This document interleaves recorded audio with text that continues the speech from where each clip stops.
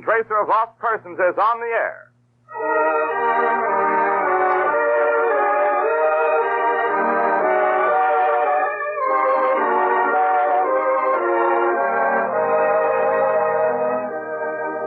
Ladies and gentlemen, the makers of Colonos toothpaste present Mr. Keene, Tracer of Lost Persons, one of the most famous characters of American fiction and one of radio's most thrilling dramas.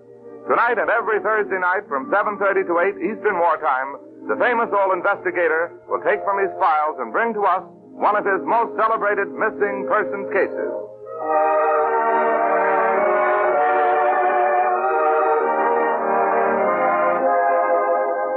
But first, would you like to have an attractive, dazzling smile, teeth that sparkle with all their natural brilliance? Then try the new Colonos, a high-polishing toothpaste. Colonos acts like a jeweler's polish in removing tarnish from silver, erasing the common surface stains and dingy film that so often robs you of an attractive smile. See the difference it makes in the appearance of your teeth. Try Colonos toothpaste. K-O-L-Y-N-O-S tonight.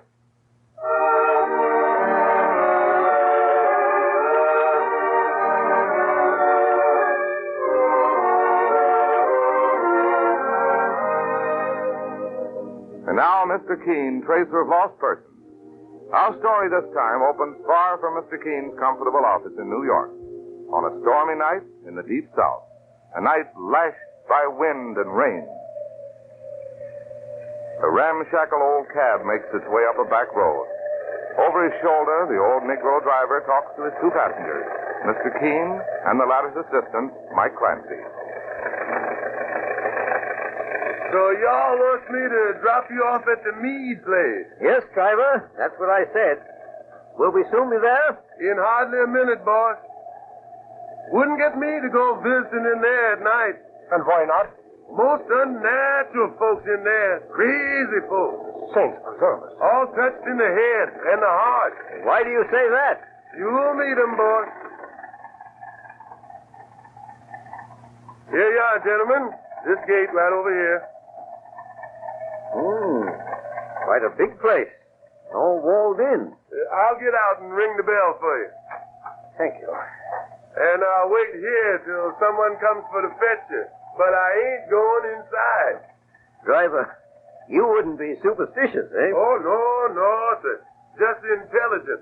I was very intelligent about places where not to go. Oh, Mr. Keene, I just remembered something terribly important. What's that, Mike? Well, I got an appointment tonight to go bowling in New York. Steady, Mike. There comes somebody now. Oh, it's a Great Dane, big as a horse. And a woman with him. She's unlocking the gate. Come on, Mike. Let's get out. On your responsibility, sir. Driver, I believe this covers the fare. Thank you, sir. And good luck to you.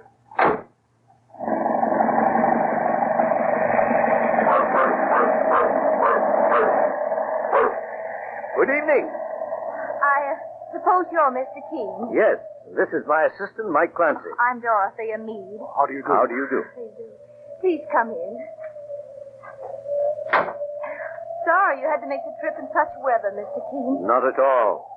I'm much more troubled by what you had to say in your letter, Miss Meade. Yes, it's so disturbing about Uncle Adam. Let's walk along the driveway, shall we? We'll get some shelter from the trees. Well, these are water oaks, I believe. 12 altogether in a double row. They're magnificent. Yes, but they've been going to pieces lately. There's the house on up ahead. Oh, yes. That's one of the most beautiful and majestic southern mansions I've ever seen. But decaying, like everything else around here. Oh, be careful of that first step, Mr. Keene. It's loose. I have it. Just fasten Nero's leash to the post here.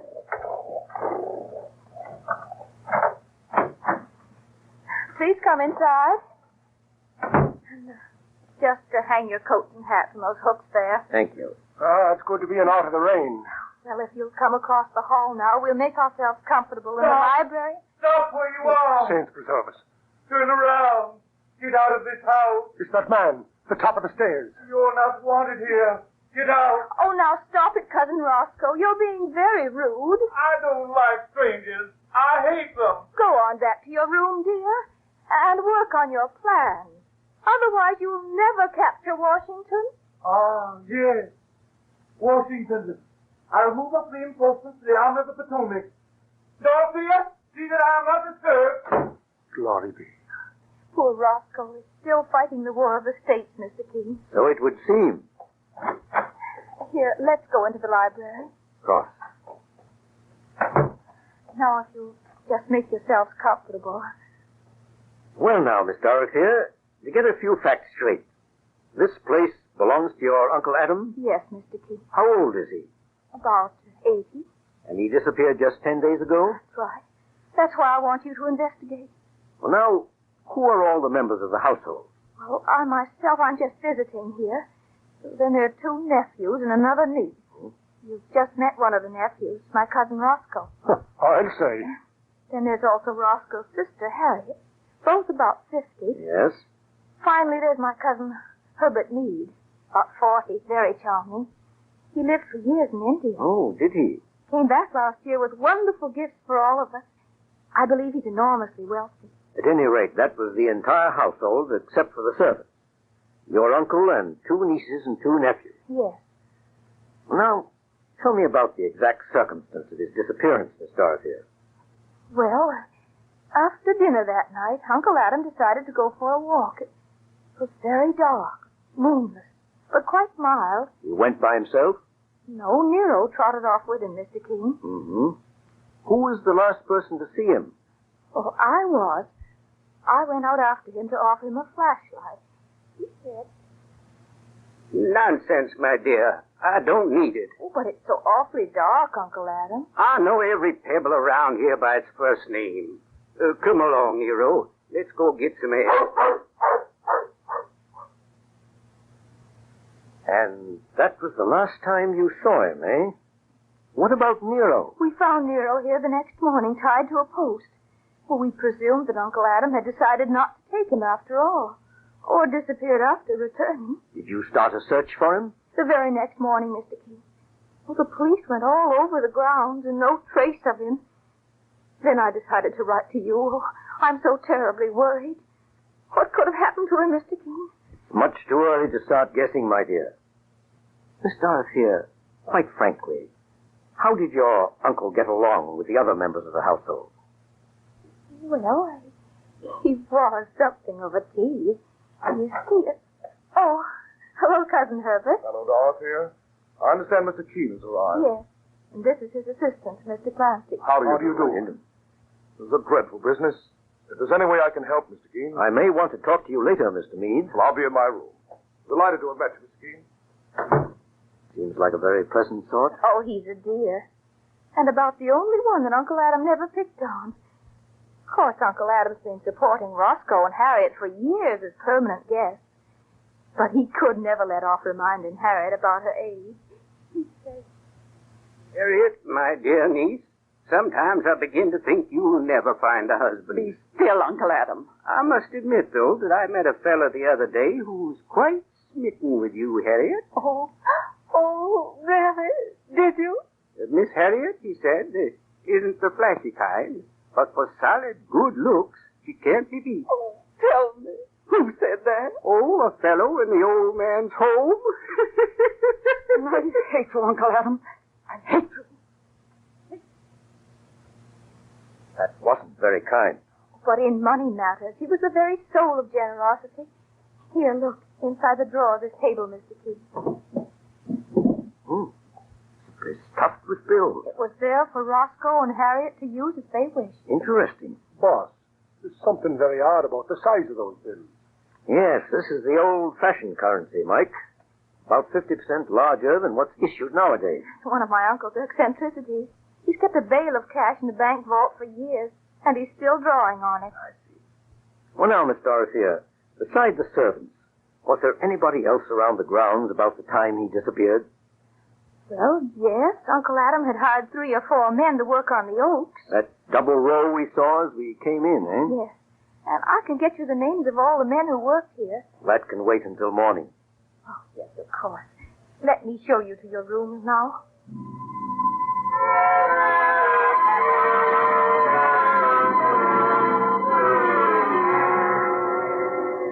Here you are, Mr. Keene. Your room, Mr. Clancy, is the one down the hall there. Well, thank you, Miss Dorothea. I'll be one to talk a minute with the boss. I'll find it later. Everything's all laid out for you. Good night. Good night. Boss, what do you make of it? Nothing. Yet. Oh, this place gives me the creeps. Relax, Mike. Oh, I get the feeling that eyes are on me all the time. And then that darn rainstorm. Oh, I wish she hadn't put us off in this lonely old wing by ourselves. Steady, Mike. Go to sleep. Well, I'll try to anyhow. Good night, boss. Good night.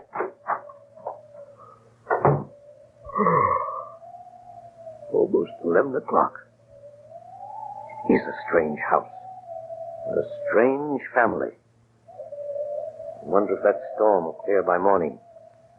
Must have a look around the grounds as soon as possible. See. Oh, great Scott. Mike Clancy. Somebody's turned off the hall light. One moment, Mike, while I find the hall light. There you are. Lying on the floor. Oh, wait, Mike, wait. I'll fasten it in your neck. There we are. Oh, Saint Brazos. What was it? A silk stocking. Drawn around your neck like a noose. Glory be.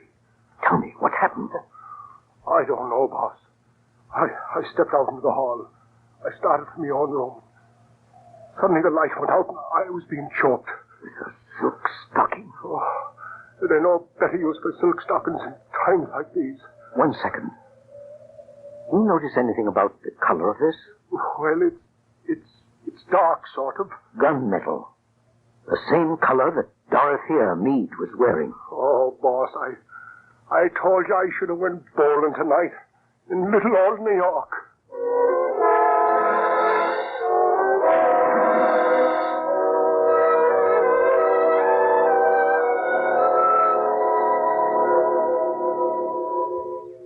Good morning, Mr. Keene. Good morning. You enjoying the view from the porch? Yes, it's beautiful. Thank heavens the storm has cleared. Yes, it gave me the chance to look around the grounds. Oh, did you find anything interesting? Mm-hmm. But on Mr. Clancy's neck, look at this. A stocking? It looks like one of my own. It was used last night in an attempt to choke Mr. Clancy. Oh, dear God. I wonder if you can explain. Well, I'm afraid that I can. I have several pairs like that. When I went back to my room last night, Roscoe was coming out. Oh, was he? He said he'd been looking for some book. And, I know he has fits of temper, but I hate to believe he actually would try. There he comes now, up the gravel path. Ah, that you, Keene? Just the man I want to see. Good. I want to talk with you. Tell me, Keene, if you were in a situation where your major forces were disposed along the Potomac and Grant was moving along your flank... Now, Mr. Meade. Oh, you think I'm a bit of a fool, don't you? Well, look at these. $1 bills? A dozen of them. The old-fashioned size. I've been investigating for a week, all on my own. You know where they all turned up? In the bar back in town. The bartender told me. I bought them all up. Know why? Well, why? Because they'd all been spent there by Ben Matley. Oh, who's he? He's one of the men working on the grounds when my uncle disappeared. Simple as could be. Matley murdered Uncle Adam. Well, that's very much worth looking into. But what about this stocking, Mr. Meade? Ever see it before? Have you? Of course. On Dorothea's leg. One moment, Mr. Meade. I'm afraid I'll have to go after him. Mr. Meade! Stop where you are. Mr. Keene, this is Cousin Harriet. I don't want this man here. Tell him Roscoe alone. Cousin Harriet, if we're ever to find Uncle Adam... Find him. I don't much care if we do.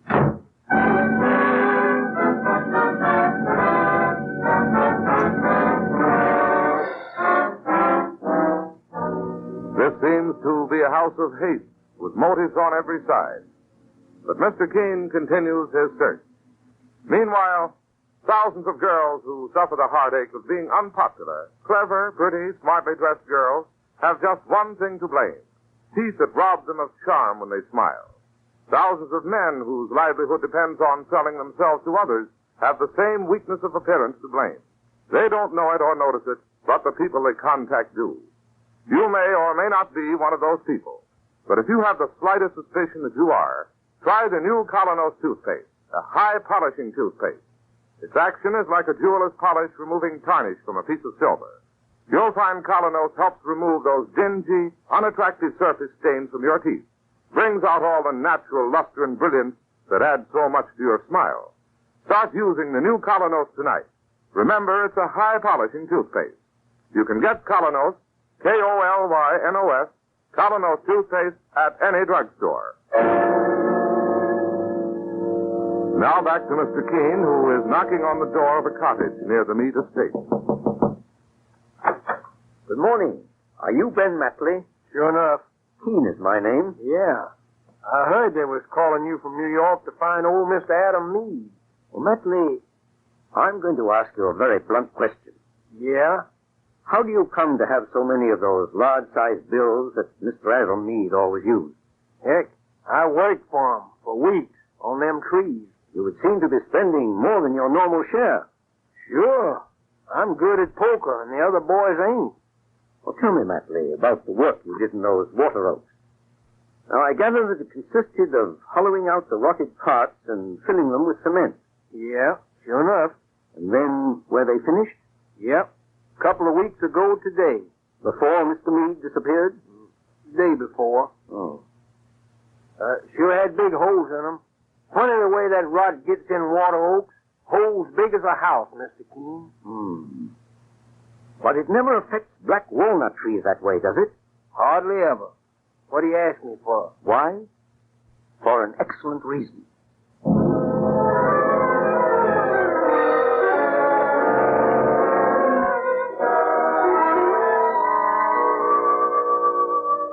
We're ready for lunch, Mr. Keene. Good, Miss Dorothea. I've worked up quite an appetite with all my walking this morning. Right this way. The others are all waiting. How do you do? Mr. Clancy's sitting here by my side. Will you sit next to Cousin Herbert, Mr. Keene? Delighted. Any progress, Mr. Keene? Progress? Why, I believe... excuse me. Oh, did you drop something on the floor? Got a pebble in my shoe. I'll have it out in a moment. There we are. You were saying, Mr. Keene. Negative progress. I mean that we can safely eliminate one theory. And what is that? If your uncle has been murdered, Miss Harriet, I don't believe it was for a legacy.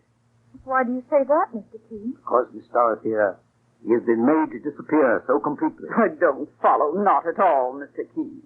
Assuming that he is dead, his will cannot be probated, nor can his estate be distributed for at least 5 years. You see, there must be proof of death through the finding of the body, or else, under the laws of this state, 5 years must pass until he can be presumed to be legally dead. Why, I didn't know that. Everybody knows that. Be that as it may, Cousin Herbert, Uncle Adam will turn up all right. What makes you so sure, Miss A Harriet? bad penny always turns up.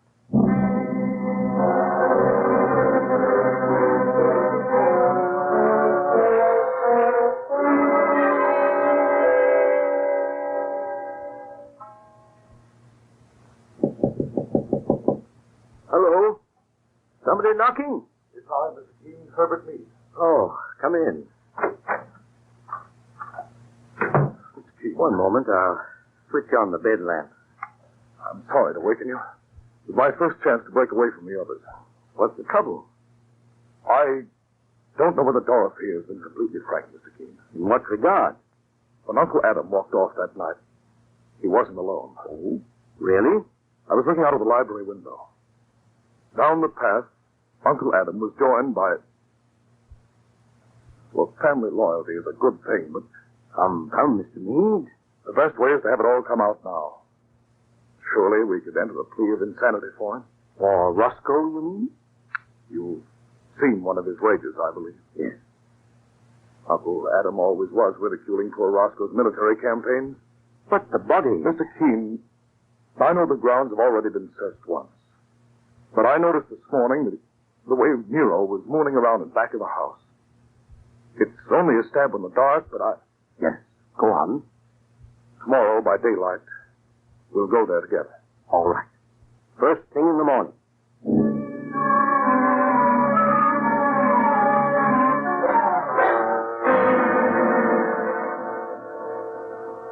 Good morning, Mr. King. Good morning, Mike. Something on your mind, boss? Well, Mike, yesterday at lunch I set a trap. And? But tell me about it. There was no pebble in my shoe yesterday. I was examining a trouser cuff. I don't follow you. Come along, Mike. We have an appointment this morning with Herbert Meade.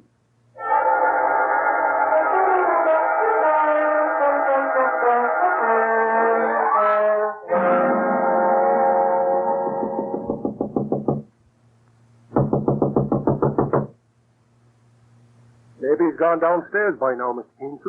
Maybe. But let's try the door. Okay. Boss. God. Oh, look at him there in the bed. Blood all over his face. Quick, let's get to him. Mr. Meade. Herbert. Herbert. Oh, my, a nasty gash on his forehead, sir. Herbert. Can you hear me? Boss. He must be dead. No. He seems to be just barely breathing. Mike, run downstairs. Have somebody phone for a doctor. Okay, boss. What are you doing there, sir? Having a look in the closet, Mike. What for? The killer? No, just his trousers.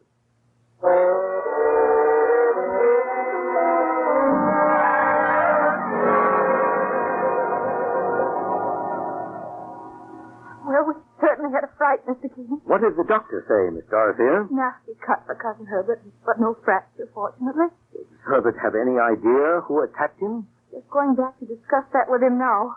You coming with me, Mr. King? As a matter of fact, I'll join you later if you don't mind.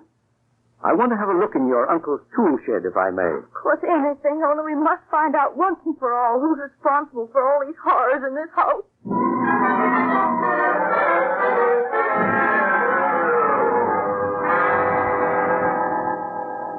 Oh, poor Herbert. Don't you think you should stay in bed? Oh, don't worry, Dorothy. I'll be all right. And you have no idea who it was? I was deep asleep. Next thing, something came down on my head.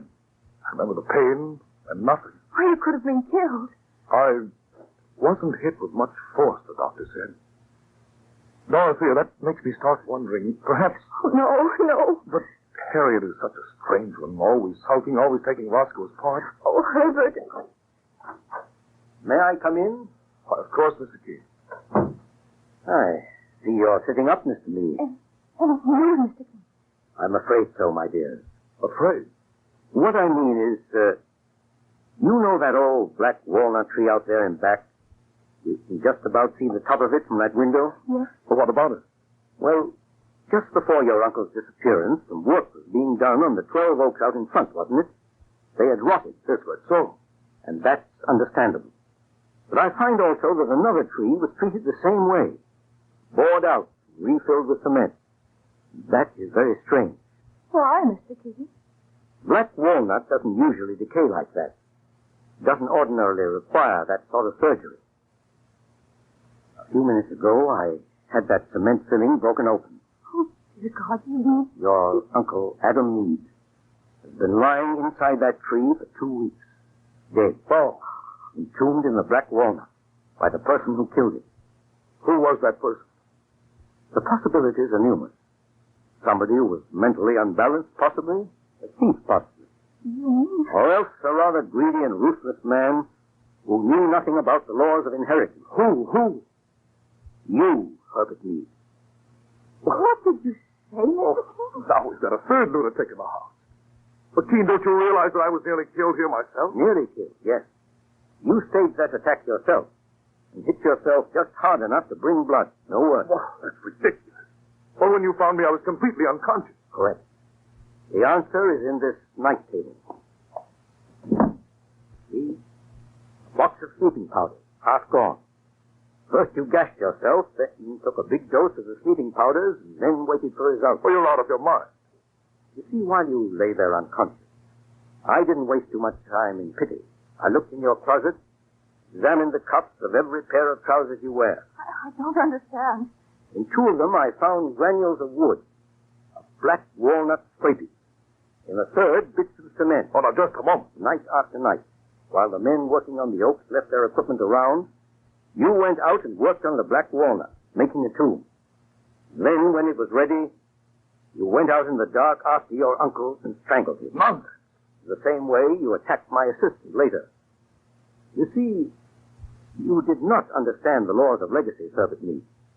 But when I mentioned it at the table yesterday, you realized you'd made a mistake. You realized the body had to be found. And you gave me hints to guide me. You said Nero had been mooning around in back. Then, my dear fellow, you really gave yourself away. Stand back, Keene, both of you. Got a pistol. Careful, Meade. Into the closet, you two. You won't get far, Meade. I've already been in touch with the police. Stop that pistol, Meade. I've got you covered. Thank you, Sheriff. That was well done. I heard every word of it. I arrest you, Herbert Meade, for the murder of your uncle, Adam Meade.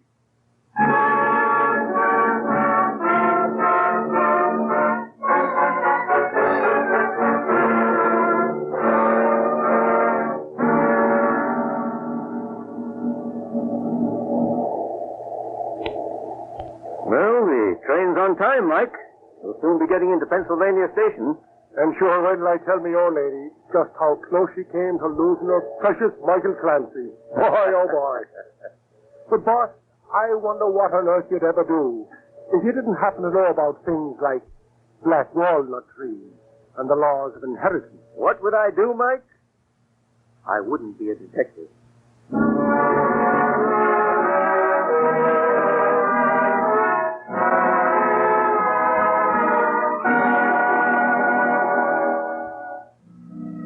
And so ends the case of the Moonless Night. Listen next week at the same time as Mr. Keene brings us the bizarre and baffling case of the missing witness.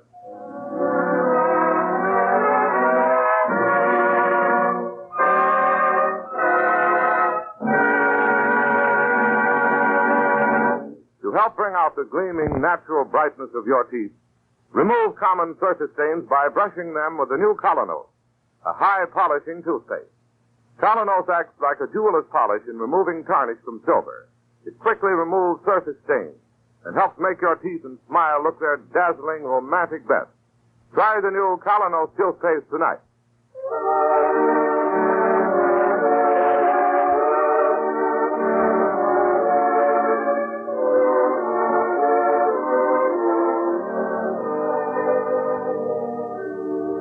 You have just been listening to Mr. Keene, Tracer of Lost Persons. Now on the air at a new time, every Thursday night, 7:30 to 8 Eastern Wartime over this network. Don't miss Mr. Keene next Thursday night when the kindly old Tracer turns to the case of the missing witness. This is Larry Elliott saying good night for the makers of Colonos toothpaste and Mr. Keene, Tracer of Lost Persons.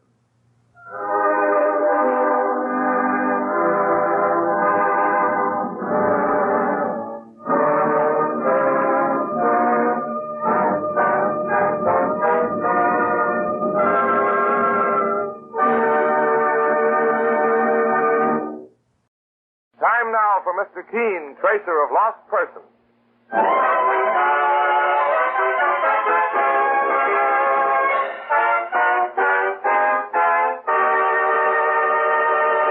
For amazingly fast relief from the pains of simple headache or minor neuralgia, try Anacin. For Anacin is like a doctor's prescription. It gives you not just one, but a combination of medically active, tested ingredients. Relief comes incredibly fast. Take only as directed. Anacin, A-N-A-C-I-N, at your druggist.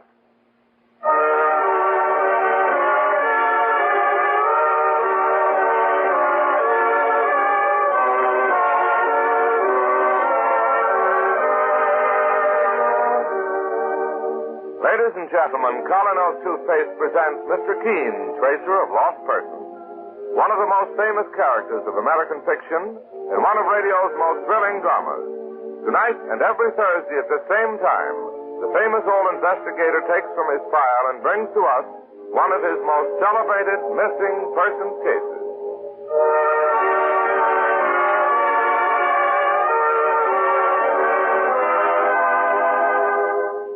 next time you buy a dentifrice, get high-polishing, high-foaming Colonose toothpaste or tooth powder. Colonose is a double result dentifrice with a mouthwash effect built right in. Freshens your breath while you're brushing your teeth. Tomorrow, buy Colonose.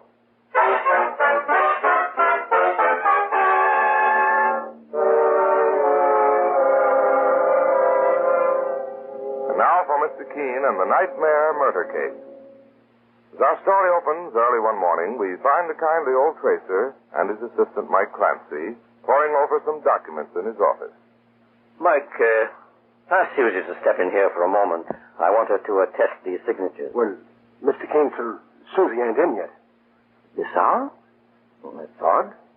You suppose she's ill? I couldn't say, boss. Well, Mike, bring her apartment right away. Yes, sir. I don't understand it. She's always so punctual. Well, you'd think she'd let you know if she was sick or something. Yes, that's right. Got me worried.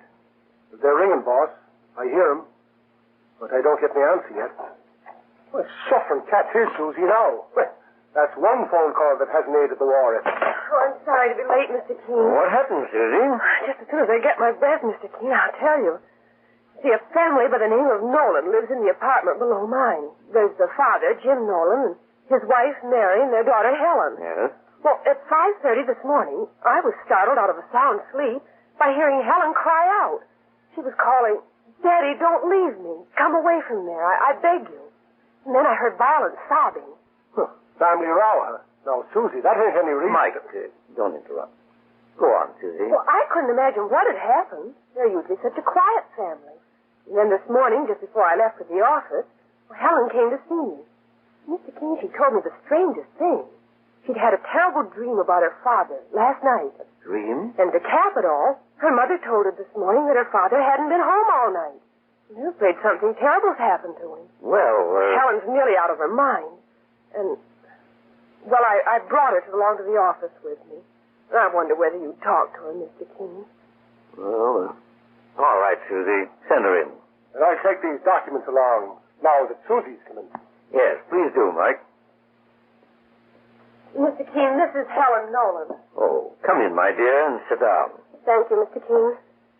Susie has told me briefly what has happened, so suppose you let me ask you a few questions first. When did you last see your father? Yesterday evening when I got home from work. And what does he do? He's a typesetter at the Daily Advocate. That's down on Center Street. Yes, go on, my dear. I'm sure he's been murdered, Mr. Keene. Murdered. I dreamed it last night as clear as could be. Oh, try to calm yourself, Helen. A dream is one thing and the facts of life quite another. Has anything happened lately that makes you believe someone wanted to murder your father? Oh, no, Mr. Keene. My father has no enemies. He leads the most regular life in the world. Well, he's never stayed out all night in his life, but my dream was so clear. Well, try to think back. Now tell me, when you last saw your father, what were you doing? Well, last night I was seated at the piano when Dad returned home.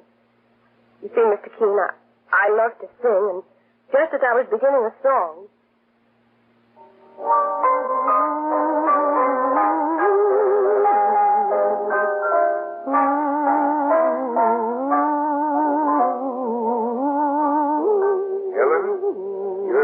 Sounds sweeter every day. Hello, Dad. That's a beautiful song. It's a dreamy song. It reminds me of you. Me? Dreamily? You hear that, Mother?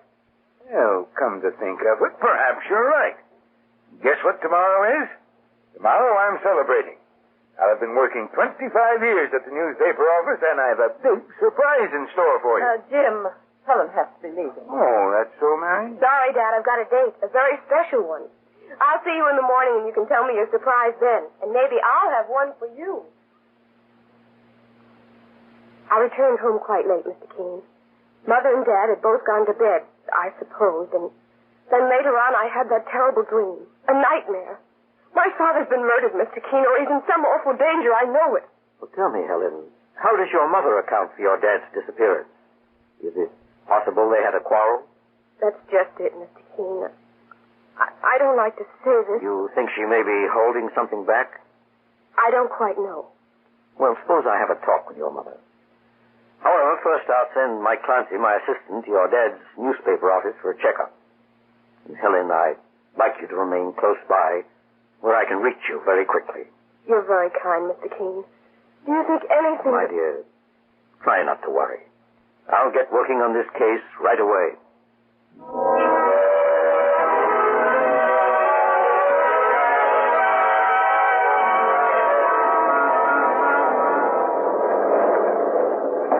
Well, I talked to Jim Nolan's boss like you asked me, Mr. Keene. What did he say, Mike? Well, sir, Nolan didn't show up at this newspaper office today at all. And he's always very punctual and a reliable worker. The boss didn't know much about him in a personal way, so he suggested we talk to a fellow by the name of John Olson, who works with him. And he's right here in this office, sir. All right, Mike. Let's go in. Are you John Olson? Yes, that's me. Well, my name is Keene, and this is Mike Clancy. How do you do? How do you do? We're inquiring about Jim Nolan. I understand that you and Jim are friends? Yes. Jim and me are just like that. He's a fine fella. Fine worker, too, but why didn't he come today? Well, that's what we want to find out. Maybe you can help us, John. Sure, I'll help, but how? Well, for some unknown reason, Jim Nolan has disappeared. Disappeared? Yes. Did he have any trouble here that you know of? Trouble? Oh, Jim and me and the rest here are like one big family. Then you'd know if he was worried about anything. Sure, Mr. Keene, but Jim was always happy. His head was always in the clouds. In the clouds? In what way? Well, one thing, he talked all the time about how he wanted a house in the country with cows and chickens and honeysuckle climbing all over the porch. Yeah, he talked about that all the time. A house in the country, you say? That might explain something. Well, I hope so. Now, you find Jim, Mr. Keene. Say his old pals here want him back. Quick. All right, John. I'll do the best I can. Come along, Mike. We're going now to see Jim's wife, Mary Nolan.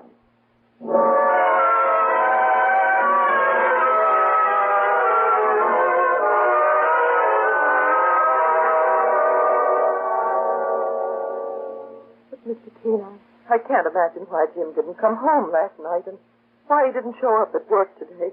Are you sure? I'm going to ask you something, Mrs. Nolan. What was the surprise your husband had in store for Helen? Well, I suppose it might have something to do with his work, with a raise, perhaps. Could it possibly have had anything to do with that cottage in the country? What? Your husband may be in great danger, Mrs. Nolan. You want him back, don't you? And Helen's heart is breaking. You're right, Mr. Keene. I'd give anything in the world to have Jim home again. Perhaps I should tell you everything. I think perhaps you should. You see, it was this way.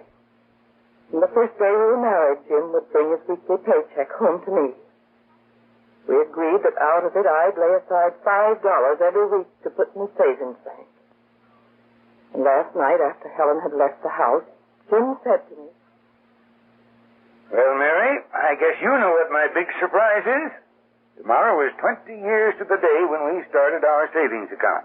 Tomorrow, Jim? Oh, I hadn't remembered. I don't wonder, Mary. 20 years. It's been a long time. But now our dream can come true. Together with the interest, there must be over $6,000 in the bank. Yeah. Enough to buy that cottage in the country and a few acres of land to live off of. Yep. Tomorrow I'm quitting my job. Quitting? But, Jim, hadn't you better wait just a while longer? No, Mary, I've made up my mind. Tomorrow I'm going down to the office and tell them I'm through. Think of it. No more grinding away at the shop.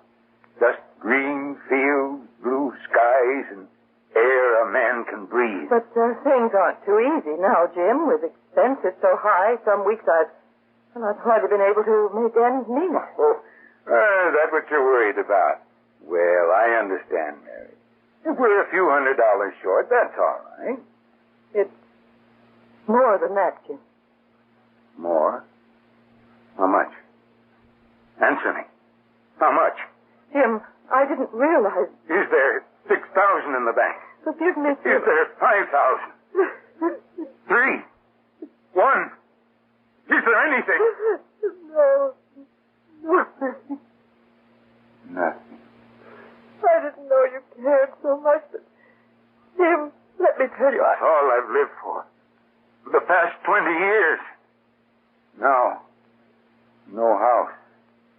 No country.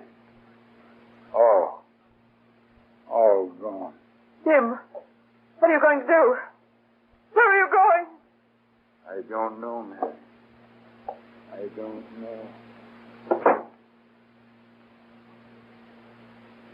See, Mr. Keene, I couldn't tell Jim the truth for Helen's sake. The truth? How do you mean, Mrs. Nolan? What happened to the money? Well, a few years ago, our daughter Helen developed a very fine singing voice. I spent the money having her voice trained under one of the best teachers in the country. I see. Last night she had an audition. If Helen wins, it will mean a contract with the Metropolitan Opera. So that's it. But, Mrs. Nolan, you were wrong in not telling Jim the truth. Oh, I realize that now, Mr. Keene. I was gambling Jim's happiness against Helen's future. And if Helen failed, Jim would never forgive me. Now I'm afraid Jim may have done something terrible.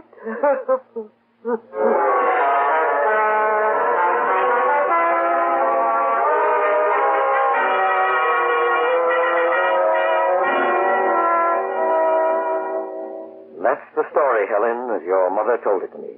Poor Mother. I never knew. And poor Dad. Oh, Mr. King, we've got to find my father. Yes, Helen, and quickly. But frankly, I don't know where to start. I haven't a single clue to go on. That terrible nightmare I had. In it, I saw someone trying to murder my father. I saw it as clearly as I'm seeing you in this room. But that was a dream, Helen, a dream. Mr. King, sir, if I might make a suggestion.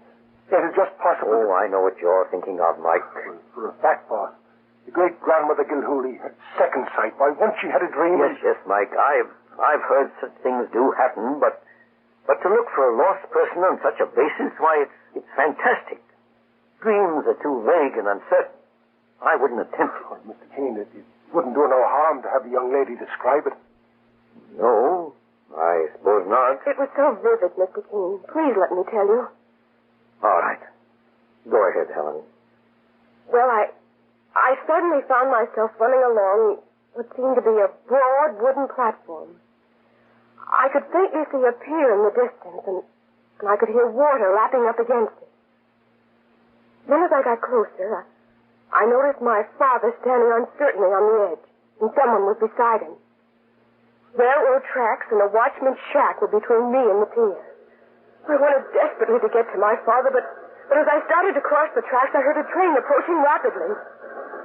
Then the watchman came out of his shack and said, You better hurry, miss, if you're going to make it. Come along, I'll help you. He flashed the train down, and with its brakes grinding, I leaped across the rails, crying out, Daddy, don't leave me! Come away from there, I beg of you!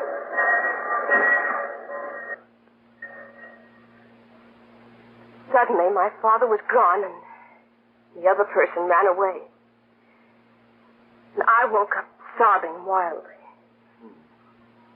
You're very close to your father, aren't you, my dear? Terribly close. Oh, Mr. Keene, doesn't that dream mean anything to you? Don't you believe it shows danger, that something dreadful has happened to my father? Well, boss, what do you say? Well, Helen, there's just a bare possibility you've been through one of those rare psychic experiences one occasionally reads about. There's 1,000 to 1 chance. While I've never attempted such a thing before, I propose to look into this dream of yours. Mike? Yes, sir. There's a railroad line running the length of the West Side riverfront. That's the logical place to begin. Inquire of every shackman's booth along there for any trace of the missing man.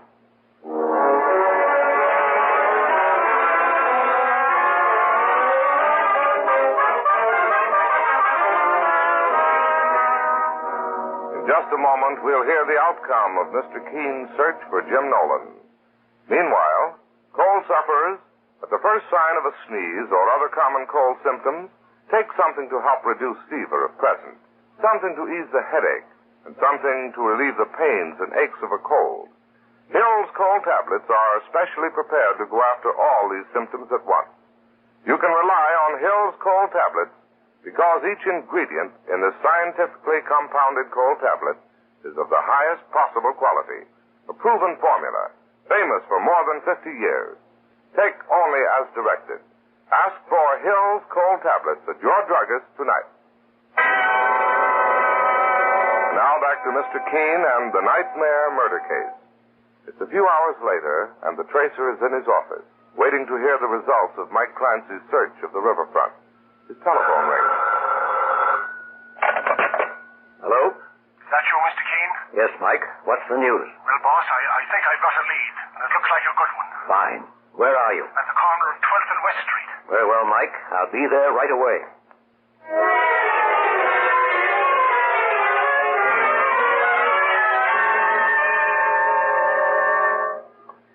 And this Shackman I told you about, Mr. Keene, he says to me, well, here we are at his hut now. I let Tom, that's his name, tell you the story himself. Very well.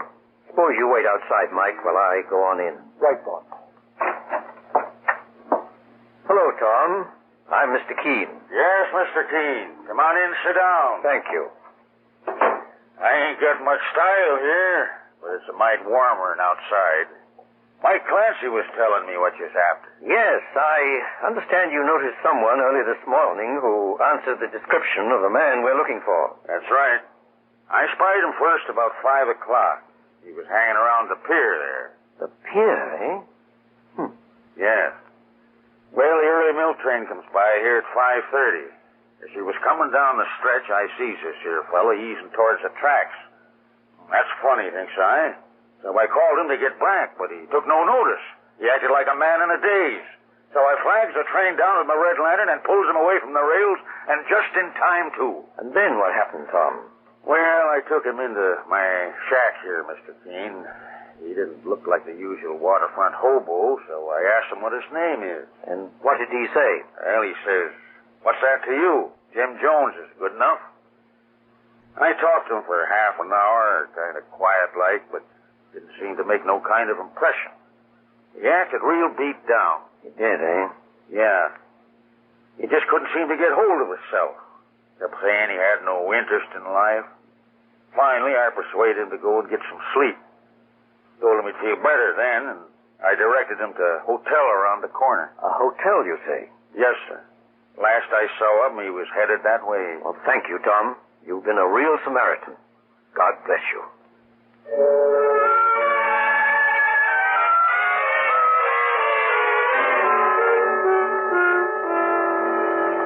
This must be the hotel Tom spoke of, Mike. Well, I guess we're at the end of the trail, Mr. Keene, and that's fine. Yes.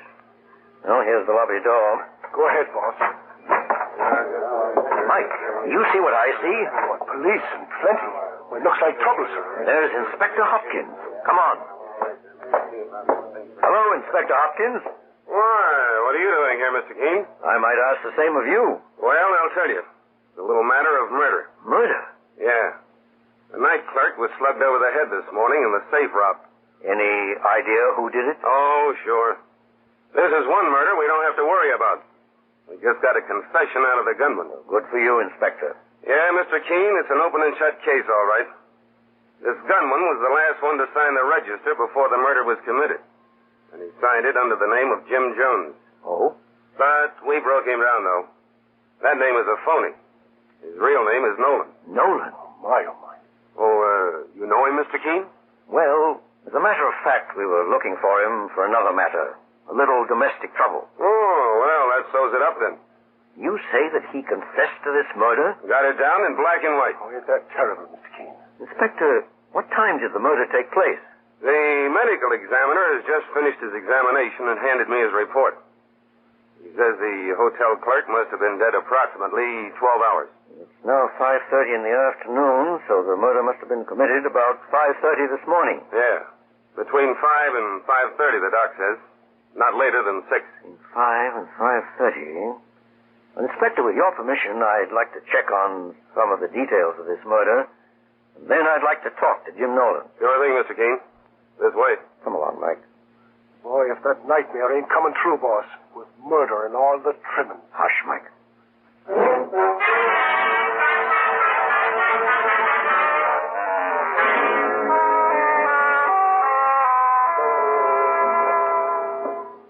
All right, Mr. Keene, you've seen the desk clerk's body.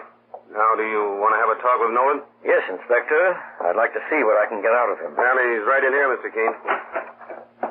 Oh, Nolan. If someone wants to talk to you. Hello, Jim. I'm glad to see you. My name is Keene.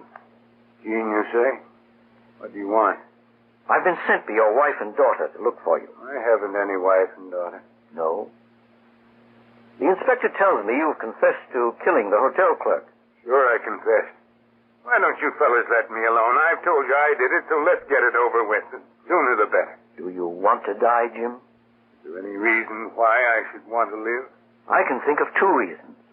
Mary and Helen. I don't know what you're talking about. Inspector. Yes, Mr. Keene? I have an idea. Have you had this man view the body of the victim? Why, no, it wasn't necessary, Mr. Keene. All right. Jim, there's one question I want to ask you, and then I won't bother you anymore. Can you give me a description of the hotel clerk who was on duty when you registered this morning? The man you say you killed. Haven't you enough evidence against me? Yes, but this will clinch it. Well, he was stocky, had black hair, a pug nose, and the little finger on his right hand was missing. I noticed the finger especially. You're sure of that? Positive. Oh, Mr. Keene, just a minute. That ain't what the dead man looks like at all. Of course not. That's a perfect description of Bugs Morelli, the safecracker. Why, sure. That mug we've been out gunning for some time, eh, Mr. Keene? Right. Morelli's your man, Inspector. Jim Nolan never committed this crime. Yeah, but how... Let me suggest what happened. Bugs held up the hotel desk clerk and then blackjacked him. While he was in the act of breaking open the safe, Nolan entered the hotel. To allay suspicion, Bugs then posed as the real clerk and assigned him to a room. But then, why did Nolan here confess he murdered the clerk? Well, that's another story. Jim Nolan has had a great shock. At the moment he is desperate. He just doesn't want to live, and having failed in an attempt to kill himself, he thought he saw in this another way out. Well, it sounds crazy, Mr. Keene, but it looks as if you might be right. I'm sure of it, Inspector. With your permission, I'll take Jim Nolan along home. Go right ahead, Mr. Keene. That is, if you'll promise to have him on hand if I need him as a witness. I give you my word on it.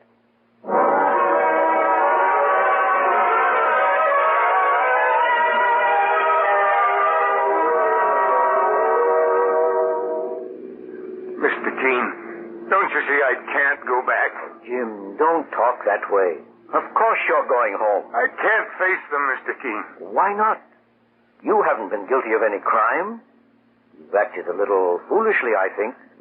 But then so has Mary, your wife. With our dreams, they've all gone sour. Our cottage has turned out to be just a house of cards. What have I to live for? Jim, you're like a little boy who has lost his ice cream cone and thinks the world has come to an end. All of us have our dreams of one kind or another. Many are feathery and golden ones, just like yours. Why, we couldn't exist without them. But sometimes we have to sacrifice our hopes to help others attain theirs. And that's what's happened in your case. What do you mean, Mr. Keene? Mary didn't spend your savings, as you thought, for selfish reasons. She spent them on Helen. Helen? Yes. Your daughter has a fine singing voice. Something you didn't realize, Jim. Mary wanted to give her the best musical education that money could buy. But if she'd only told me... Well, that's where she was wrong. She was afraid. Afraid you might not understand. And afraid if Helen knew the circumstances, she'd refuse to continue her studies. So that's the way it was. Yes. Jim, I believe you're going to have reason to be very proud of Helen. Well, here we are. Home. Yes, home. That has a wonderful sound, hasn't it? Yes, Mr. Keene. It has.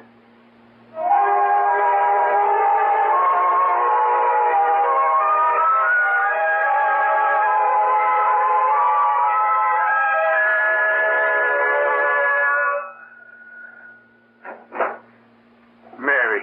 Jim. Oh, Jim, thank God you're home again. Helen, he's back. Daddy's back. Oh, Dad, I'm so happy. If you only knew how we've worried about you. There, Helen. It's all right. Oh, Jim, it was all my fault. Can you ever forgive me? Don't worry, Mary. Mr. Keene explained everything. I guess I was a little foolish, too. You did exactly right about Helen. How can we ever thank you, Mr. Keene? Oh, yes, how can we? Don't try, my dears. My reward is in seeing you all so happily reunited. But, Mr. Keene, I still don't understand. How did you manage to trace me? Well, it's a strange story. Strange and incomprehensible. Helen had a vivid dream about you last night. She dreamed you were in great danger. And from the misty gropings of her mind, she saw almost an exact duplicate of the spot where you were standing. By following this lead, I was able to pick up your trail. That's amazing, Mr. Keene. And I've never been one to put any stock in dreams at all. No, I never did either. But it is an amazing coincidence. Suppose we call it just that. Now, I must be going. Oh, wait, Mr. Keene. Helen has something to tell you. I won that audition, Mr. Keene. You won that audition? Good for you. And a contract to sing at the Metropolitan next year. Helen. Oh, Daddy, I'm so happy. Helen, darling, it all seems so wonderful. I can hardly realize what it means. I think it means, Jim, that you're going to have that cottage in the country after all.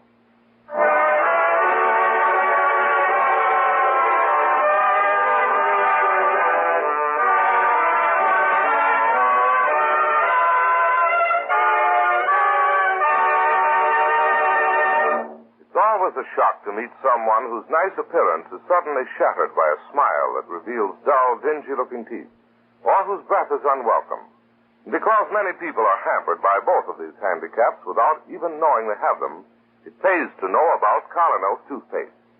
To help correct these conditions when caused by improper cleansing, just brush your teeth with Colonos, as you would with any other toothpaste, with this one exception. When you finish brushing, swish its rich, active foam thoroughly through your mouth. For Colonos is one toothpaste with a mouthwash effect built right in. Thus it fosters a double result. First, Colonos helps your brush remove ugly surface stains from your teeth. Then, at the same time, it freshens your breath while you're brushing your teeth. For a high-polishing, high-foaming toothpaste with a mouthwash effect built right in, ask for Colonos. It has been approved by thousands of dentists.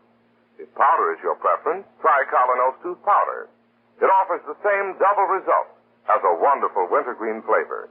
Get Kollynos, toothpaste or tooth powder. Tomorrow, buy Colonos.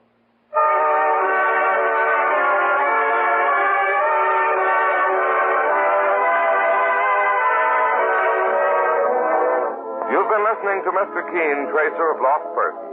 On the air every Thursday at this time. Don't miss Mr. Keene next Thursday when the kindly old tracer brings us another thrilling missing persons case.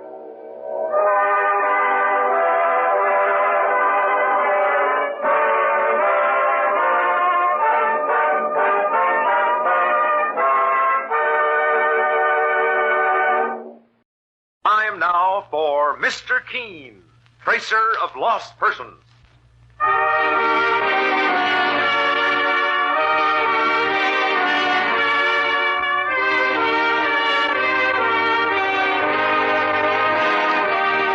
Presenting Mr. Keene, Tracer of Lost Persons, in a new Mr. Keene series, in which the kindly old investigator will bring you his most celebrated cases on Mondays through Fridays at this same time.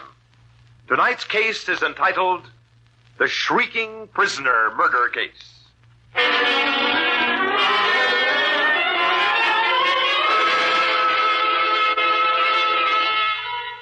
Our scene opens in a large, old-fashioned home situated in a lonely section of New York City. It is night, and a young man is entering the darkened house. He gropes his way through one of the rooms, unaware that he is moving towards sudden death.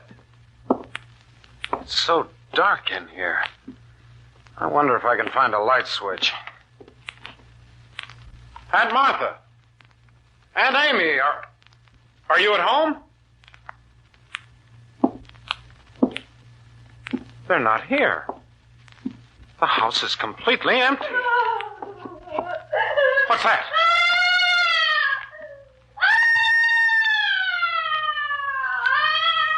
Where is that screaming coming from? Oh, where's the door? It's so dark I can't see a thing. Don't point that gun at me. Put it down, do you hear? No! Don't shoot! No!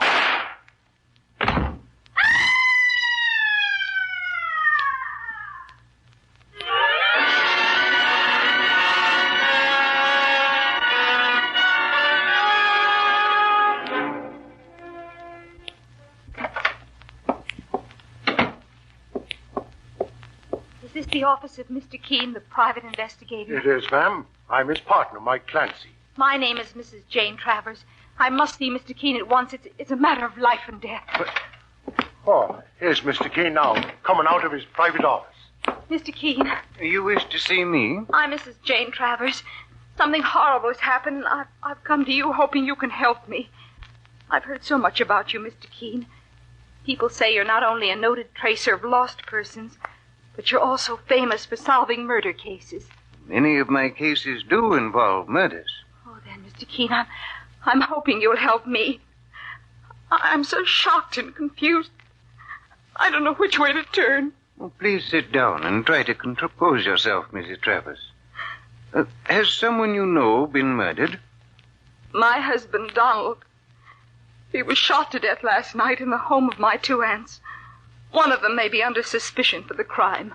Please give me all the details, Mrs. Travers. I have two unmarried aunts, Mr. Keene. My Aunt Martha Carson and my Aunt Amy. They've been living alone for years in an old house in a quiet section of the city. Where your husband's murder took place? Yes. I don't see my aunts very often. I'm afraid they're both rather eccentric. They don't encourage visitors. In fact, they have a rather frightening reputation in the neighborhood. Frightening, Mrs. Travers? In what way? They're known as the Weird Sisters. They hardly ever leave the house, and very few people get a chance to see them. Yesterday, my husband Donald went over there. For any particular reason? Well, I hadn't heard from my aunts in over 6 months, and I was worried about them. I felt that something was wrong. They have no telephone, so Donald decided to investigate. By himself, Mrs. Travers? I was going to go with him, Mr. Keene, but I developed a violent headache a few hours before, and Donald went alone. Well, a good thing for you, maybe, ma'am. You mean, Mr. Clancy, I could have been murdered along with my husband? Well, when I think that Donald is gone... We understand, my dear. Anyway, Donald went over to see my aunts. And the next thing I knew, the police notified me of his murder. We'd only been married 8 months, and we were so very happy. What did the police investigation disclose, Mrs. Travers? As far as I know, Mr. Keene, they only spoke to Aunt Martha. She's 45 now, I think about 10 years older than her sister Amy. And what did your Aunt Martha tell the police? She said she was out of the house when Donald was shot, and that Aunt Amy is away in the country. But when the police question people in the neighborhood, they're bound to find out that Aunt Martha was lying. You're sure of that? Aunt Amy would never leave Martha and go out of the city for one thing. And Aunt Martha herself only left the house once in 6 months at the most. Oh, Mr. Keene, something must be terribly wrong with my aunts. Are you afraid that they may be involved in your husband's murder? Oh, no. No, I just can't believe that either of them had anything to do with Donald's murder. It's just that with those rumors going around... Rumors of their eccentricity? Some people have even said there's a streak of insanity in their behavior. The police may think that one of my aunts killed Donald in a burst of maniacal fury. Oh, Mr. Keene, please do something to find out the truth. I assure you, we'll do our utmost to help you, Mrs. Travers. All Aunt Martha and Aunt Amy have in the world is each other. And in some ways, their relationship is almost like a stern mother and daughter. How do you mean? Well, Aunt Martha has always dominated Aunt Amy, for one thing. Even to the point of interfering with her personal affairs. To what specific personal affairs are you referring? I don't know this is a positive fact. But I heard that my Aunt Amy once had a chance to marry. Was a man named George Wheeler. But Aunt Martha talked her out of it. Do you know why, Mrs. Travers? No, I don't, Mr. Keene. Oh, but please don't misunderstand me. Their relationship was always very warm and happy. At least as far as I knew. And in spite of their odd way of living, they got along together. I see. Oh, more than anything else in the world, I want my husband's murderer found. But if it should involve an innocent person, someone who used to be very close to me, I... Suppose you take us to your aunt's house, Mrs. Travers. I have an unhappy job to do first, Mr. Keene. Arrange for my husband's funeral. But I can give you the address and meet you there later. Very well. Write it down here, please. Yes. Mrs. Martha and Amy Carson, 1124 Ivy Road. Mike, we'll proceed to that address immediately and see if we can start unraveling the mystery of Donald Travers' murder on the scene of the crime.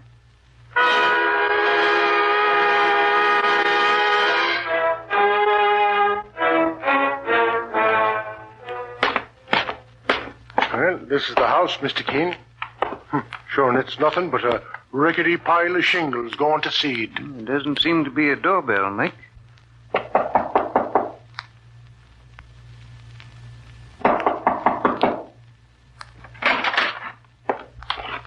Well?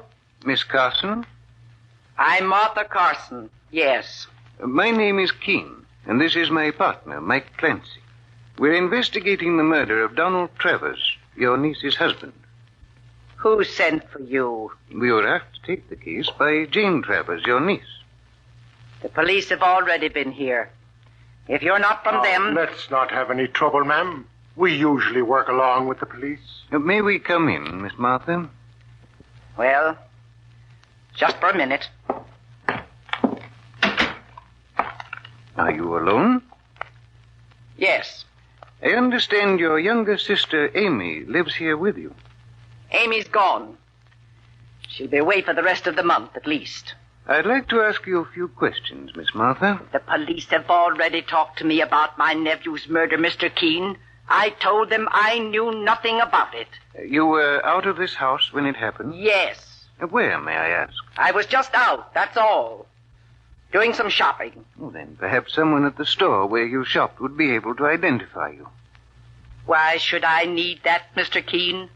Miss Martha, according to your niece, you and your sister Amy may come under some suspicion in this murder case. And I want to help you if I can. I don't need any help. I can take care of this by myself. What's that chopping noise? Well, Mr. Keene, there's a fella standing out there chopping down a dead tree. I can see him from this window. That's our handyman, Luther Prague. He does work around here. Well, he looks big enough to pull that tree up by the roots with his bare hands. Mr. Keene, do you really think the police might suspect me or my sister Amy in some way? Your niece seems to think so, Miss Martha. And I don't want anyone to say I'm hiding something. I could tell you about someone you might want to talk to, but I don't want him to know you heard it from me. Who is it? A man named George Wheeler. The man who wanted to marry your sister Amy? How do you know about that, Mr. Keene? Your niece, Jane Travers, mentioned it. But you had no right to. Well, anyway, George Wheeler had it in for Donald Travers. He did? Why? My sister Amy found out that George Wheeler couldn't be trusted, and it was Donald who told it to her. That's why, well, that's what broke up Amy's romance with George Wheeler. And Wheeler hated Donald Travers for that? Naturally. Was George Wheeler anywhere near this house when young Travers was murdered? He could have been. He lives only a short distance away. Mr. Keene, I never trusted the man myself, and when he loses his temper, he's capable of anything. You realize, of course, Miss Martha, that your accusations are very grave, and that they might make George Wheeler an important suspect in this murder case. I'm telling you the truth, Mr. Keene. What is George Wheeler's address? He lives in the small gray house on the corner. You can't miss it. Perhaps we'd better question him, Mike. Sounds like a good idea, Mr. Keene. You'll find him at home now if you go right over. Very well, Miss Martha. Saints preserve us. Who is that, Miss Martha? None of your business, Mr. Keene. Boss, it almost sounds like a trapped animal. Miss Martha, where is that shriek coming from? I won't tell you. Get out of my house and leave us alone. Mike, let's go upstairs and investigate. No, I won't let you do it.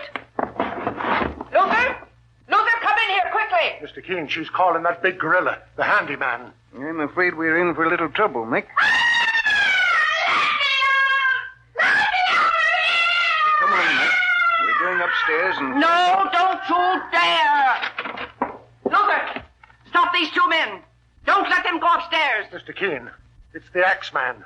And he's got that chopper in his hand. Nevertheless, Mike, we're going upstairs right now to find out who is doing that shrieking and why.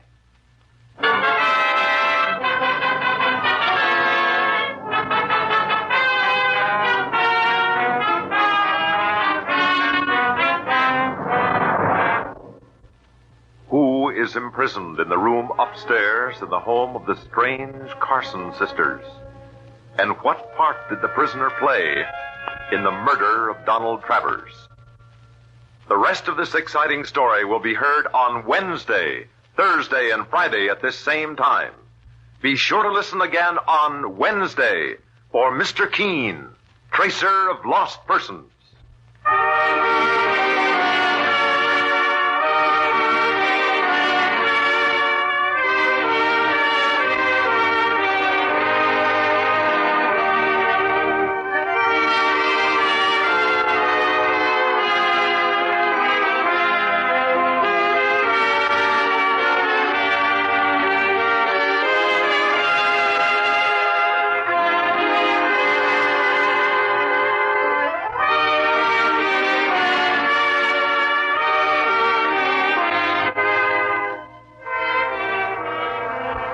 Be sure to listen to Mr. Keene for the next episode of the Shrieking Prisoner Murder Case on Wednesday at this same time.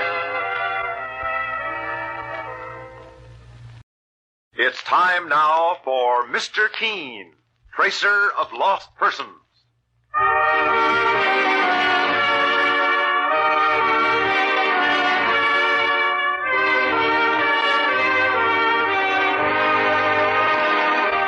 Presenting Mr. Keene, Tracer of Lost Persons, in our new Mr. Keene series, in which the kindly old investigator brings to us his most celebrated cases on Mondays through Fridays at this same time.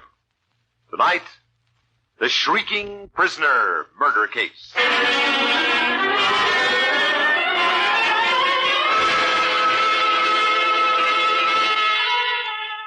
The scene opens at night in a large old-fashioned house in a lonely section of New York City.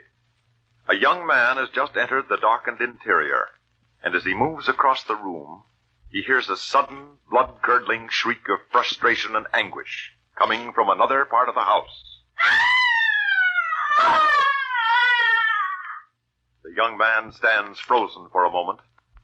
Then as he quickly moves to a door and opens it, a shot rings out.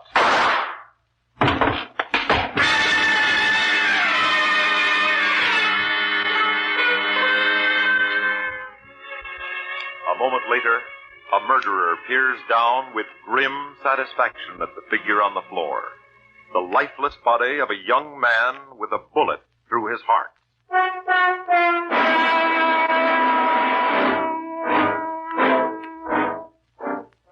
And now, Mr. Keene, the famous investigator, and his partner Mike Clancy are looking into the murder. The scene of the crime is a home owned by two weird sisters, Martha and Amy Carson, and the murdered man is their niece's young husband. Why has he been murdered? Mr. Keene is first attempting to find the source of the frightful shrieking which has been heard in the house. But he and Mike are being blocked by Martha Carson and Luther Prague, her burly handyman, who has entered the room with an axe in his hand. As Mr. Keene says, Martha Carson, I'm here with my partner, Mike Clancy, to investigate the murder of young Donald Travers. I suggest you tell your handyman to let us go upstairs to find out who's shrieking up there. No, you can't go up there. If you go up, I'll chop you both to pieces. My partner, Mike Clancy, happens to be armed himself, Luther Prague. And my gun can speak a lot faster than his axe, boss. I told you to get out of my house, Mr. Keene. We're going to find out who's upstairs, Miss Martha, shrieking like a trapped animal. If you try to prevent us, you'll only put yourself further under suspicion for the murder that occurred in this house last night. Luther, don't let Mr. Keene go upstairs. Get out of here, both of you. I'll chop the two of you to pieces with this axe if you try to go upstairs. Look out, boss. He means it. Careful, Mike. Miss Martha, call this man off, or there'll be trouble. No, you have no right to search this house. Are you getting out, or do I chop you both to pieces with this axe? Put that axe down, Luther. And be quick about it. Well, Miss Martha... Put it down, or I knock it out of your hand. I'll tear you apart, you... Luther! Well, he's not hurt bad. I just had to quiet him down a little. Well, Miss Martha, are you going to take us upstairs now? Or do we find out by ourselves who is shrieking up there? And what it has to do with the murder that occurred here in your house last night? I'll take you upstairs, Mr. Keene. Come with me.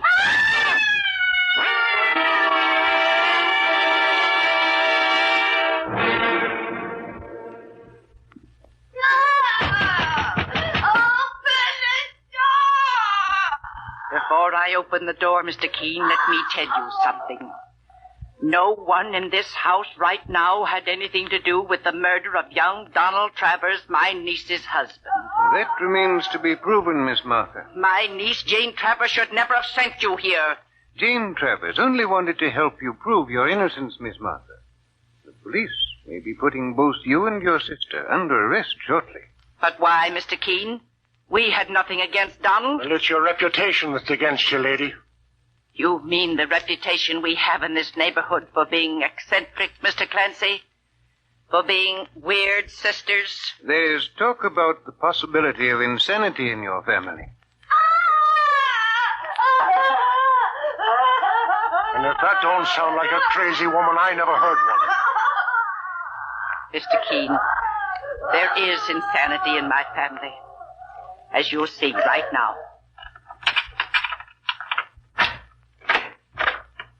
You can go inside the room. Mr. Keene, there she is. Saints preserve us, she's staring at us. With vacant, expressionless eyes. Look at her hair, falling down like strings of rope over her face. And her fingernails, they must be an inch long. Mr. Keene, this is my sister Amy. And you keep her locked up in this room, Miss Martha? For her own good. For my own good? You mean because you hate me? Everybody hates me! Amy. Don't touch me, Martha! I'll kill anyone who touches me! Miss Martha, you lied when you said your sister Amy was away in the country. I didn't want anyone to know that Amy was up here in this room, Mr. Keene. Because I don't want her taken away and put in an asylum. I'll do anything to prevent that. Be careful what you say, Miss Martha. Anything could mean that you may have murdered young Donald Travers to stop him from discovering your secret. No, I didn't kill him, Mr. Keene, and neither did my sister Amy. But Amy was inside the house when the murder occurred. Yes, she was. But, Mr. Keene, I told you about a man you ought to question in this case, George Wheeler. When he broke up with Amy, she lost her mind. She loved George so much. Where is George? Why doesn't he come to see me? Why? Amy, try to control yourself. Miss Martha, you told us that this man, George Wheeler, hated your nephew, Donald Travers, because Travers accused Wheeler of being untrustworthy and advised your sister Amy here not to marry him. My sister Amy went out of her mind because she was so madly in love with Wheeler. The shock of finding out he was beneath her was too much. And you had nothing to do with it? Martha had a great deal to do with it, Mr. Keene. George Wheeler! I heard what you said to these people as I came up the stairs, Martha. I heard you trying to accuse me of murder. George, you've come to rescue me. No, Amy, I can't take you away from here. I didn't come. Then I'll fight my way out. I'll tear my way out with my fingernails. You know I didn't mean it, Martha. Don't be angry. Amy, I'm terribly sorry. What are you doing in my house, George Wheeler? I told you to stay out of here for good. I came, Martha, because I thought the police would still be here. And I had some evidence for them. But first, I want to clear up a few matters with Mr. Keene. I know who you are, sir. Well, Mr. Wheeler? Amy Carson loved me. And she would have married me if it hadn't been for her sister Martha. Martha made Amy turn me down when I proposed. And rightly so. You knew my sister had some money, and you thought you could live on that once you married her. I have a good job, Martha. You know that. I don't need Amy's money. If it weren't for her sister Martha's domination, Amy wouldn't be the poor broken figure you see her as now. Look at her, Mr. Keene. It's pitiful. Sure, and she just stares at the wall as if none of us were in the room. My heart breaks when I see her this way, Mr. Clancy. It's possible, isn't it, Mr. Wheeler, that Amy Carson could have resented Donald Travers just as you did? Oh, how do you mean, Mr. Keene? Why exactly did Donald Travers object to her marriage to you? He said that I was after her money. Martha, do you and your sister have a great deal of money? We had enough to live comfortably, Mr. Keene. Judging by this house, it couldn't be a fortune. In any case, Mike, if Amy Carson had resented the things young Donald Travers said about the man she loved, she may have wanted to strike back at her nephew herself. Oh, no, Mr. Keene. Amy wouldn't murder because of that. Amy Carson is obviously insane, Mr. Wheeler, and probably dangerous. And in that state, she could be capable of anything, even murder, with no motive at all. And what about Martha Carson? Is she completely above any suspicion? How dare you accuse me, George Wheeler? Mr. Keene, do you think I could have murdered my nephew to prevent him from finding out about Amy and sending her to an asylum? That's how the police may take it, Miss Martha. Mr. Wheeler, a moment ago you said you had some new evidence. What is it? This gold watch, Mr. Keene. Well, let's see it, mister. Well, I found it this morning, and I recognized it as Donald Travers' watch. It belonged to the murder victim? Yes, Mr. Keene, absolutely. I'd seen Travers wear it several times. And where did you find it? In Luther Prague's room. Boss, Luther Prague must have stolen this watch from the murdered man. If he did, Mike, we'll be dealing with another suspect in this case. Mr. Wheeler, was Luther Prague downstairs when you came into the house? No, Mr. Keene. Well, he must have come to and left right after we came up here, boss. Yes, Mike. Where does he live, Mr. Wheeler? He can usually be found in an old abandoned shack. It's in an empty lot a short distance from here. I wonder if anything else was missing from the victim's body that Luther Prague may have taken. I searched Luther's room carefully, but that was all I could find. Well, it's all beginning to add up, boss. Looks like that big muscle man, Luther Prague, is the next fellow we want to see. Yes, Mike. Martha, before I leave, I want to know what you intend doing about your sister Amy here. She's insane. She may be dangerous. I'll have her examined by a doctor, Mr. Keene. And if he tells me to send her away to a mental institution, I will. Mr. Wheeler. Yes, Mr. Keene. Would you point out Luther Prague's shack to us now? I will, Mr. Keene. And then I must ask you to remain close by yourself for further questions. In other words, I'm still a suspect too. Frankly, yes. Very well, Mr. Keene. I'll do just as you say. All right, Mick. Now we'll have a talk with Luther Prague and find out just how he obtained this watch and what he knows about young Donald Travers' murder. Okay, boss. I'll be talking to you later, Miss Martha. All right, Mr. Keene.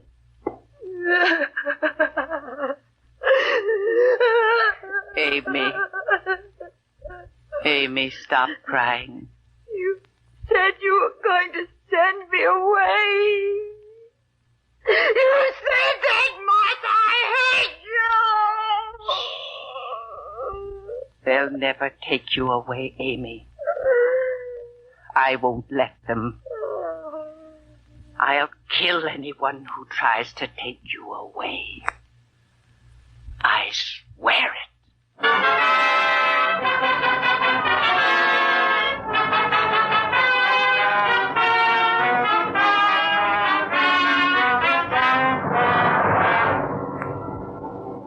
The handyman Luther Prague has become a fourth murder suspect on Mr. Keene's list. But was young Donald Travers murdered with robbery as the motive? Or is the murder linked to the mystery of the insane woman so closely guarded by her older sister? The rest of this exciting story will be heard on Thursday and Friday at this same time. Be sure to listen tomorrow to Mr. Keene, Tracer of Lost Persons.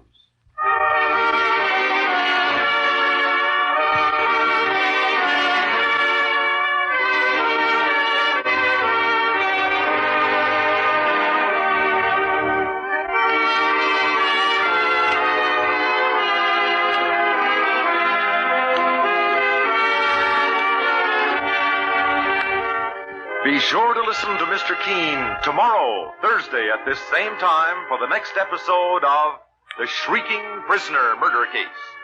And don't miss the regular half-hour Mr. Keene program, heard every Friday night over most of these stations. Time now for Mr. Keene, Tracer of Lost Persons.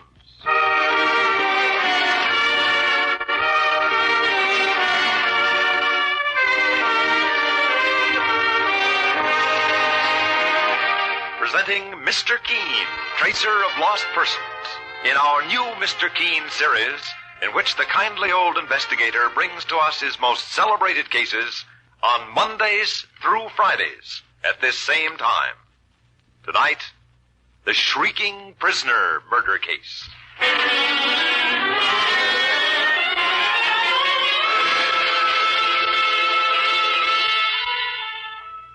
Mr. Keene, the famous investigator, and his partner Mike Clancy are looking into the strange murder of young Donald Travers, who was shot to death in a lonely house owned by his wife's two eccentric aunts, Martha and Amy Carson. Both Carson sisters are suspects in the case, for Amy is shriekingly insane, and Martha was determined that no one should find out about it. A third suspect is George Wheeler, whose engagement to Amy Carson was broken because of the victim's interference. But now, Mr. Keene and Mike have gone to investigate still another suspect, a handyman named Luther Prague. Meanwhile, in the Carson house, Martha tries to calm her insane sister Amy. And inside the room in the attic, which has been Amy Carson's prison, we hear... Amy! You must be quiet. You know you can trust me, your own sister. Trust you, Martha? When you keep me locked up here like a prisoner? It's for your own good. I swore no one would take you to an insane asylum, and I'm keeping that promise. Who were those strange men who were here? That was Mr. Keene, the famous investigator, and his partner, Mr. Clancy. Investigator? Yes. They're trying to find out who murdered our nephew, Donald Travers, here in our house last night. Oh. George Wheeler has taken them to Luther Prague's shack. They think Luther, our handyman, murdered Donald Travers. They do? But why? They think Luther killed him to rob him. And I've told them something else, Amy. I said George Wheeler could have murdered Donald because Donald said something that broke up your romance with George. My romance? Martha, you broke up my engagement to George. Donald Travers was the one who called George a fortune hunter, wasn't he? Yes, Donald did. And I could have killed him when he said it. Amy, don't say that in front of Mr. Keene. I think we've got him fooled now, so let's not spoil it. You're trying to fool Mr. Keene? Yes. He never would have come here if our niece Jane hadn't sent him. Jane Travers. Donald's wife? She's another one who's trying to interfere. They're all trying to send you away to an asylum, Amy. But they'll have to do it over my dead body. You're too smart for them, aren't you, Martha? I certainly am. And I'm not through with Mr. Keene yet. I've got a few other ways to confuse him, too. Now, you stay where you are, Amy. What are you doing, Martha? I can see Luther's shack through this window. Mr. Keene and his partner are walking towards it. George Wheeler is gone. I'm leaving now, Amy. Take me with you, Martha. Don't leave me alone in this room again. You've got to stay here, Amy. But don't be afraid. When I talk to Mr. Keene, I'll make certain he ends up in more of a muddle than ever. No! Don't shut me out! Be quiet! No! Don't lock me up! Don't!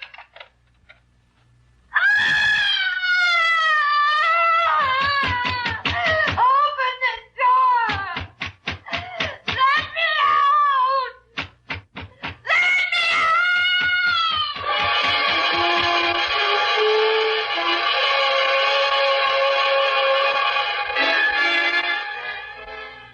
Well, it's no use, Mr. Keene. The door to this shack of Luther Prague's is good and locked. I've worked on it now for half an hour. If we want to search this place, Mike, you'll have to find another way of getting in. Well, I might be able to force a window. When George Wheeler found that watch that had been stolen from the murdered man, Donald Travers, this door must have been accidentally left locked. Mr. Keene! Boss, it's Martha Carson. Mr. Keene! My sister, Amy. She's escaped. She got out of that room, Miss Martha? She tied the bed sheets together and let herself down through the window. Saints preserve us. Now we've got a crazy woman running around loose. I'd better make a thorough search of the neighborhood for her, Mike. And meanwhile, you try to get into this shack of Luther Prague somehow and search it. Right, Mr. Keene, sir. Come with me, Miss Martha. We'd better find your sister Amy before she has a chance to do anything violent.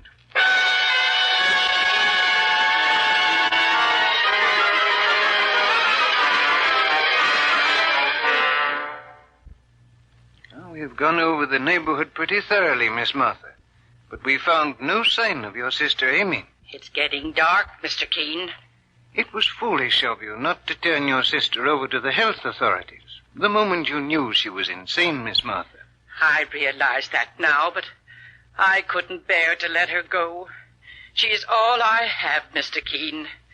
We've lived in this house for 20 years, ever since our parents died. How long ago did you decide to shut yourself off from the rest of the world? 10 years or more, Mr. Keene. It happened when I was disappointed in love. I was going to marry someone, but he jilted me. And so you couldn't stand the idea of your sister Amy marrying either, a short time ago. It was Donald Travers who broke up her engagement to George Wheeler when he said George was a fortune hunter. That's what caused Amy's mind to crack. And it could have caused her to murder Donald Travers. No, that's not true, Mr. Keene. After all, I had something to do with that broken engagement, too. I loved Amy too much to let her marry that scoundrel. And did you love her so much you would have committed murder? To keep someone like Donald Travers from finding out about Amy's insanity and sending her to an asylum? That's ridiculous. You can't prove a thing like that, Mr. Keene. Miss Martha, what kind of an income do you have? How do you get money to live? I told you, Mr. Keene, we had a little money left to us by my father. May I ask how much? That happens to be my business. It was enough to get by on through the years. And where do you keep this money, Miss Martha? Why are you asking me so many questions about my money, Mr. Keene? I don't like to talk about it. Is it in the bank? No. I have it in an even safer place. And that's all I'm going to tell you about my financial affairs. Mr. Keene. Oh, well, now, here comes your partner, Mr. Clancy. Yes, Mike? Well, boss, I just had another tussle with Luther Prague, that axe-swinging handyman. This time I left him in his shack tied to a bedpost with handcuffs. Did he come in while you were searching his place, Mike? That he did, sir. And just as I found some very important evidence. What did you find, Mike? Well, first of all, I found this wallet. It's got the initials D.T. on it. Donald Travers, the murdered man. That's right, boss. It's also got $200 in cash inside it. I found it in Luther's pocket when he came into his shack. What else did you discover there, Mike? And this gun, sir. It's a .38 caliber job, and one bullet is missing. That might be the murder weapon. Well, it was in Luther Prague's drawer. There you are, Mr. Keene. It looks as though you've solved the mystery of my nephew's murder. Does it, Miss Martha? Our handyman, Luther Prague, killed Donald Travers. There's no question about it. He murdered Donald to steal that wallet and Donald's watch. The watch that George Wheeler found in Luther's room. The handyman admits he stole the watch and wallet, Mr. Keene. But he says he didn't kill the young fella. Then how does he explain having the watch and wallet, Mike? Well, Luther claims he heard the shot when Donald Travers was murdered. He says he was outside the Carson house at the time. And when Luther ran in, he found the body, but he didn't call the police himself. You mean he robbed the dead man? That's what he admits. He told me he figured the dead man couldn't use the money or the watch anymore, so he might as well make use of it himself. And what did Luther Prague say about the gun you found in his shack, Mike? Well, he said he never saw it before in his life, boss. And he swears he didn't murder Donald Travers. Mr. Keene. What is it, Miss Martha? I thought I saw a light flash in the cellar of our house. Through that low window behind you. She's right, boss. I saw it myself just now. Like someone was shining a flashlight on and off for a second or two. How do we get into the cellar, Miss Martha? There's a door on the other side of the house. Right around that corner. Please stay here. We'll investigate that light. Come with me, Mike.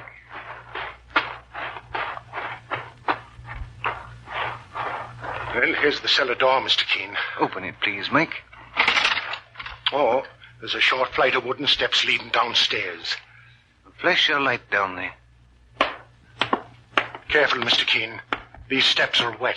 Yes, there seems to be a small leak in the water pipe above us. Well, there's no one here in the cellar, Mr. Keene. Whoever it was flashing that light must have gotten away through that other door over there, leading up into the house. Just a minute, Mike. There seem to be footprints here.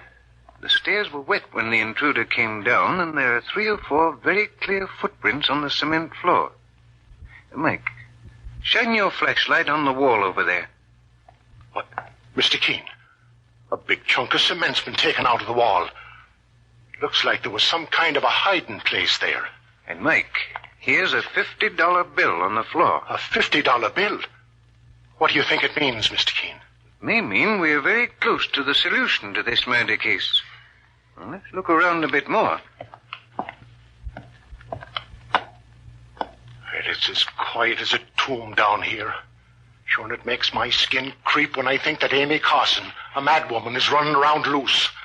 Flash your light on that hole in the wall once more, Mike. There you are, sir. The hole is lined with wood, and apparently it was used to hide valuables. Martha Carson tried to avoid the topic of money every time I brought it up, Mike. Well, I think we'll know the truth when we tell her this wall's been tampered with, Mr. Keene. I'm sure we will. Mr. Keene, suppose them footprints on the stairs were made by that loony woman, Amy Carson. Look, boss, they lead right across the cellar floor and up those other stairs again. That second flight of stairs must lead into the house. Mike, I'm going to follow those footprints up there. Boss, remember crazy Amy Carson is dangerous. If she murdered Donald Travers, she wouldn't stop at trying to murder somebody else. She's a homicidal maniac. Homicidal maniac or not, Mike, I'm going up there. Now.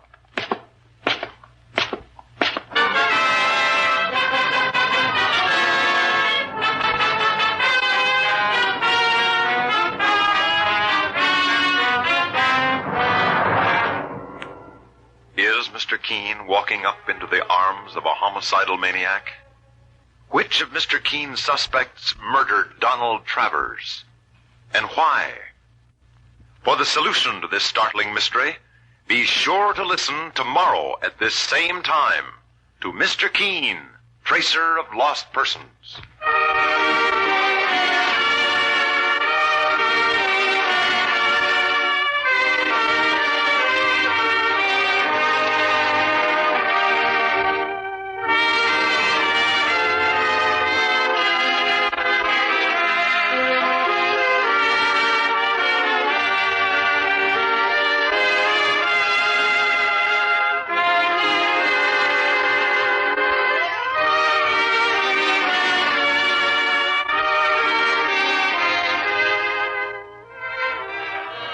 Don't miss tomorrow's episode of Mr. Keene in the Shrieking Prisoner murder case.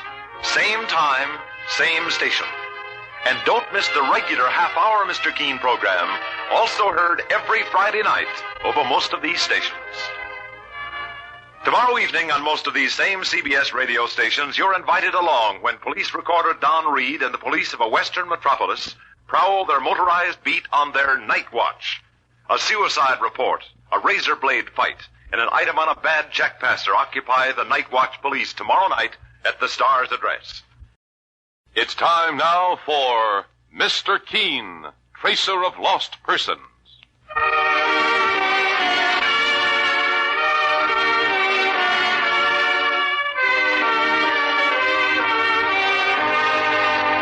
Presenting Mr. Keene, Tracer of Lost Persons, in our new Mr. Keene series, in which the kindly old investigator brings to us his most celebrated cases on Mondays through Fridays at this same time.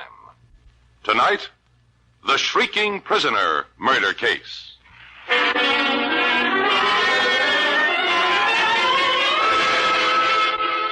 Mr. Keene, the famous investigator, and his partner, Mike Clancy, are investigating the strange murder of Donald Travers, who was shot to death as he entered a lonely house owned by his wife's two eccentric aunts, Martha and Amy Carson. Amy Carson is insane, and although both sisters are suspects in the case, Mr. Keene has his eye on two other suspects, Luther Prague, a handyman who robbed the victim, and George Wheeler, who at one time wanted to marry Amy Carson. But now, Mr. Keene has found an empty hiding place in the wall of the Carson cellar, and strange footprints lead up from the cellar to the house. Footprints that may have been made by the insane Amy Carson. Now, as Mr. Keene and Mike slowly mount the cellar stairs, wondering whether they're walking into the arms of a homicidal maniac, Mike is saying, Mr. Keene, remember Amy Carson is dangerous. If she murdered Donald Travers, she wouldn't stop at trying to kill someone else. I know, Mike. But we've got to find out who made these footprints and where they lead. We're liable to meet her up here, behind this door, waiting for us with the kitchen knife. Now, Mike, open that door. There's a woman there, boss. Yes, Mike, but it's Jane Travers, the wife of the murdered man. Oh, Mr. Keene, I just got here to my aunt's house. Have you found any new evidence about my husband's murder? My partner, Mike Clancy, and I have uncovered quite a bit of evidence, Mrs. Travers. I think I know now who murdered your husband. Was it one of my aunts? Aunt Martha or Aunt Amy? I'll name the killer as soon as I have my final clue, Mrs. Travers. Meanwhile, let me tell you what we've uncovered in this case so far. I think you have a right to know. Both your aunts are under strong suspicion. But why, Mr. Keene?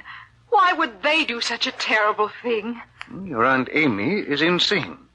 She was in love with a man named George Wheeler, but she was forced to turn down his proposal of marriage. Yes, I know that, Mr. Keene. Your husband told her that this fellow Wheeler was only after her money when he proposed to her. Donald told her that? Apparently, Mrs. Travers. Then Amy's older sister, Martha, forced Amy to turn George Wheeler down. Now, Amy could have blamed that on your husband and murdered him in a burst of insane frenzy. Oh, I can't believe it, Mr. Keene. Your Aunt Martha is a suspect because she had her sister Amy hidden away at the top of this house, and she wanted no one to know about her sister's insanity. To prevent Aunt Amy from being taken to a mental institution. Yes, Mrs. Travers. If your husband had been on the verge of finding out the secret, Martha Carson could have lost her head and murdered him. But what had happened to Aunt Amy? What drove her insane? Well, the fact that her sister Martha broke up her romance with George Wheeler did that, Mrs. Travers. Of course, it also makes Wheeler a suspect, too. He may have had a grudge against your husband for calling him a fortune hunter. And, Mrs. Travers, we've got a fourth suspect, a handyman named Luther Prague. We found your husband's watch and wallet in his possession, and also a gun that may turn out to be the murder weapon. Did he rob my husband? Luther Prague claims that he did that after the murder had been committed by someone else. Well, that remains to be seen. But, Mr. Keene, you say you know who actually killed my husband. I think I do. And I'll be able to put the murderer under arrest very shortly. Now, let me ask you something. What do you know about your aunt's finances? Why, practically nothing, Mr. Keene. If your husband thought George Wheeler was a fortune hunter, and that was the reason he wanted to marry Amy Carson, he must have thought your aunt had money. And you believe she has a great deal of money, is that it? Let's say she had. What do you mean? A few minutes ago in the cellar, we found part of the wall broken open. It had evidently been a hiding place for valuables. Valuables that had been stolen just before we entered the cellar. Oh, does Aunt Martha know that, Mr. Keene? Not yet, Mrs. Travers. Oh, Mr. Keene, no matter how this case turns out, I want you to know that I'm so grateful to you for all you've done. Mr. Keene. Boss, it's George Wheeler. Mr. Keene, Amy Carson has returned home. She's been found, Mr. Wheeler? She came to my house after she escaped, and I brought her home. Her sister Martha's with her now, upstairs in Amy's room. I want to talk to her immediately. You want me to go with you, Mr. Keene? No, Mike. I'd rather you stay here with Mrs. Travers and George Wheeler. In just a few minutes now, we ought to know the final answer to this mystery and put Donald Travers' murderer under arrest.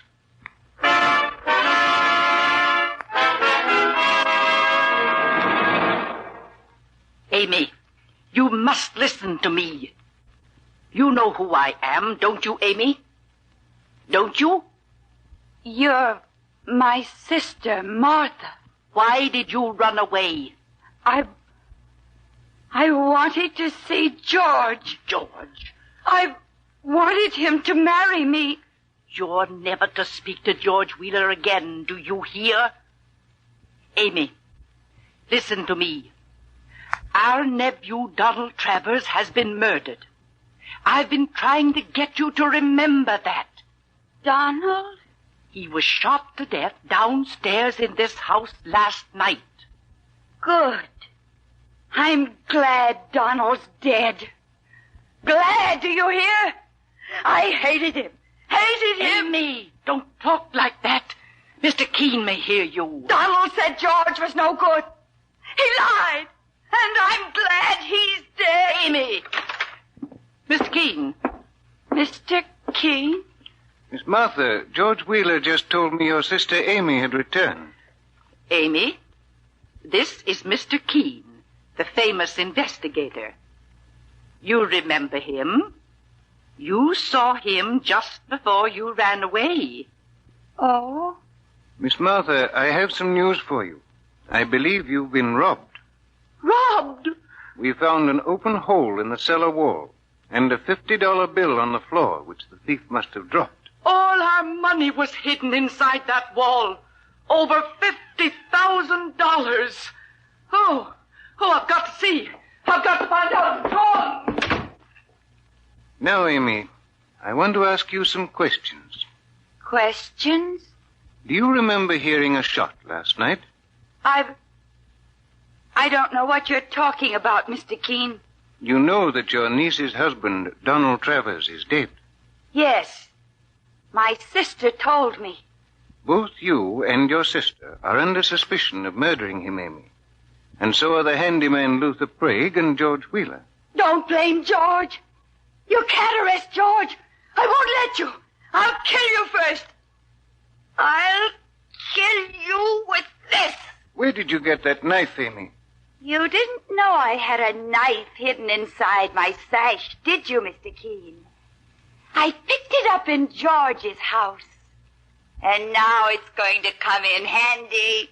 Amy, please put the knife down on that table. You're afraid of me, aren't you? Of course you are. For all you know, I killed Donald Travers. Did you, Amy? I had a good reason, didn't I, Mr. Keene? I hated him more than I've ever hated anyone in my life. But I'm your friend. Now try to calm yourself. And I'm glad Donald's dead. Do you understand? It makes me happy. Amy, give me that knife. No, Mr. Keene. I'm going to use this knife on you. I'm going to use it on you, Mr. Keene. But you have nothing against me. And you're not angry with me. I only want to help you. I don't believe it. Amy, you're going to give me that knife right now. No. I'm your friend. You know that. And you're ill. Very ill. Yes. I'm ill. So put the knife down, Amy. Put it down. All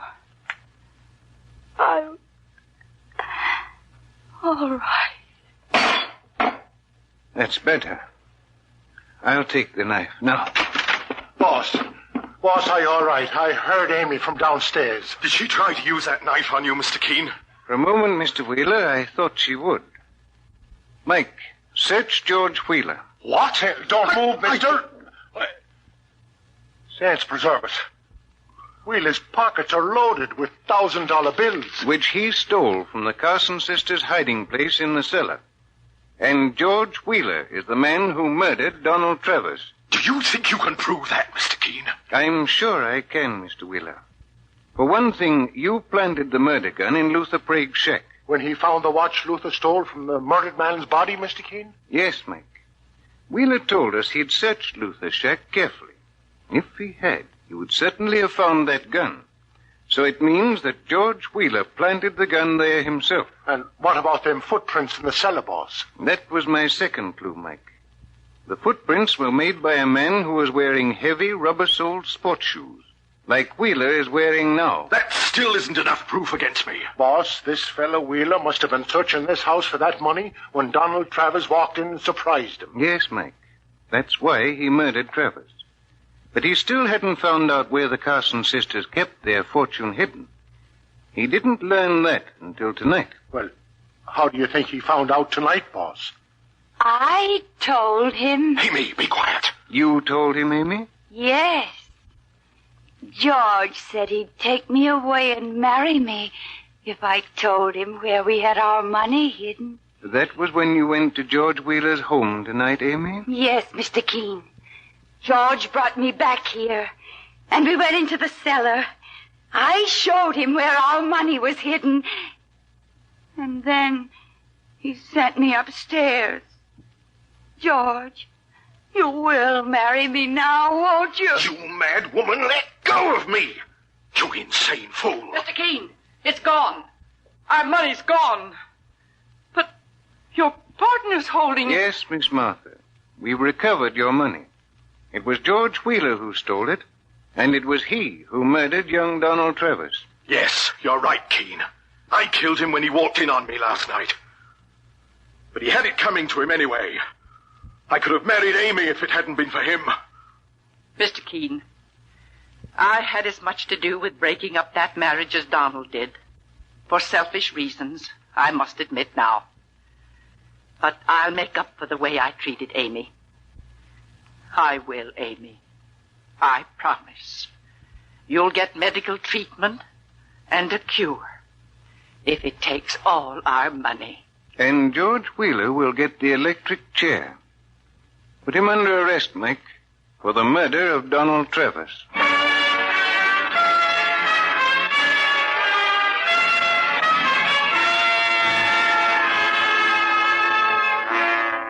And so Mr. Keene finds the solution to the Shrieking Prisoner murder case.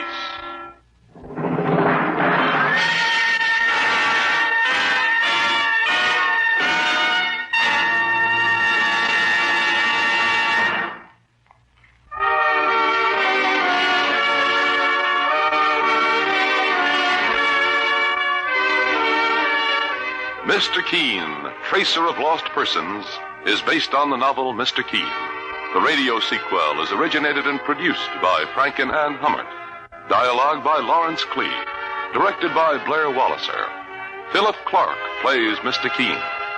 Don't miss Mr. Keene next Monday at the same time when the kindly old tracer turns to The Case of Murder and the One-Eyed Gypsy.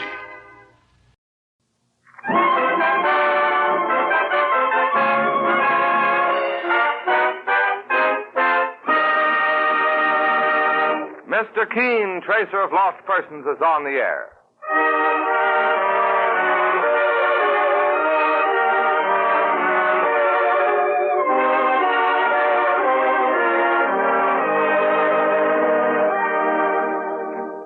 Ladies and gentlemen, the makers of Colonos toothpaste present Mr. Keene, Tracer of Lost Persons, one of the most famous characters of American fiction in one of radio's most thrilling dramas. Tonight and every Thursday night from 7:30 to 8 Eastern Wartime, the famous old investigator will take from his files and bring to us one of his most celebrated missing persons cases.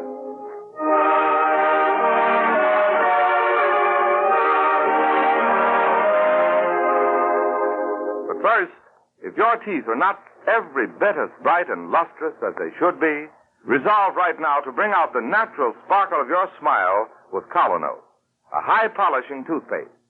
You see, the new Colonos acts on your teeth as a jeweler's polish does on tarnished silver, safely, gently removing dingy surface stains, thereby uncovering the full natural sparkle of your smile. Ask your druggist for Colonos. K-O-L-Y-N-O-S. Colonos toothpaste.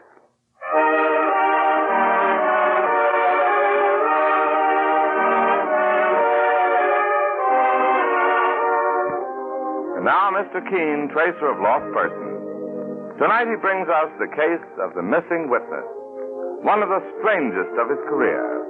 A case in which murder, 3 beautiful women, and a fashion show are all strangely mingled. But listen now. As our story opens, a man is seated in a chair. Across his head slants a bar of sunlight, and on his face is a completely incredulous smile. He rises slowly to say, "Don't be a fool, my dear. Put it down before you hurt yourself. Can't you hear me? Stop this ridiculous play acting. Put it down, I say." You really did it. I didn't think you had it in you. Does you?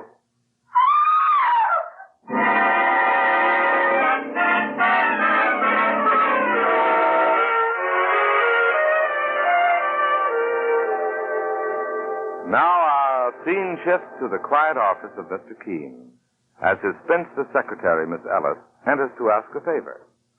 Mr. Keene, I wonder if I might get off early this afternoon. You want to do some shopping, Miss Ellis? Oh, no. I'm going to a fashion show. Why, Miss Ellis, I didn't know you were interested in fashion shows. But are you insinuating that I dress like a bag of potatoes? No. As a matter of fact, Mr. Keene, it's something very, very special.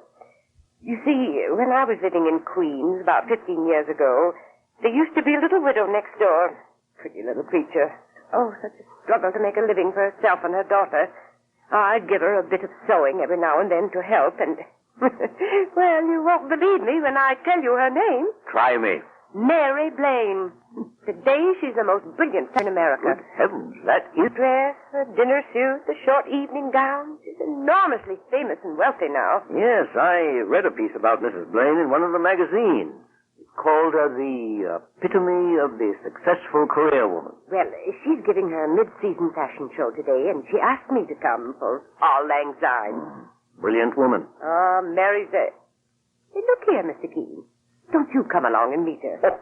Me? Dozens of men there, and all in love with Beauty Blaine. Oh, do come. Now you've not... Well, all right, Miss Ellis.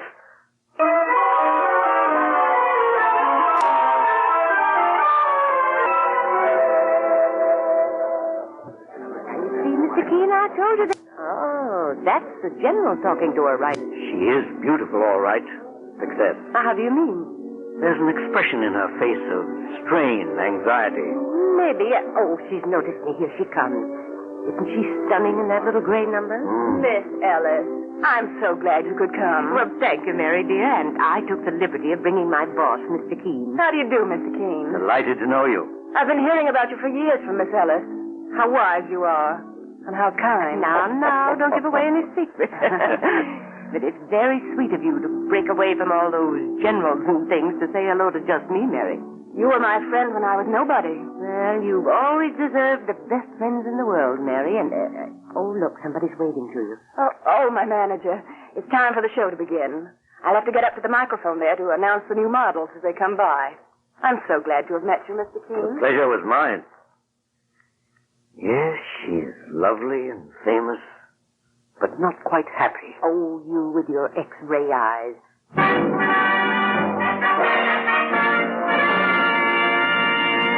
Well, here starts the fashion parade, Mr. Keene.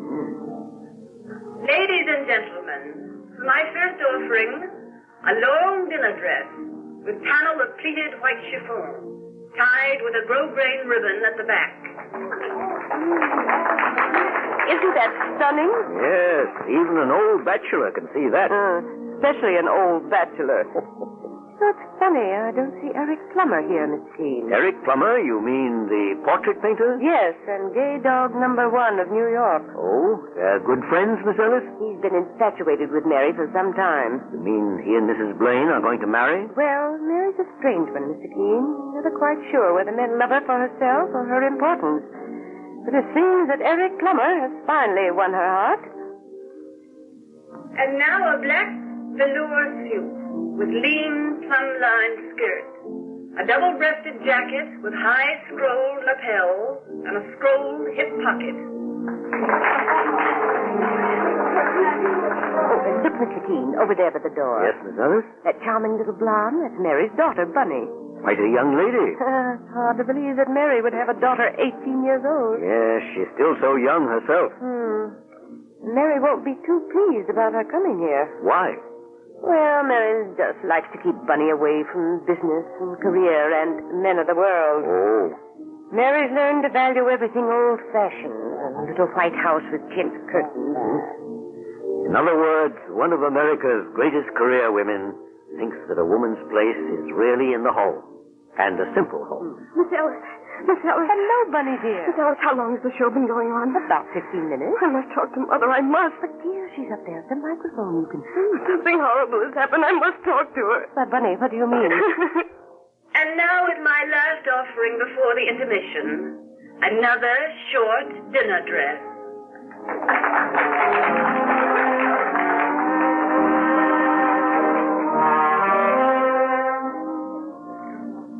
Mother. She's seen you, Bunny. She's coming this way. Oh, now, dear, try to quiet yourself. And here, let me introduce you to Mr. Keene. How do you do, Bunny? Mr. Keene, you're the famous detective. I am an investigator. Well, maybe you can do something about this horrible thing. What horrible thing, Bunny? Hello, Bunny, dear. Mother. Darling, I thought you were going skating with your young soldier friend. No, I didn't. Oh, Mother. Oh, come, Bunny. What's happened? I went to Eric Plummer's studio instead half an hour ago. To Eric's studio? Why? He asked me to tea. He wanted to talk about doing my portrait. He might have asked me about that. Oh, it was all to be a surprise, Mother. Eric said it would make me the toast of cafe society. I'd become glamour girl #1 of 1944. Oh, my dear. You should have gone skating. Bob Martin is such a fine boy, and his furlough will be up soon. Mother, I still haven't told you what happened. If you'd rather we left you alone. Oh, no, Mr. Keene, please stay. I beg you to. Well, what has happened, Bunny? When I got to the studio and rang the doorbell, a policeman came out. A policeman? He asked me all sorts of questions because you see, Eric's been shot. Shot? Through the head. He's dead, Mother. He's dead. Oh, how utterly horrible. The police said there weren't any clues at all. Oh, imagine anybody killing a wonderful man like Eric Plummer. It's ghastly. Ghastly. I want to find the person who killed Eric. I want to make them pay. And that's why I thought maybe Mr. Keene... Yes, Mr. Keene. In a situation like this, you'd know exactly what to do. But if the police are already on the case... Well, one moment, please. Bunny, go over to Mr. LaRue and ask him to announce the rest of the show. All right, Mother. And you, Mr. Keene, would you please step into my office with me? Oh, forgive me, Miss Ellis. Oh, it's quite all right, Mary. Here, Mr. Keene. Thank you. Well, my dear? Mr. Keene, Bunny's news did not altogether surprise me. Really? In fact, I know very well who killed Eric Plummer. You do? But first, Mr. Keene, I've heard you're the cleverest private investigator in this country. Thank you. Do something for me, please. Go to Eric's studio. Examine all the evidence. And when you come back... Yes? I'll tell you who killed Eric Plummer.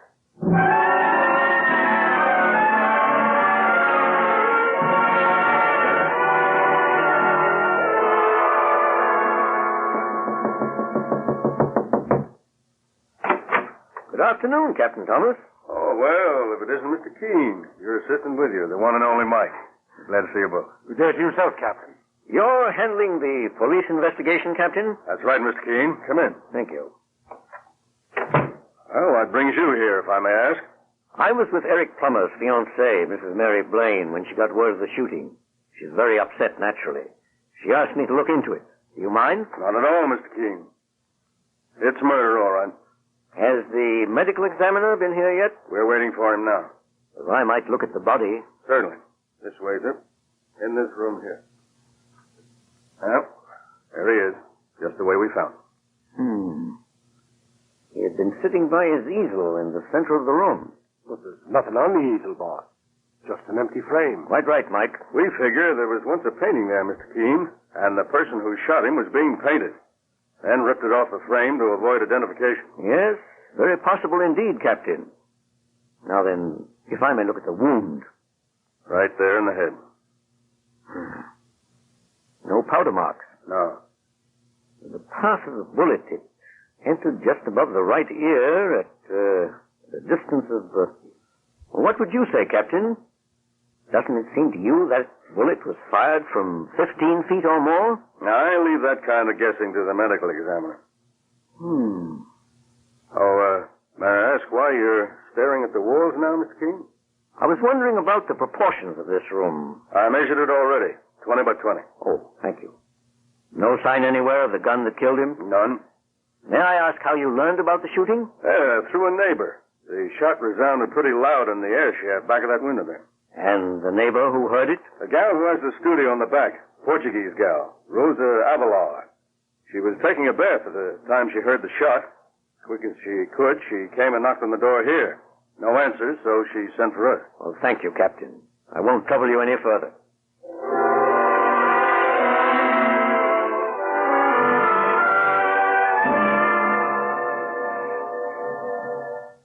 Rosa Avila.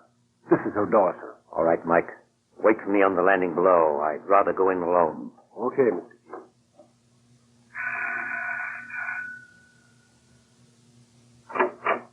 Miss Avila? Yes?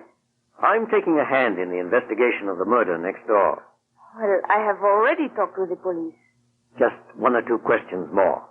Oh, why not? I want to help as much as I can. This Mr. Plummer was a very kind gentleman. In what way? Oh, he is a painter and I am a painter. But I am a little one, a poor one. He made me many loans of materials. Very generous. As one artist to another, eh? Yes, of course. Well, what I'd like to know is, did you see who entered his studio in the hours before he was shot? No. I am busy painting a flower piece. That one there? Yes. It's lovely. You like it? Very much. I presume you're working from that vase of roses on the windowsill. Yes, that's right. Well, now, after the shooting, did you hear anybody running from the studio? Well, I am not sure. You see, I am taking a bath with the window closed. I hear a loud noise like a shot, but nothing else. Thank you. Sorry to have troubled you. No trouble at all. Well, Mr. Keene? Mike, I'd like you to check something for me right away. Why, sure, sir. While I go back to see Mrs. Blaine, I want you to dig up the landlord of this house and, just as routine, check on these points.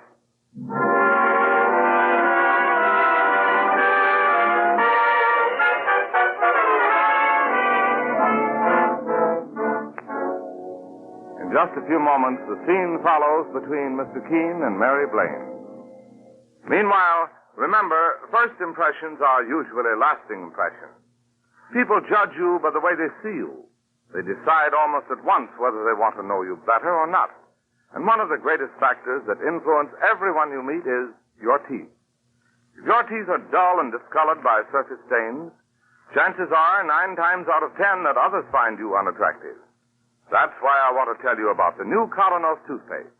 It's a high polishing toothpaste. Thousands more people every day are discovering it does wonders in helping to remove from the teeth those dingy-looking surface stains, so that the natural sparkle and brilliance is revealed. What's more, Colonos is delightfully pleasant to use, because it leaves your mouth feeling tingling clean and refreshed. for its action is like a jeweler's polish removing tarnish from a piece of silver. So if you want a smile that makes a good impression, that adds to your charm and personality, try the new Colonos toothpaste, a high polishing toothpaste. Get Colonos. K-O-L-Y-N-O-S. Colonos toothpaste at any drugstore tonight. And now Mr. Keene faces Mary Blaine, Eric Plummer's beautiful and famous fiancée. Here, Mr. Keene. Sit down. Thank you, Mrs. Blaine. You went there. You examined the evidence. Yes. I fulfilled my part of the bargain. And now I'll have to fulfill mine. Well, my dear, you said you knew who killed Eric Plummer. I did, Mr. Keene. I killed him. You? I fancied you'd say that. Oh, not because I'm shielding anybody else. Please don't get the conventional idea that my daughter, that Bunny, perhaps... No. But if you did it, why did you send me back to look at the evidence? Because I hoped and prayed that perhaps I didn't do it. Oh, I know all this sounds mad. Tell me the whole story. The whole story, Mr. Keene? I've given my best years to fight my way to the top. Now it's just one long nightmare of anxiety to stay there. Men flock around me. Why? For my money? My fame? Or for myself? I can never be sure. When I met Eric Plummer, I knew he'd led a rather wild life, but he was a great artist in his own right. And when he told me he loved me, it sounded real for once. Or I hoped it was real. Yes, my dear. Go on. Lately he's been painting my portrait. Once I took Bunny to watch. That was a mistake. Eric went to work on Bunny with all his charm. A man old enough to be her father. I want to keep Bunny wholesome and natural, Mr. Keene. I asked Eric again and again to stop turning her head. Today, this morning, I went to sit for him again, and to have it out with him once and for all. I was sitting on the dais, and he was painting. He looked up and laughed.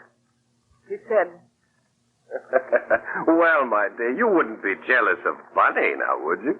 Don't be silly, Eric. I just want you to leave Bunny alone. Such a hackneyed situation, isn't it?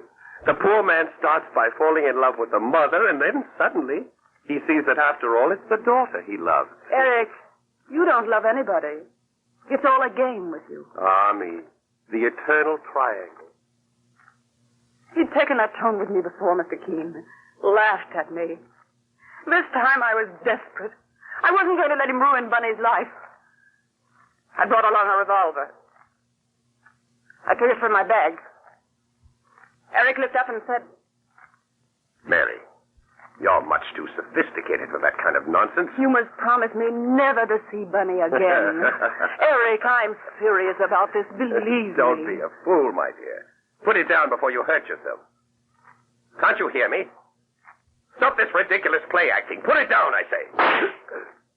You really did it. I didn't think you had it in you. And there he lay dead before you, Mrs. Blaine. Mr. Keene, will you believe me? I was horrified. I never really meant to pull that trigger. I only wanted to frighten him. And suddenly, he was dead. I suppose I should give myself up to the police. One moment. Before you do anything like that, what has become of the gun? Well, after I ran from the house, my first thought was to get rid of it. I threw it away. Where? There was a can of cinders standing in front of one of the houses. I pushed the gun inside and covered it over. That, my dear, was a great mistake. You went and buried your own best witness. Witness? Yes. To the fact that you never shot Eric Plummer. But I didn't shoot him. No. It was a physical impossibility. Why? Why do you say that? Better answer. Hello? Begging your pardon. May I speak to Mr. Keene? One moment, please. Mr. Keene. Thank you. Hello? Boss, Mr. Keene. Oh, hello, Mike. What'd you find out? Boss, you hit it on the nose. Good, Mike. I'm glad. Now, something else for you to do. Yes, sir. check with the sanitation department at once. Ask what they've done with the cinders they removed this morning from the 3000 block in East 58th Street. Cinders? What I'm really after is a gun. The caliber 38. 38. Mike, we must have it. Talk of a needle in a haystack. I know you won't fail me, Mike. Okay, sir. So you think I did not kill Eric? Strange, isn't it? That I have to get evidence to convince you of your own innocence. But if I didn't, who did, Mr. King? That, my dear, is another story, and a rather tragic one. Forgive me if I run along now.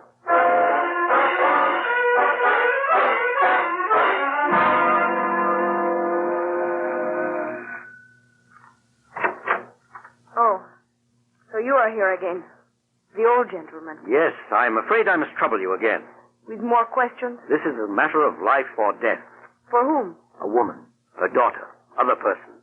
Well, what do you want now? Permission to inspect your studio. I want to study the layout. Sorry, I cannot talk to anyone. Miss Avila! She slammed the door in my face.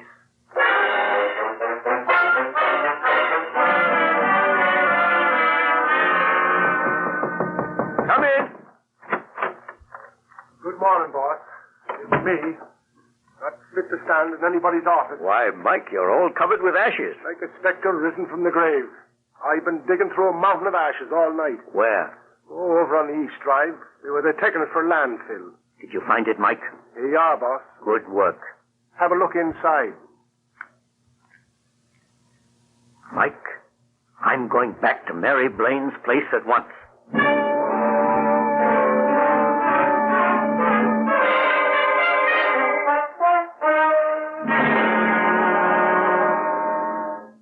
I beg your pardon, sir. Are you going in there by any chance to see Mrs. Blaine? Yes, Corporal. You are a corporal, aren't you? Yes, sir. Bob Martin's my name. My name is Keene. I believe you're a friend of Bunny's. Oh, I'm crazy about her. I came up on this furlough just to see Bunny. She locks herself away from me. Won't come to the phone. Not sophisticated enough for her, I guess. I rather fancy she may soon have her fill of sophistication. Well, I just thought if you saw Bunny around inside I'll be glad to tell her you're here. And too bashful to break in. Thank you. Oh, Mr. King. Oh, I've been waiting so anxiously ever since you phoned that you were coming. Can we speak somewhere privately? Of course. This door. Mr. King. Hello, Bunny. You have good news for us? Bunny knows everything. I told her. I don't see how I ever could have thought Eric was glamorous. Well, we found a gun, Mrs. Blaine. Look at it. It's mine. The one I tried to get rid of. Not one of the cartridges has been fired. You're sure? My dear, you couldn't possibly have killed him, and for many reasons. What do you mean? You say Eric Plummer was facing you when you aimed the revolver? Yes, Mr. Keene. But the bullet actually entered from the side of his head. The side? In fact, judging from the lack of powder marks, from the distance at which the fatal bullet was obviously fired, nobody inside that room could have killed him. Why, Mr. King? The room is 20 by 20. With Plummer sitting in the center at his easel, a person aiming the pistol with arm outstretched would nowhere have been more than 10 feet from him. But the bullet traveled at least 15 feet. 15? Then where did it come from? Outside the apartment. From a studio just across the narrow air shaft, and through the open window of Plummer's studio. And the person who killed him? A young lady, I'm afraid, also a painter. We learned from the landlord that it was Plummer who engaged the little back studio for her a year ago. Eric did? Yes. And he was supposed to be so madly in love with Mother. For the past 3 months, her rent hasn't been paid at all. Plummer finally lost interest. The young lady, Miss Avila, seems quite hot-tempered. Charm. Glamour. And in the end, murder. Come in. Oh, Mr. Keene. Captain Thomas. Your office said I'd find you here. I have a message for you. For me? It was addressed to the old gentleman. We figured out that means you. From Rosa Avila. Yeah. Read it. Old gentleman, you are very wise. You guessed the truth. Now I will save everybody's time by sentencing myself. Rosa Avila. Oh, she committed suicide? Half hour ago, ma'am. I'm sorry about this. Truly sorry. Well, that closes the case. I'll have to get along now and write the police report. Goodbye, Captain Thomas. Mr. Keene, how can I ever thank you? You were innocent, Mrs. Blaine. I was happy to be able to help you. Eric, everything about him was so mean, so heartless. That reminds me, Bunny, I believe there's a boy, a very bashful one, who's hanging around outside. Oh, not poor Bob. Yes, poor Bob. Boy your own age, with 10 times the real glamour of a man like Eric Plummer. Poor dear, he must be furious with me. No, just dying to see you. And my dear, whenever you're tempted to see glamour in a man like Eric Plummer, remember that all that glisters is not gold. Often you have heard that told. Gilded tombs do worms enfold. How terribly true. I've realized it for a long time. And now, so do I. All right, Bunny. Run along with you and make that poor bashful soldier happy.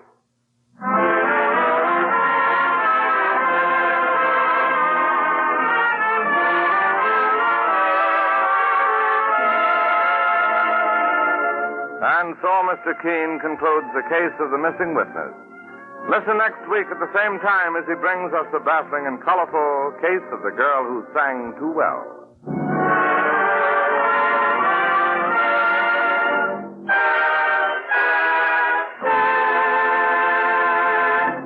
Every girl and woman knows that in order to be popular today, one of the most important things she needs is an attractive smile. A smile that reveals clean and sparkling teeth. And to the man in business, teeth that make a good impression are just as important, too. If you're not certain that your own teeth are as attractive as they should be, here's something you will want to know. The new Colonos High Polishing Toothpaste does wonders in helping to remove those dingy surface stains. Helps reveal the natural brilliance of your teeth that adds so much to the charm and personality of your smile. I'll tell you why it does this. Its action on teeth is like that of a jeweler's polish on tarnished silver. So start using Colonos, a high polishing toothpaste, yourself, right away. You can get Colonos, K-O-L-Y-N-O-S, Colonos at any drugstore tonight.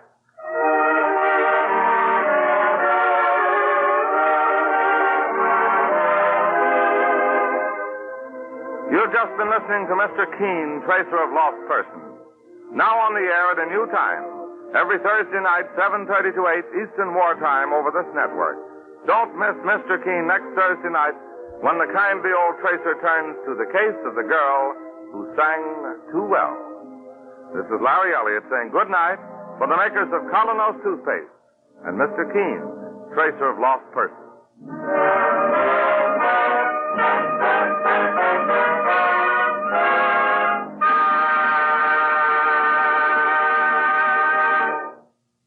Hi, this is Greg from An Evening of Old Time Radio. Hope you're enjoying the video and the old time radio shows.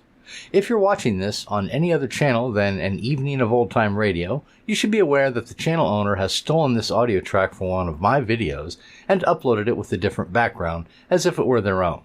Again, this video and this audio is from my channel, An Evening of Old Time Radio. On with the show. It's time now for Mr. Keene, Tracer of Lost Persons.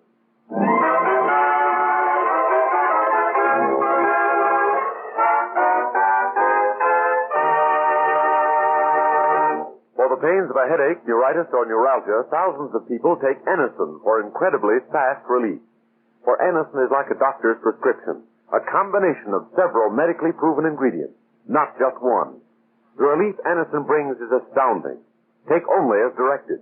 If pain persists or is unusually severe, see your doctor. Anacin, A-N-A-C-I-N.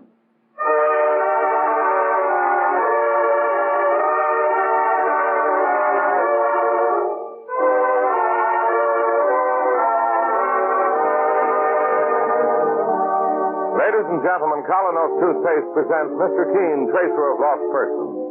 One of the most famous characters of American fiction in one of radio's most thrilling dramas. Tonight and every Thursday at the same time, the famous old investigator takes from his file and brings to us one of his most celebrated missing persons cases.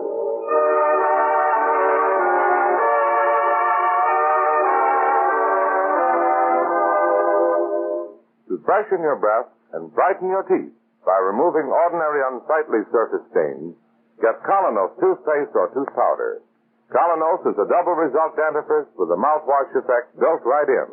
Actually freshens your breath while it brightens your teeth. Tomorrow, buy Colonos.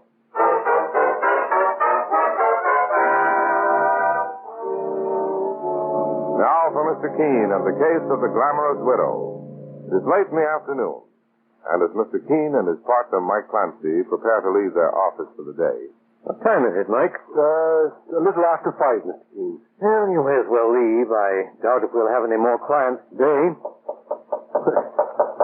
That almost sounded like a stage cue, Mr. Keene. Come in.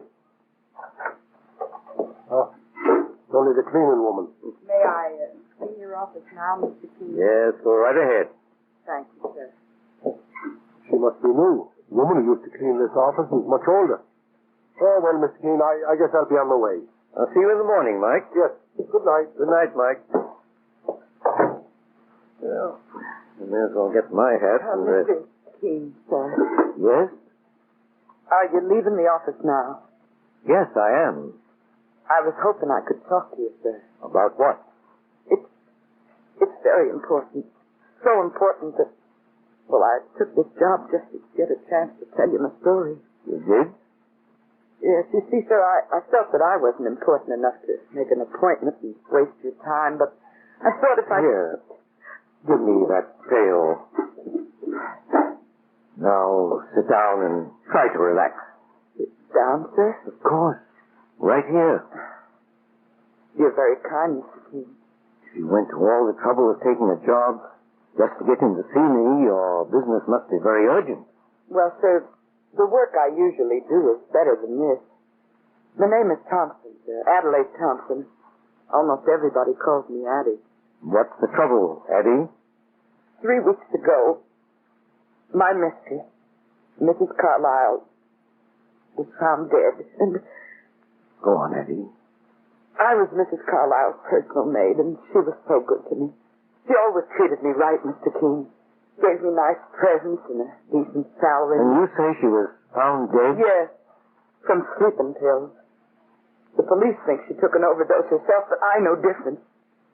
Mrs. Carlyle never even used sleeping pills, Mr. Keene. She was murdered. How old a woman was she? Just 30. And the most beautiful woman you ever saw. She used to be an artist's model. She married a very rich man, and, well, when he died about 4 years ago, he left her $1 million. She had looks and money, Mr. Keene, and plenty of suitors, too. First there was Craig Pendleton. Oh, he was a slick one. Handsome as could be. What was his occupation? Nobody knew. But he dressed like a man with money, and he always seemed to have enough to take Mrs. Carlyle to fancy places. She liked Mr. Pendleton. I guess all women liked him. He had a slick way of talking.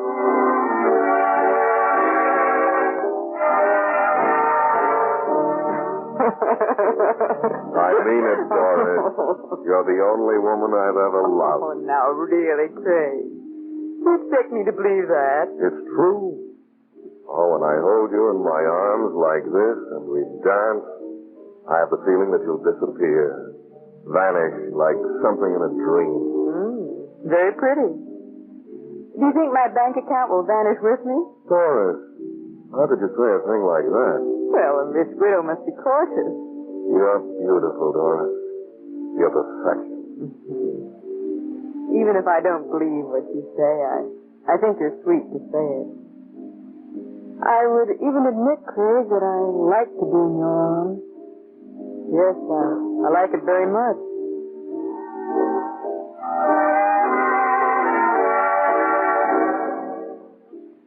Addie, was Mrs. Carlyle in love with Craig?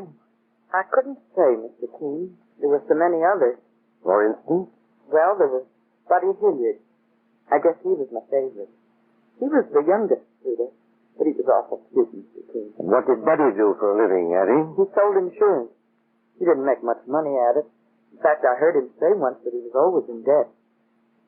He used to come over to Mrs. Carlyle's apartment a lot. I guess he was crazy about it.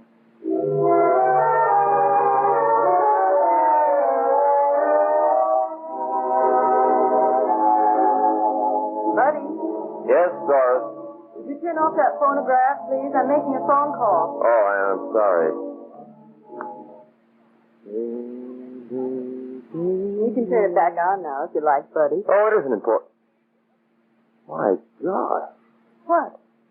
You look terrific, Doris. Do you like my gown? Oh, that must have cost a fortune. It's an original model. I paid $300 for it. $300? Mm-hmm.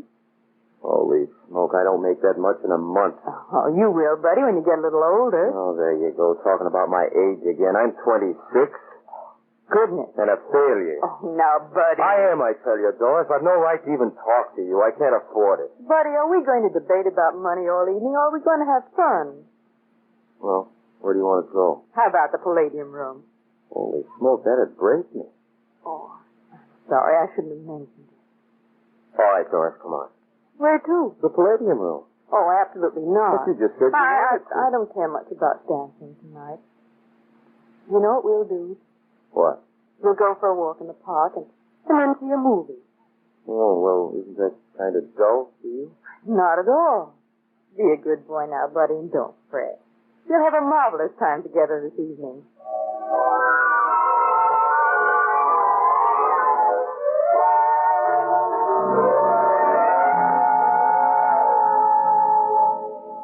Buddy was an awful nice kid.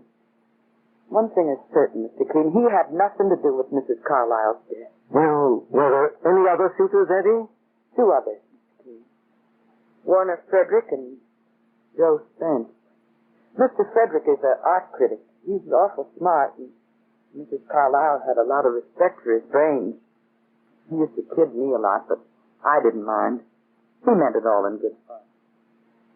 You say Mrs. Carlyle will return in a few minutes, Eddie? Yes, Mr. Frederick. He asked you to wait. Oh, thank you.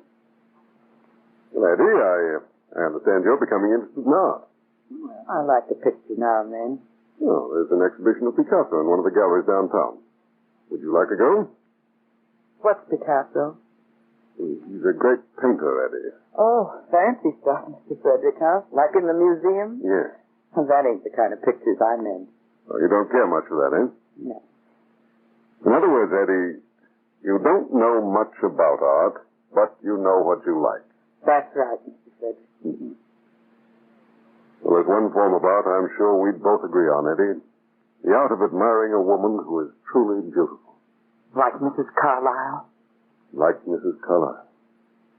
I think she's the most desirable woman in the world.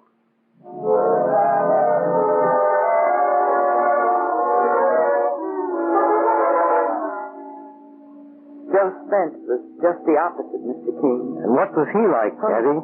Just thinking about him scares me. I got a feeling he used to be a gangster. I'll never forget one day when he said to Mrs. Carlyle... Now listen to me, Doris, and listen hard. I know all about that lineup of jerks that keeps following you around. I don't like it here. I'm liable to do something about it, you hear? So get rid of them. Get rid of them fast. Or I'll get rid of them. Even faster.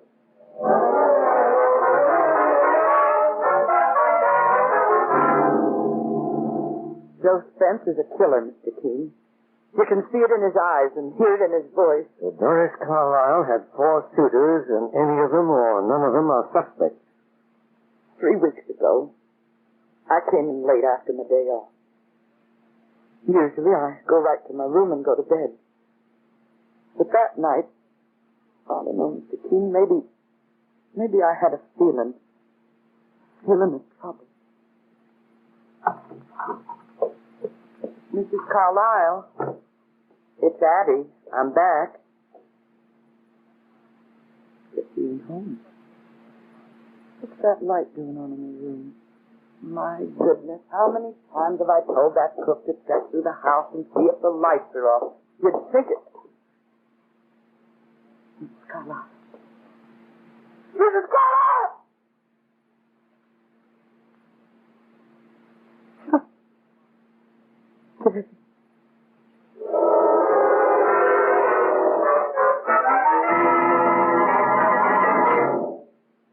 This is horrible, Mr. Keaton.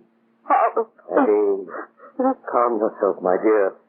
One of those men killed him, Mr. Keaton. I know it. If you find out who killed her, I'll work for you for nothing for the rest of my life. I'll find out, Eddie. I promise.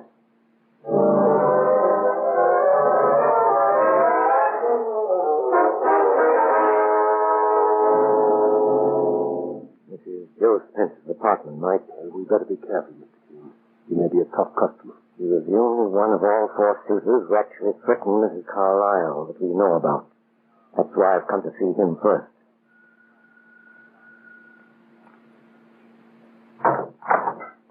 Well? Are you Joe Spence? Who wants to know? My name is Keene. This is my partner, Mike Clancy.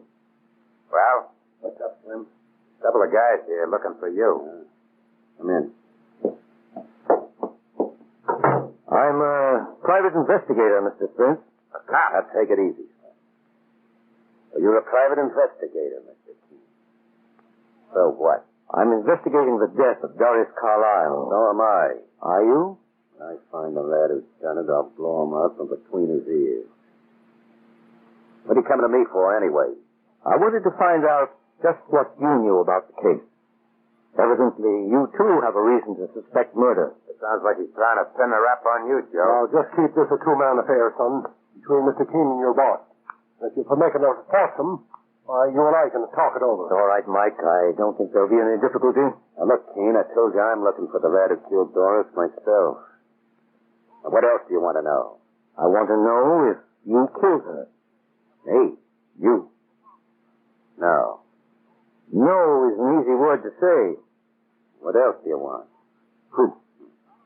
I'll give you proof. Will you? What reason would I have to bump her off? I was nuts about it. You were jealous, too. Sure, Mr. Keene. But only in the beginning.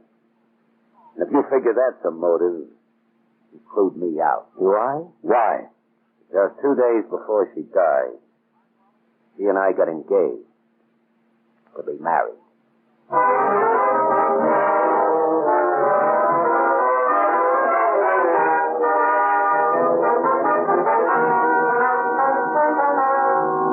Just a moment, we'll return to Mr. Keene and the case of the glamorous widow. Meanwhile, two handicaps to business and social success are surface-stained teeth and unwelcome breath. To help correct this dental double trouble when due to improper cleansing, try Colonos, a double result toothpaste that actually freshens your breath while it brightens your teeth. Brightens them beautifully by removing ordinary unsightly surface stains. High-polishing, high-foaming Colonos has a mouthwash effect built right in. When you use Colonos, swish its active foam thoroughly through your mouth to get the extra benefit of this added mouthwash effect. Get K-O-L-Y-N-O-S, Colonos toothpaste, or if you prefer, Colonos tooth powder. Now back to Mr. Keene and the case of the glamorous widow. After leaving Joe Spence's apartment, Mr. Keene and his partner Mike Clancy pay a visit to the second of beautiful and wealthy Doris Carlyle suitors, Warner Frederick, the art critic.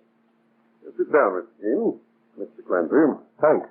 Quite an apartment you have here, Mr. Frederick. Oh, I wish I had more room on my walls for the paintings I like, and the ones I can afford. Seems to me you got enough pictures here already. Yes. You must know quite a bit about paintings, Mr. Frederick. My father was an art dealer.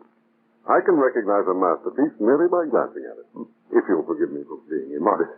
Well, we've come to you, Mr. Frederick, hoping you might be able to supply us with a few details concerning Doris Carlyle's death. Oh, naturally, I'll do anything I can, Mr. Keene. When did you see her last, Mr. Frederick? 3 hours before she died. Did you tell that to the police? Of course. I have nothing to hide. As a matter of fact, I didn't even know it might have been murder until the police called me. I understand Eddie gave them that idea. Well, when you left Mrs. Carlyle that night, did she say anything about having another appointment? No, sir. She said she had a headache, wanted to rest. What did you do? Well, I went to an exhibition. May I ask where? At 749 East 57th Street, the Town Gallery. Mm-hmm. Is there anything you told the police that you haven't told me? Well, no, Mr. Keene. Are you sure? I suggest you give me all the facts, Mr. Frederick. Well, there was one thing I failed to mention. I was so broken up at the time. What was that fact, Mr. Frederick? I suppose it would have helped me. It would have placed me under less suspicion if Doris was actually murdered. You see, Mr. Keene, Doris and I were engaged to be married.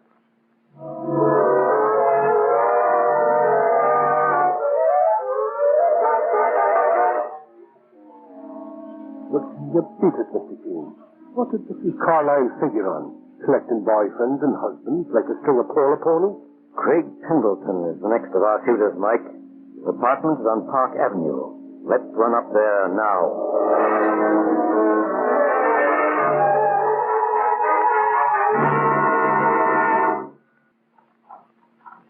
Well? Is Mr. Pendleton at home? He's gone out for a few minutes. Who wants to see him? The name is Keene. This is Mr. Clancy. We're investigating the death of Doris Carlyle. Come in. Thank you. I'm Gloria Hayden, a friend of Craig. I see. Craig just went out for the newspapers. He'll be right back. Good. Hi. What? I was just admiring that fur coat on the chair. Sable. Well, what of it? It's very pretty. Is it yours? There's no law against owning a sable coat, is there? None at all. Did you say your name was Miss Hayden? Yes. And how do you happen to be wearing a wedding ring? None of your business. No, take it easy, sister. Ladies, want to answer questions, Mike, I won't urge you. You can always answer to the police. Well, I've got nothing to hide. I'm married to Craig. He gave me that coat as a wedding present. You must be rather wealthy. May I ask how long you've been married to Craig Pendleton? Just a week. I left my job in a Broadway show. He's taking me on a honeymoon. That's very interesting. Where to? South America. Rio de Janeiro. Craig says it's very romantic in here. Yes. It's also quite far from here, Mrs. Pendleton. What do you mean?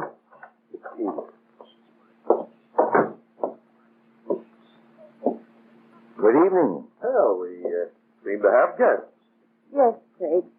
This man's name is Keene, and this is his partner. They're asking questions. Oh? What kind of questions? Questions about you and your wife and Doris Carlyle. There's every reason to believe that Doris Carlyle was murdered. Craig, I understand. Take it easy, Gloria. Tell me, Mr. Pendleton, what business are you in? I make investments, Miss Keene. The kind of investments that enable you to buy your wife a sable coat? My investments pay off very well. Are you a gambler, Mr. Pendleton? Why should I answer that? Because I'd like to know how you got the money to pay for this apartment and that coat. And if I don't tell you, Mr. Keene? I'll have the police get my information for me. Yes, I am a gambler. What of it? Can you prove you won the money you seem to have? How else could I get it? By theft? Or blackmail? That's not so, Craig. Gloria, please. Let me handle it. Are you inferring, Miss Keene, that I might have blackmailed Doris Carlyle? Perhaps, Mr. Pendleton. That would have been a waste of time, would it? I could have gotten her money in another way. Gloria here knew that. I've told her. And just how could you have gotten Mrs. Carlyle's money in another way, Mr. Pendleton? By marrying her. She accepted my proposal the day before she died.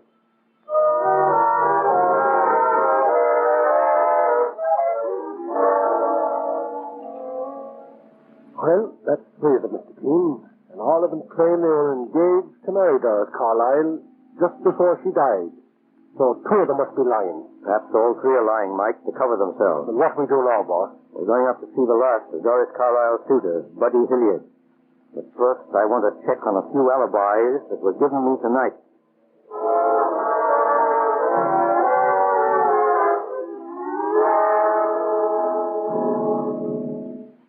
I'll show you to young Hilliard's room myself, Mr. Keene and Mr. Clancy. Thank you, Mrs. Finnegan.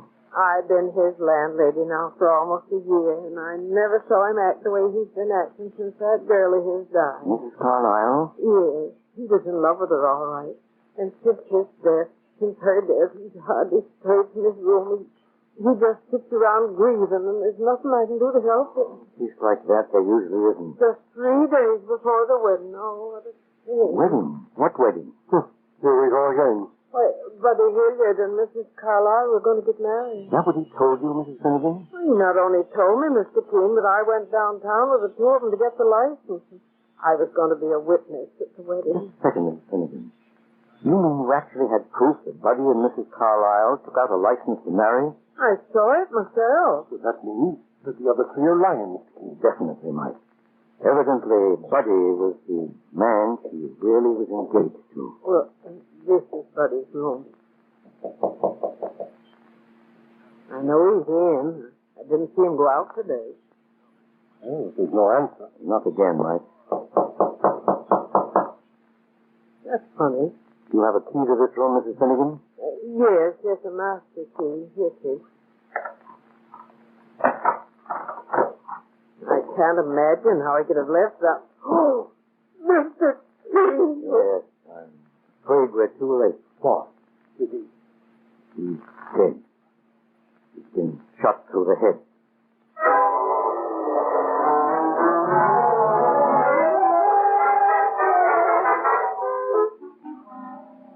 The police will be here in a few minutes, Mike, but we can't wait for them. Why not, Mr. Keene? Because we've got a date with the murderer. Come on, Mike. We're going to Doris Carlyle's apartment to reconstruct the crime. When we put our hands on the man who killed her, we'll have poor Buddy's killer in the bargain.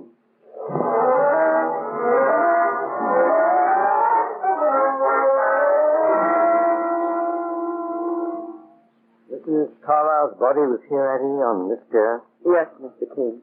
Was there anything unusual about the room when you found her? The room was just as it is now. Mrs. Carlyle's body was over there in that chair, next to them magazines. Quite a pile of them.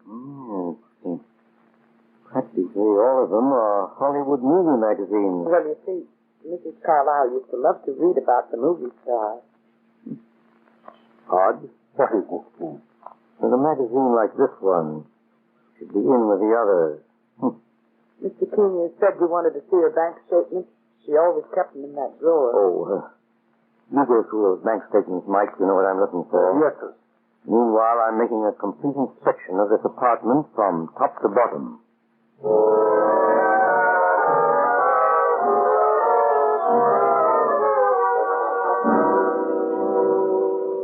Mr. Keene, I got it, boss. The check I hoped you'd find, Mike? Yes, sir. And thanks for it. If this is really the guilty man... It is, Mike. I'm certain of that. Because I found a very amazing clue myself. You have, sir? Mike, I think we'll have the murderer pay us a visit here.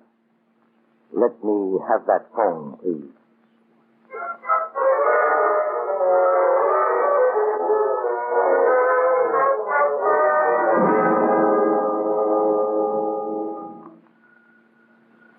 That's our man, Mike. Eddie, would you please answer it? Yes, Mr. Keene. And don't be afraid. I'm not, sir. Not with you and Mr. Conklin. Well, this is it, boss. Keep your gun handy, Mike. Come inside, sir. Here he comes.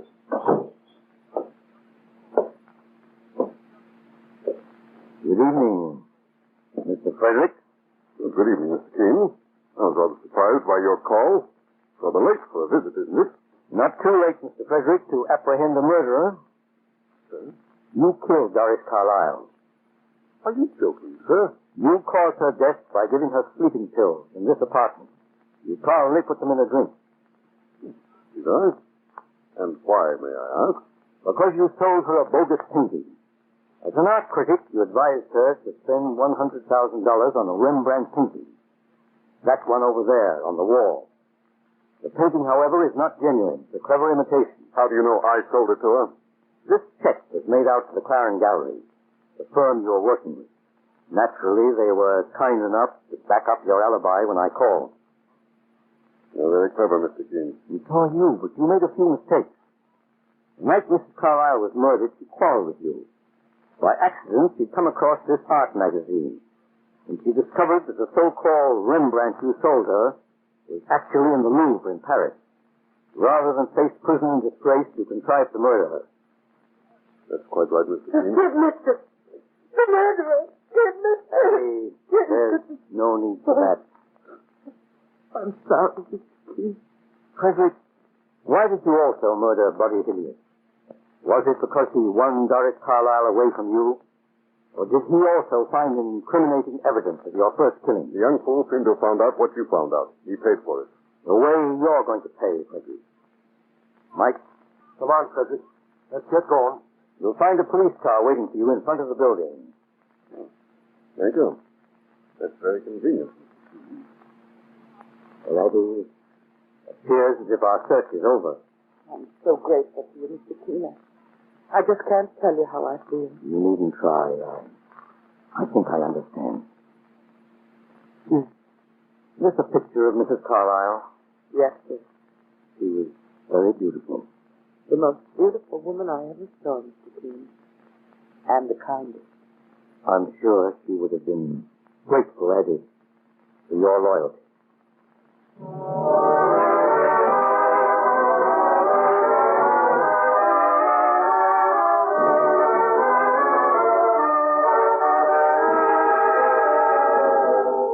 And so Mr. Keene solves another perplexing crime and brings the glamorous widow's murderer to justice.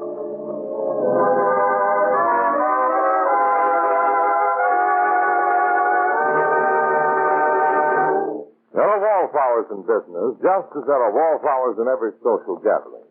And frequently, they are the people with dull, dingy teeth or unwelcome breath.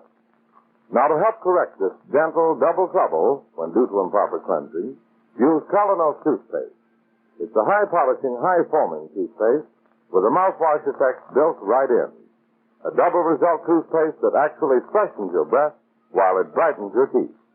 You see, the special high-polishing action of Colonos quickly removes ordinary unsightly surface stains from your teeth, and thus really brightens them.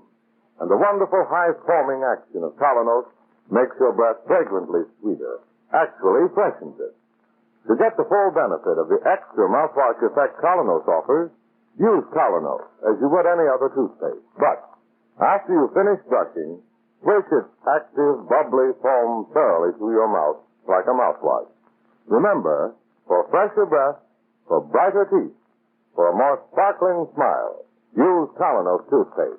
It has been approved by dentists everywhere. If you prefer powder, try Colonos tooth powder. It offers the same double result and has a refreshing wintergreen flavor as well. Get K-O-L-Y-N-O-S, Colonos, toothpaste or tooth powder. Tomorrow, buy Colonos.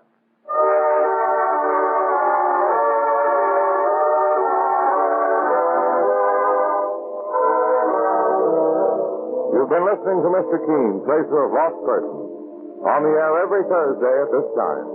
Don't miss Mr. Keene next Thursday when the kindly old tracer turns to the case of the Golden Scorpion.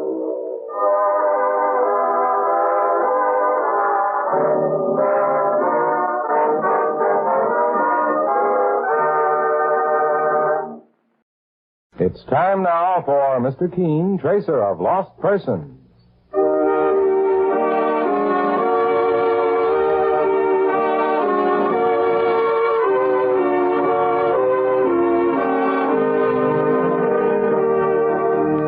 Ladies and gentlemen, Anison and Colonos present Mr. Keene, Tracer of Lost Persons, one of the most famous characters of American fiction in one of radio's most thrilling dramas. Tonight and every Thursday at the same time, the famous old investigator takes from his file and brings to us one of his most celebrated missing persons cases. Tonight's case is entitled The Yellow Talon Murder Case.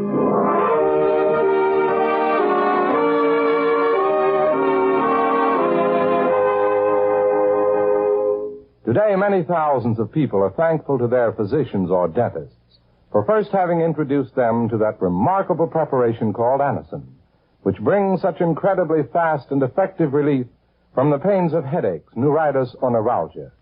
Anison is like a doctor's prescription. That is, it contains not just one, but a combination of medically proven active ingredients. So ask for easy-to-take Anison tablets at your drug counter next time you suffer pains from headache, neuritis, or neuralgia. For most effective relief, use only as directed. I'll repeat the name for you. Anison. A-N-A-C-I-N.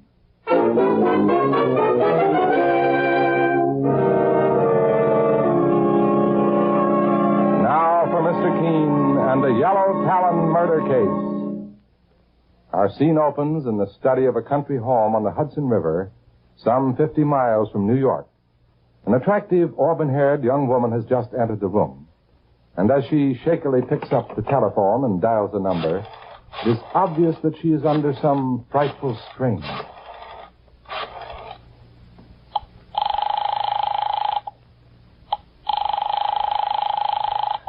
Why don't they answer? Why don't they answer?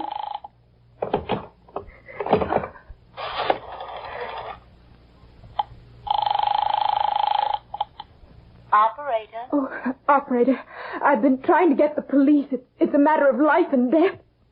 Oh, for heaven's sake. Oh, hello? Hello? Hello? Oh, the phone. The line's been cut. The phone's dead. No. No. Don't kill me. Don't kill me. No.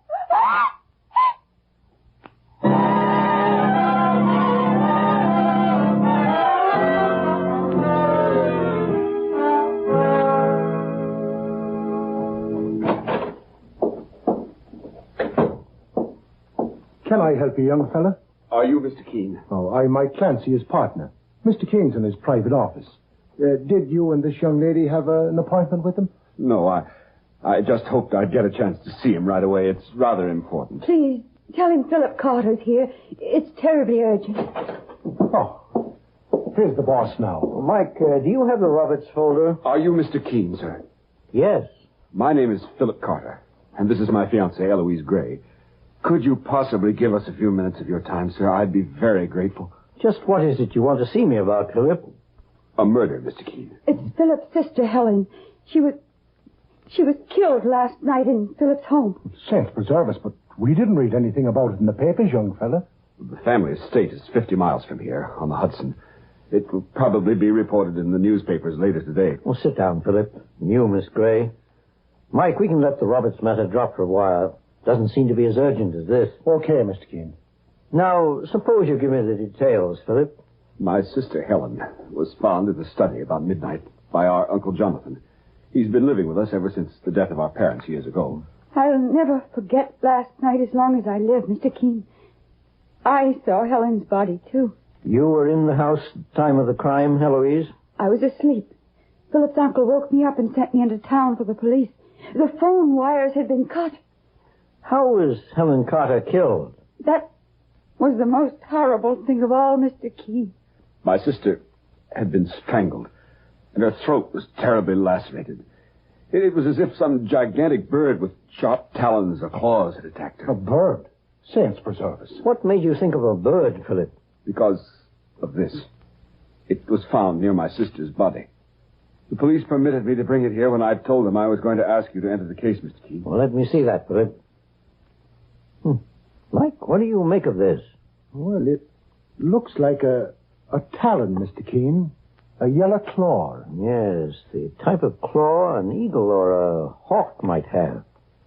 And yet this particular talon is too big for an ordinary hawk. If it actually came from a bird, the bird must have been gigantic.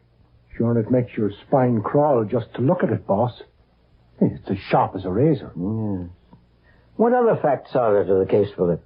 Well, according to Uncle Jonathan, he was awakened around midnight by some kind of horrible scream. At first he thought it was one of his pets, but later he changed his mind. What kind of pets did your uncle keep? Falcons. In medieval times, as you probably know, Mr. Keene, hunters would train falcons to help them bag their game. Well, I've never even seen one of them things. Well, a falcon is a hawk, Mike, and a very clever and ferocious bird. Hundreds of years ago, they were trained to go after small game. They can be quite wild and dangerous. Uncle Jonathan Briggs is an eccentric, I guess. He's been a little peculiar ever since he lost his fortune years ago and came to live with us. We've been supporting him, but it hasn't been difficult. Dad left a very considerable estate when he died. Your Uncle Jonathan and your fiancée, Miss Eloise, were the only people in the house at the time of your sister's murder? Yes, Mr. Keene. My sister Helen had a personal maid, Amy Parrish, but she had taken the evening off and she didn't return until very late. Philip, I think you also ought to tell Mr. Keene about Kim Bradhurst. And who is Kim Bradhurst? A neighbor. He was in love with my sister, and he used to make a pest of himself. I once had to throw him out of the house bodily because he annoyed her so. Was he questioned by the police? Yes, Mr. Keene, but he had an alibi. He was ill all day yesterday and in bed. He had a doctor visit him about 9 last night. Mr. Keene, Philip's sister Helen was one of my best friends and a wonderful girl. I never thought she made an enemy in her life until now. We were very close, Helen and I. And if I ever get my hands on the killer... Philip, please, don't talk like that. You frighten me. Let Mr. Keene and the police handle the case. There's been enough horror already. Your fiancé is right, Philip. No matter how you feel, the law must take its course. I understand that, sir. Will you come back to the house with us, Mr. Keene? Philip was afraid to leave me there alone after what happened. That's why I came with him to New York. Eloise was spending a few days with Helen while I attended a horse show near here. I've shown a few entries every year, but I only wish I'd never even thought of it this time. Maybe if I'd been at home last night, I'd have been able to save my sister's life. It was something you certainly couldn't foresee, Philip. Mike, suppose we drive out to the Carter estate, along with Philip and Eloise. I'll get the car, Mr. Keene. We're having my sister's funeral at 2 o'clock this afternoon. I guess we'll just have time to make it. And suppose Mike and I go to your house, Philip. You and Miss Eloise can attend the funeral while we make a preliminary investigation. Whatever you say, Mr. Keene. This yellow talon is most strange, to say the least.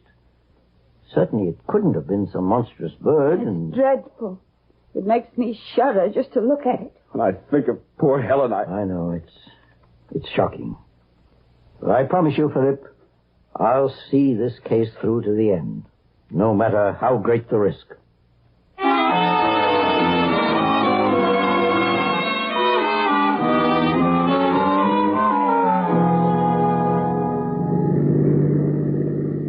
That must be the Carter house, Mr. Keene, right in front of us. Yes, and apparently that's where the road ends, Mike. Oh, saints preserve us. What's the trouble? Did you see that, boss? What? Well, something flew by the car on the left just a second ago.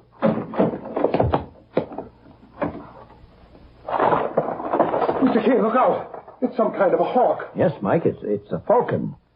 One of Uncle Jonathan's, I imagine. Why, it's flying back to the house. Try to see where it lands, Mike. There. There she goes. Up behind them gables on the roof. And she's a beauty, isn't she? Mr. Keene, who's that fella? Good afternoon, gentlemen. Good afternoon. By any chance, are you Philip Carter's uncle? Why, yes, I'm Jonathan Briggs. Who may you be? My name is Keene. This is my partner, Mike Clancy. Keene, the eminent investigator. You've come to look into the death of my niece, Helen. At your nephew, Philip's request. I imagined you'd be at your niece's funeral, Mr. Briggs. I don't like funerals, Mr. Keene. I never attend them.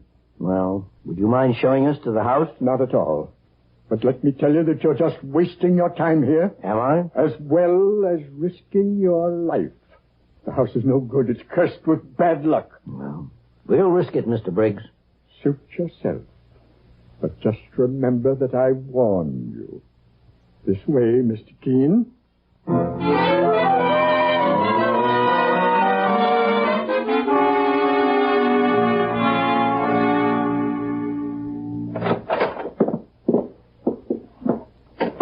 Amy! Amy, where are you? Fool maid's never around when you want her. Make yourself at home, Mr. Keene and Mr. Clancy. Well, thank you, Mr. Briggs. It certainly is a big house. Must be 20 or 30 rooms in this place. Yes, it's big. Big and cold. You don't seem to like it very much, Mr. Briggs. I don't. And why do you stay? Because I can't go anywhere else. Besides, Sir Richard and Lady Sharp would miss the woods. And who are Sir Richard and Lady Sharp? My birds. My falcons. You saw Sir Richard a moment ago when he flew past your car. He's as fast as lightning, that one is. I've spent 3 years training him how to kill. Not a very cheerful hobby you've got, Mr. Briggs. He attacks only field mice and small animals, Mr. Clancy. Would that falcon be capable of attacking a human being? I knew you'd come to that, Mr. Keene. They want to blame my niece Helen's death on one of my birds. Well, it's ridiculous. Those falcons are as harmless as 2 pigeons. Yes, Orbis. What was that? Sounded like Amy the maid. Get him out of here. Keep him away. Amy, control yourself. Why are you carrying on? It's one of your falcons. He flew in through the window and almost blinded me. Stop acting like a child. It's probably Sir Richard. I'll find him. Calm yourself, Amy. You're not in any danger. My name is Keene. Mr. Keene, the great investigator? Oh, I was hoping Mr. Carter would call you in, sir. The most terrible things have been going on in this house. So I've heard. It's those birds. Well, you'd think they were human the way Mr. Briggs talks to them. One of them killed Miss Helen, I know it. And I'll be next. Now, take it easy, Amy. No one's going to do any killing while we're around. Tell me something about Miss Helen Carter. Was she on good terms with her Uncle Jonathan? As far as I know, sir. I guess he's a harmless one himself, though he acts like a loon sometimes. But it's those vicious birds, those falcons, I can't stand them. I don't think Helen Carter was murdered by a bird, Amy. No? In fact, I'm sure of it. But, Mr. Keene, I've heard of eagles and hawks attacking people sometimes and even killing them. That's true. A bird the size of a hawk might possibly attack a man or a woman if it was provoked. But it certainly wouldn't bother to cut a telephone wire before doing it. Well, I never thought of that, boss. Sir Richard, come back here! Come back! Don't shoot me! Faith, and now what's going on in this place? There's a shotgun blast, Mike. Sounds as if it came from outside the house. Come along with me. Mr. Keene, look. Who are you? I was just going to ask you the same question. Tim Bradhurst, my name. Where's Jonathan? I've got a little present for him. You killed him. You killed Sir Richard. I'll say I have. I was glad to blast his ugly head off. You'll find him out there in the woods, Jonathan. If that other bird of yours starts going after my chickens, she'll get the same dose. You murderous! Steady, Mr. Briggs. Take him inside the house, Mike. Come along. He killed my falcon. I'll square accounts. I'll square accounts if it's the last thing that I do. What did you say your name was, mister? I didn't say, but it happens to be Keene. Oh, famous investigator, huh? I suppose you've come to find out how Helen Carter died. Well, I loved her as much as anyone. If you find the killer, I'll be happy to help you take care of him. I won't need any help on that score, Mr. Bradhurst. But I assure you I intend to find him or her, no matter how dangerous the task it may be. Helen Carter was murdered by a human being, not a bird. Although it appears her killer had talons. And I'm going to see that those talons are clipped for good.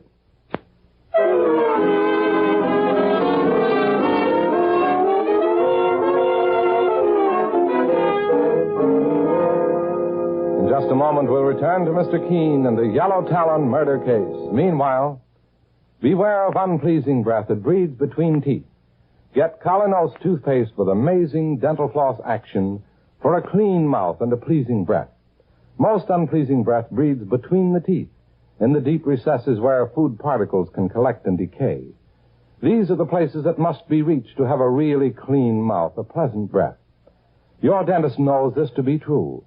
Now, Colinos toothpaste gives you dental floss action. That is, sends thousands of active cleansing bubbles to penetrate hard-to-reach dental areas. Helps dislodge bits of food that can cause unpleasing breath and tooth decay. What's more, Colinos has high polishing action. Brightens dingy teeth by removing ordinary yellow surface stains. Colinos is gentle, safe for even children's teeth and tender gums. Enjoy its cool, clean, minty flavor. Most refreshing toothpaste ever. Test Colinos in your own way. Keeps your teeth bright, your breath right. Colinos toothpaste is dentist approved, dentist recommended. Get the Colinos with dental floss action today. Save 31 cents on the giant economy size. Now, back to Mr. Keene and the Yellow Talon murder case. The strange and terrifying murder of pretty Helen Carter brings Mr. Keene, the famous investigator, and his partner, Mike Clancy, to the Carter home 50 miles from New York, the scene of the crime. The victim appeared to have been attacked by some gigantic bird, and the only clue discovered so far is a large, broken yellow talon, as sharp as a knife. Now it's shortly after midnight. And in the room Mr. Keene and Mike have been given, Mike is suddenly awakened from his sleep by the sound of someone moving about. Quietly, Mike reaches under his pillow for his revolver, and then raises himself on one elbow and prepares for action. Don't move. Whoever you are, mister, don't move or I'll shoot. It's me, Mike. Everything's all right. Mr. Keene, what are you doing, sir? I heard someone moving about the house. Don't put the lights on, Mike. Just slip into your robe and slippers and follow me. I'll be right with you, boss. Just 1 second. You ready, Mike? Yes, sir. Then follow me. This way, down the hall. This house seems to be as quiet as a tomb. I'm sure there's a prowler about, though. Boss, look. There's a light moving towards us at the end of the hall. Someone with a candle in his hand. Stand back against the wall until he reaches us. He hasn't seen us yet. Boss, it's... Yes, Mike. It's Philip Carter's uncle, Jonathan Briggs. Looking for something, Mr. Briggs? What are you doing, Mr. Keene? Spying on me? I was just wondering what you were up to at this hour. You and your partner here think I'm crazy, don't you? You think there's something wrong with my mind. On the contrary, I believe you're a lot more aware of what's going on than you appear. You're looking for a murderer, aren't you? You're looking for the man who killed my niece, Helen. Well, maybe you'll have 2 murders on your hands. What do you mean by that? Kim Bradhurst killed my pet falcon. He killed one of my birds for no reason at all, because he wanted to see how miserable he could make me. Well, when I get my hands on Bradhurst, he'll wish he'd never been born. Mr. Briggs, maybe you ought to go back to your room. Don't touch me. I can take care of myself. I'm not as old and decrepit as my nephew seems to think. He may be supporting me, but... Let go! Help! Help me, someone! Mr. Keene. It's coming from that room, Mike. That's the maid's room, Amy's. The door's locked, boss. Break it down, Mike. Wait! I'll let you in. What's going on? Why, it's Eloise, my nephew's fiancée. What's the trouble, Eloise? This maid, Amy, is a thief. She's got a room full of things that belong to Helen Carter. I heard her prowling around the house, and I followed her here to her room. I caught her with my purse. I left it downstairs on the table by mistake before I went to bed. Is that true, Amy? Well, I guess there's no point in saying no. You have the evidence. What's the trouble, Mr. Keene? What's going on here? I'm afraid your housemaid Amy is in a very difficult situation, Philip. She's evidently a thief. Look, Philip. The closet door is open. There's a pair of shoes that belong to your sister Helen. She even stole her clothes. Miss Eloise, what's happened to your hand? Well, you've got her cut on the palm, young lady. Amy scratched me when I tried to take my bag away from her. She fought like a wildcat. Well, what'd you expect me to do? Smile at you when you grabbed me? Anyway, I didn't take much. It isn't as bad as all that. I'm afraid it's a lot more serious than you imagine, Amy. You not only face a charge of larceny, but also one of murder in the first degree. Murder? Oh, no. No, I didn't kill Helen Carter. I swear I didn't, Mr. Keene. You can defend yourself in court, Amy. I'm asking Mr. Keene to see to it that you're placed under arrest. Well, at least give me a chance to call someone. An attorney? No, not a lawyer. Mr. Bradhurst. Kim Bradhurst, our neighbor. What's he got to do with this? Well, never mind. He owes me a little something, at least protection. Let me call him. That's all I ask. All right, Amy. Go ahead. I'll keep her company, boss, just to see that she behaves herself. Right, Mike. So it was Amy Parrish who murdered my niece, eh? Perhaps.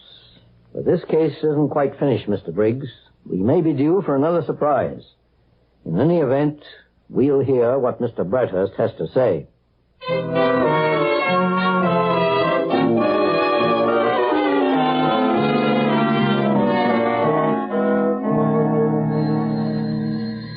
That must be Kim Bradhurst now. Philip. Yes, Mr. Keene? I suggest you take your uncle to his room. There may be trouble between the two. Very well, Mr. Keene. Come on, Uncle Jonathan. All right. I'll go. Can't stand looking at him anyway. Here's Kim Bradhurst, Mr. Keene. Still carrying his shotgun, I notice. Maybe I like to carry it around, Mr. Clancy. Well, now, Amy, what is it you want to say to Mr. Bradhurst? Mr. Keene's accusing me of murder, Mr. Bradhurst. They all say I killed Miss Helen. That's ridiculous. We found Amy the maid with stolen goods a little while ago. And she admitted taking most of it from the murdered girl, Helen Carter. I don't know anything about stolen goods, Mr. Keene. But I'll stake my reputation on the fact that Amy didn't murder Helen. What makes you so sure, Mr. Bradhurst? Because she was Helen's confidant, as well as her personal maid. And she's a friend of mine. Amy's done me many a favor, making things easier for me when Helen was alive. I'll return those favors by backing her to the limit. In what way did Amy help you, Mr. Bradhurst? I can tell you that, Mr. Keene. Well, Miss Eloise, do you know? Amy used to inform Kim Bradhurst when Helen's brother Philip was out of the house, so he could try to see her on the sly. It used to frighten me. I knew that Philip disliked Kim, and I thought one day it would lead to trouble. Do you know why he carries that gun around with him all the time? I don't mind admitting it. Your sweetheart Philip's a big man, Eloise, and stronger than I am. I made up my mind to take care of him the next time he put a hand on me. Mike, ask Philip Carter to bring his Uncle Jonathan back to the room. And ask Jonathan to bring his pet falcon along. Okay, boss. No, I'm afraid of that bird. I don't want to see it. Don't worry, Amy. I got rid of one of those falcons with a shotgun. I can do the same for the second. I advise you to be careful, Mr. Bradhurst, and keep that gun lowered. But why bring the falcon in, Mr. Keene? You'll see in just a moment, Miss Eloise. Please, just call me Eloise. I feel as though we've known each other for a long time, Mr. Keene. That's odd. I feel the same way, Eloise. Just step inside, Mr. Briggs. What do you want with me? My bird, Mr. Keene. I just wanted to make a test, Mr. Briggs. Look at that bird. It's horrible. Do you also think the falcon is horrible, Eloise? No.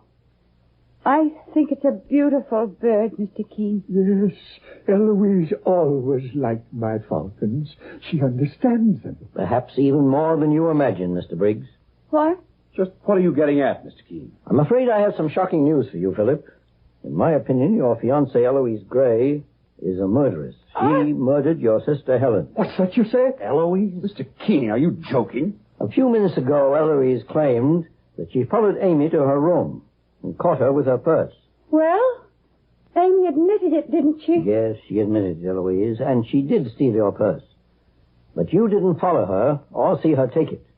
You were waiting for Amy in her room. And may I ask how you know? The door was locked. If you had followed the thief to her room, you certainly wouldn't have locked the door yourself. It would have put you in a dangerous position. No, it was Amy who locked her own door when she entered, thinking she was alone.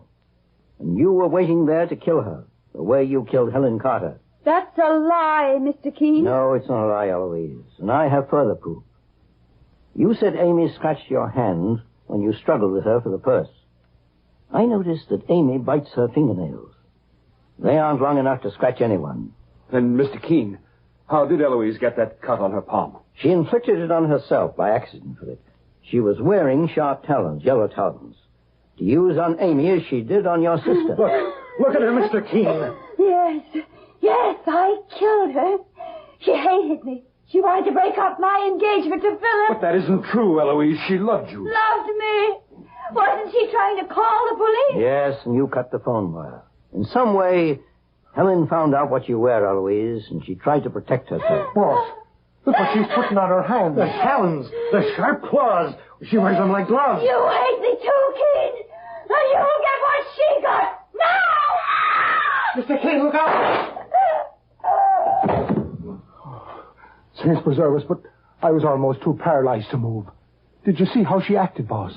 Why, she waved her arms like she was some kind of a hawk and went for your throat, Mr. Keene. Yes, Mike. Mr. Bradhurst, I'm sorry you used your gun.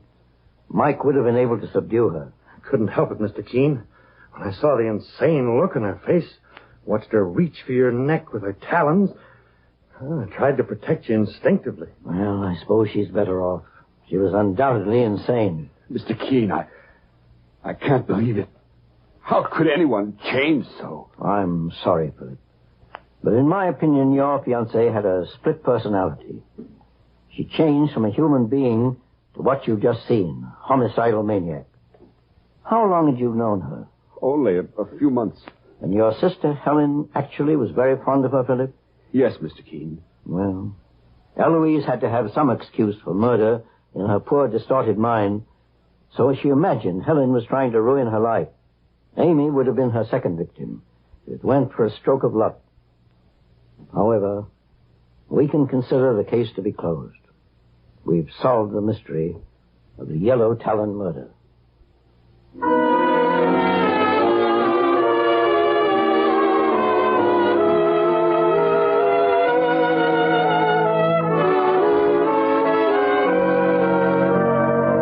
And so Mr. Keene finds the solution to the Yellow Talon murder case.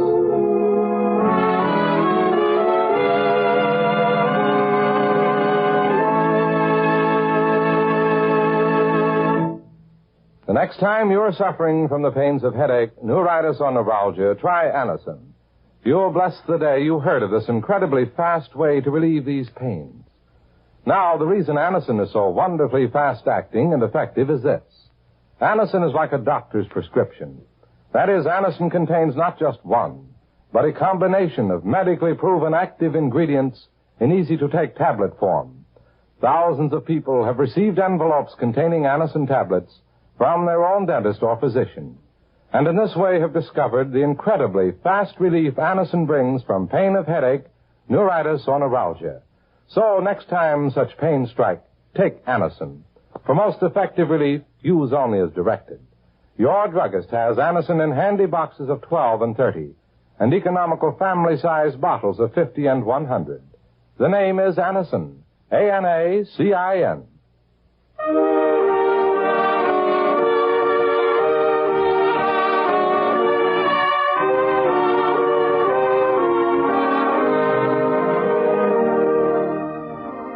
Mr. Keene, Tracer of Lost Persons, is based on the novel Mr. Keene. The radio sequel is originated and produced by Frank and Ann Hubbard. Dialogue by Lawrence Clee. Bennett Kilpack plays Mr. Keene. It is on the air every Thursday at this time. Don't miss Mr. Keene next Thursday when the kindly old Tracer turns to the case of murder with 1,000 witnesses.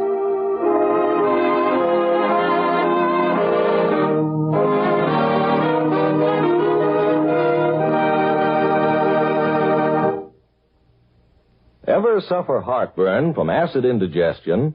New Bisodol mints, medically proven, quickly rid stomach of that blown-up feeling anywhere, anytime. Bisodol mints give longer-lasting relief than baking soda, help prevent immediate return of the trouble, soothe irritated stomach lining, let you sleep when indigestion strikes at night. Carry new Bisodol mints for fast relief. And always have Bisodol powder in your home. Mr. Keene, Tracer of Lost Persons, will be on the air next Thursday at the same time. This is Larry Elliott saying goodbye for Mr. Keene and the Whitehall Pharmaceutical Company, makers of Anacin and Colinos, and many other dependable high-quality drug products. This is CBS, the Columbia Broadcasting System.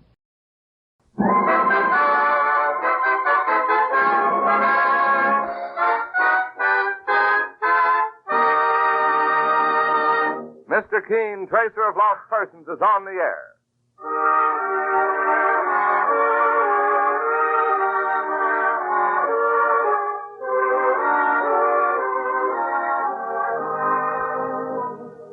Ladies and gentlemen, the makers of Colinos toothpaste present Mr. Keene, Tracer of Lost Persons, one of the most famous characters of American fiction and one of radio's most thrilling dramas. Tonight and every Thursday night from 7:30 to 8 Eastern Wartime, the famous old investigator will take from his files and bring to us one of his most celebrated missing persons cases.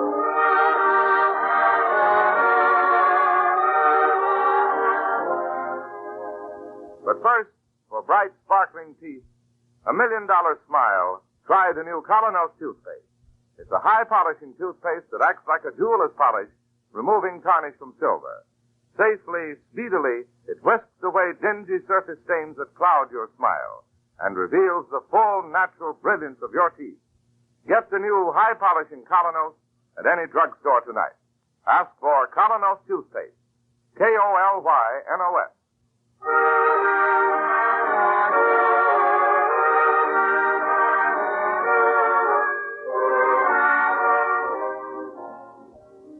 And now, Mr. Keene, Tracer of Lost Persons. Tonight our story opens in one of the great movie palaces of Broadway, the Palladium, where for 3 weeks the stage presentation has been a sensational success. Skip Gordon's Revue, starring Lola Bennett. My heart tells me I will cry again. As the spotlight cuts across the vast theater to the stage, it falls on a beautiful golden-haired girl, Lola Bennett, singing in the wistful style that has made her a hit overnight. Will I be sorry if I do? Should I leave my heart for you?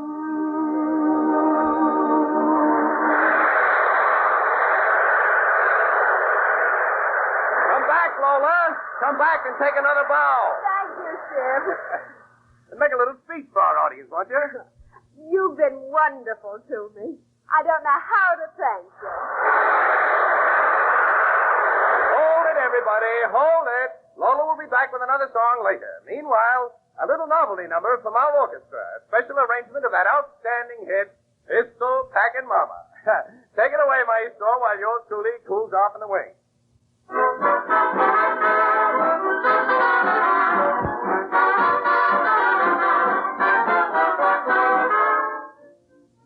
Oh, Skip. Yeah, Joe? I've been stage manager here 10 years. I've never seen a gal win over a crowd like Lola. Swell kid.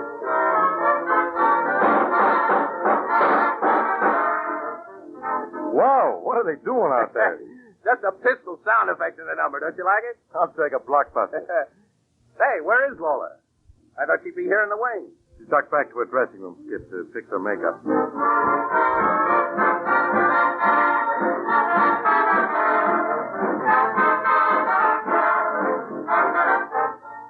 Hey, it's time for Lola to go on again. Well, I'll run down and knock on her door, huh? Okay, I'll signal the band to do another chorus meanwhile.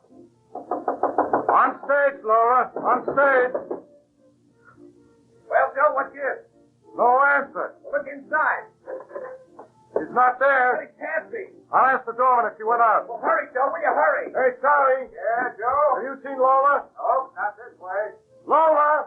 Lola! Lola! Lola! Hey, Lola, baby, where are you? Lola! Where are you?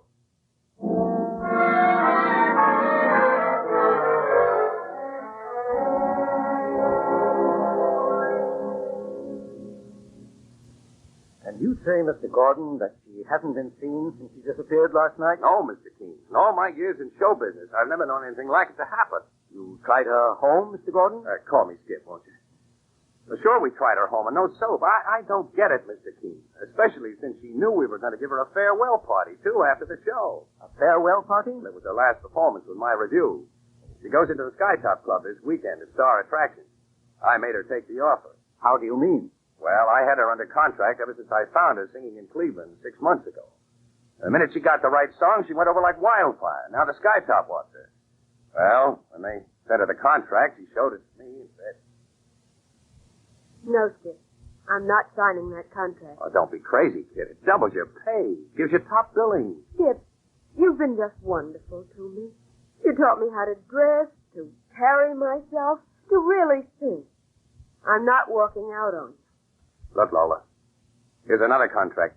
Yours and mine. Well, you've torn it up. I'm no jail warden, baby. You're heading straight for the top, and I'm not holding you back. Not on your life. Skip, that was very generous of you. Generous, Mr. Keene? I love Lola. Even though I've never told her. Never told her? She wouldn't even have looked at me. Oh, but find Lola, Mr. Keene. That's all I'm asking. Find Lola. Well, the place to start is obviously the Palladium, where she was last seen. That's a famous old house, as I remember. Sure. In the old vaudeville days, we used to talk about making the Palladium. You played there, it meant you were good. Still does. And Lola made it with this engagement? 3 smash weeks. All right, Skip. Let's go.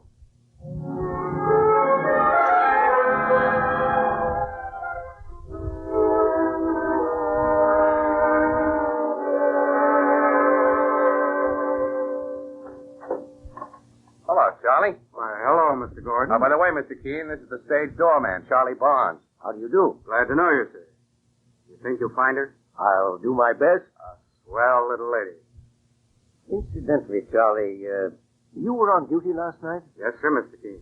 You're sure she didn't leave the theater? She couldn't have. Not without creating a riot. Why? The place was surrounded with autograph hounds. Oh. Well, now, Skip, if we could have a look in her dressing room. Oh, sure, right this way. I told the house manager to leave it exactly the same as it was last night. Good idea. Thank you, Charlie. Glad to oblige you, Mr. Keene. Well, Skip, I gather your review is staying on at this theater. Yeah, another week. With a replacement for Lola. Here we are now. After you. Thank you. Usual dressing room. Chair, dressing table, wardrobe trunk. Yeah, that's right. And telegrams of congratulations pasted up on the mirror. Yeah. Sing, canary, sing. I love you, I love you, I love you. Repeated 24 times. Yeah, the telegrams are mostly from Larry Reeves. Reeves? Yeah. Oh, he's a well-known Broadway playboy, isn't he? Yeah, with more money than is good for him, too, and more wives. Married 4 times, divorced 4 times. I gather he wanted Lola for the 5th? Yeah, been making quite a pitch. Even a smart kid like Lola got to believing him. They were almost engaged. Almost? Yeah, he sent Lola a ring last week. Diamond like a headlight. It'd burn him when Lola sent it back. I suppose this is her costume trunk. That's right. Hey, you don't think... Is there a key around? Key? There's one on the dressing table. Oh, we'll try it. These are her costumes, Skip. Yeah, some of them. I remember others. Oh? Where are they? Well, I wouldn't know. Oh, Skip. Hey, Skip. Now, that's Tommy Tolan, my band leader. Hey, Skip. We start the first show in 10 minutes. Yeah, I know. This is Mr. King. How do you do? Oh, how do you do? Oh, yeah. You said you were going to ask him to. Hey, that reminds me. Of what, Tommy?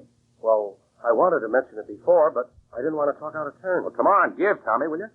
You know my goofy saxophonist, Harry Forbes. Yeah.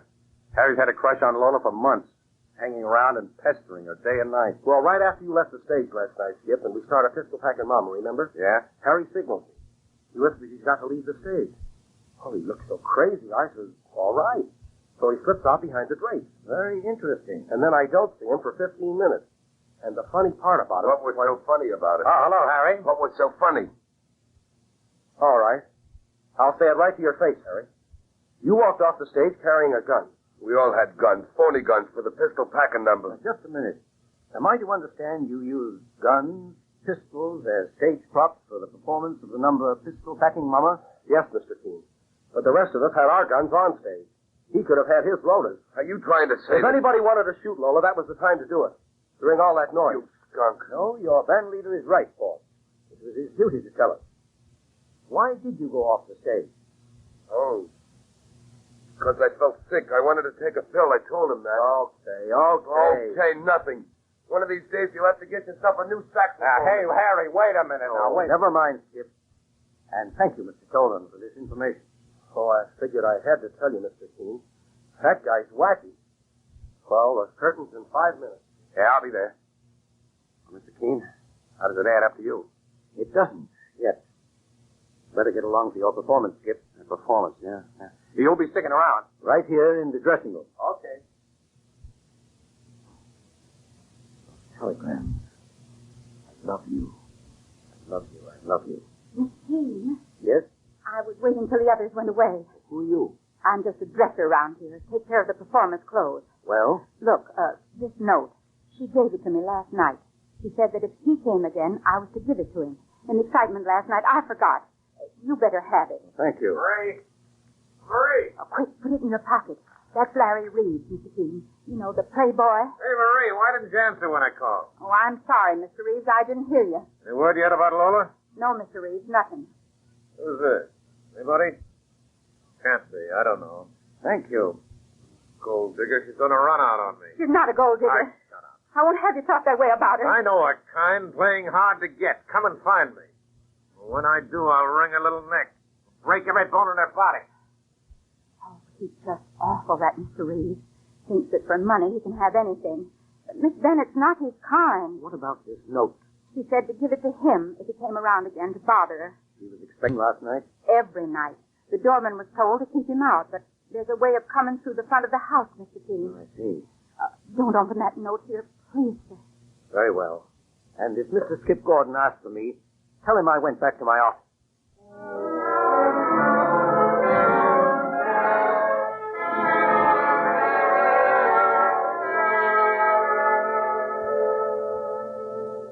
I'll have you know, Miss Ellis, I don't make a practice of reading other people's mail. But good heavens, this is a matter of life or death, perhaps.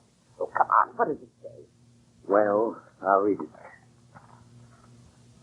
Dear Larry, I've sent back your ring, and that must end it. In my 26 years, I found there is one quality in people that I cannot stand, selfishness. It once cost me a terrible lot, the worst years of my life. If I married you, it would be the same all over again. Well. So it must be goodbye. And please stop threatening. Please? Selfishness. The worst years of my life. What does it mean? Yes, what? As a matter of fact, Miss Ellis, we know almost nothing about Lola Bennett. Skip has known her only 6 months, and she's never talked of the past. Well, what's the difference? This note points straight to Reed. And other evidence points to Forbes, the musician. No, I've got to know a whole lot more about that girl. There's only one way to find out. How? You know the weekly newspaper Footlights? Oh, sure. The Bible of show business. Well, I'd like Mike Clancy to go back through their files and dig up every single mention that was ever made of Lola Bennett. Right, Mr. Keene. Now get hold of Mike at once.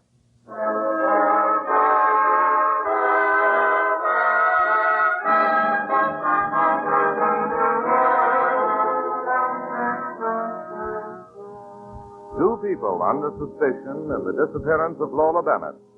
And Mr. Keene goes on with his search. Meanwhile, girls, something to blame. Teeth that rob them of charm when they smile. Thousands of men whose livelihood depends on selling themselves to others have the same weakness of appearance to blame. They don't know it or notice it, but the people they contact do. You may or may not be one of those people. But if you have the slightest suspicion that you are, try the new Colonos toothpaste, a high-polishing toothpaste. You'll find Colonos helps remove those dingy, unattractive surface stains from your teeth. Brings out all the natural luster and brilliance that adds so much to your smile. Start using the new Colonos tonight. Remember, it's a high-polishing toothpaste. You can get Colonos, K-O-L-Y-N-O-S, Colonos toothpaste, at any drugstore. Now back to Mr. Keene's office and the continuation of the case of the lovely singing star, Lola Bennett. Well, here you are, boss. I got 3 back numbers of Footlights that mentioned. Oh, thanks, Mike. The first goes back about 8 years, when she was just a kid. A review of a vaudeville act that opened in St. Paul. Billy, the song and dance man. The reviewer says a strictly mediocre act.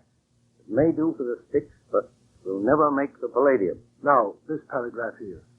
Accompanying Billy was a pretty little stooge called Lola Bennett, who had nothing to do but be sung at. Now look at the second paper, Mr. Keene. 84 years later from Akron, Ohio. Now the act is called Billy and Lola. About this minor league vaudeville act that premiered here last night, nothing much can be said for or against the male heart, Billy. But the little blonde who shared the bill, Lola Bennett, showed unusual promise. 2 of her numbers, sung with refreshing sincerity, brought down the house. Very interesting. Read that third item, boss. It goes back just 2 years. Now the act is called Lola Bennett and Billy. Right. One of the most novel fan singers heard in these parts lately opened last night at the Star. Voice full of honey and captivating personality. Should go far with the right training. The act was completed by a novelty instrument number from Billy. Different, but was it good? Well, boss, what do you make of it? The old story of show business. The pupil outgrowing the master. Lola made the Palladium, but Billy never did. Billy, whoever he is. That's your private phone, boss. Hello? Hello. Keene Company. Keene, this is Harry Forbes. You know the saxophone player? Yes, good afternoon, Mr. Forbes. I'm going to talk straight out. I want you to lay off me. But, my dear fellow, Don't try to put Lola's disappearance on me. I had nothing to do with it. how did you ever get my private phone number? From Skip Gordon, and I've warned him too. Lay off me or else. Or else what? Lay off me, that's all. You hear any of that, Mike? I did. A maniac. But don't you think that he, well, with the suspicions we got... Never mind. For another reason. Each of these reviews mentions other acts that appeared on the same bill, Mike. I'd like to find some of those other people. It'll take a lot of digging. But it may give us very valuable information. Try the booking agencies, Mike, and the Actors Hotel at once. Okay, I'm on my way.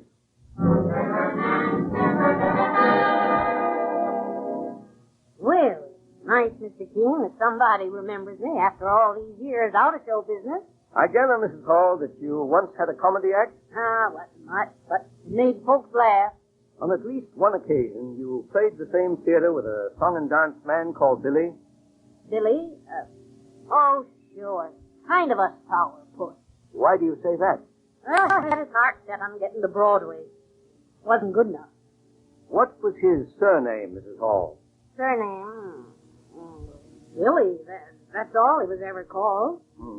You remember his partner? Oh, sure. Lola Bennett. He hired her in St. Paul after his regular partner walked out on him. But what's become of Billy? Billy? Oh, well, I couldn't tell you.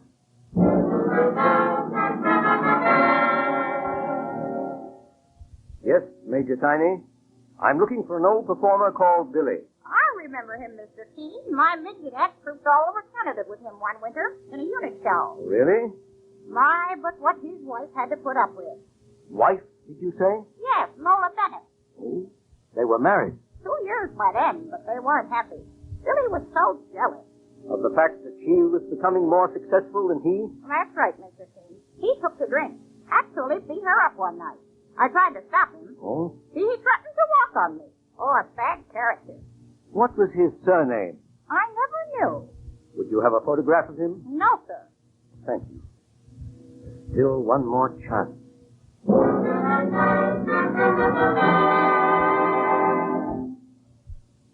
Sure, I know him, Mr. King. When I was hooping on the Jackson circuit. See, I used to do a soft shoe number like this. Charming, Mr. Foley, charming. Yeah, but strictly passe. I'm working up a new routine now like this. If I may be so rude, Mr. Foley. Yeah? How were they getting on when you knew them? Oh, terrible. You see, the booking agents were thumbs down on him. Why? Well, they said he grabbed the act. The ball and chain. The guy tried everything. He even worked up a novelty, a solo, and a song on 5 different instruments. You know, one after the other. Still no soap. That Lola stuck by him. Much good it did her. Guy was a maniac. Talking crazy all the time about making a Palladium. Hitting Broadway. Well, it got so bad, she finally had to divorce him. I see. By the way, what instruments did he play in that novelty number? Clarinet, fiddle. The saxophone, too? Yeah, saxophone, all right. Yeah, that was his best. Would you by any chance have a photograph of him? A photo? Let's see, well, once in Buffalo. Yes? We all gave a hospital benefit, and the newspapers took photos. Could you find that photograph? Well, now if I dig around in my press book, I might. Let's have a look.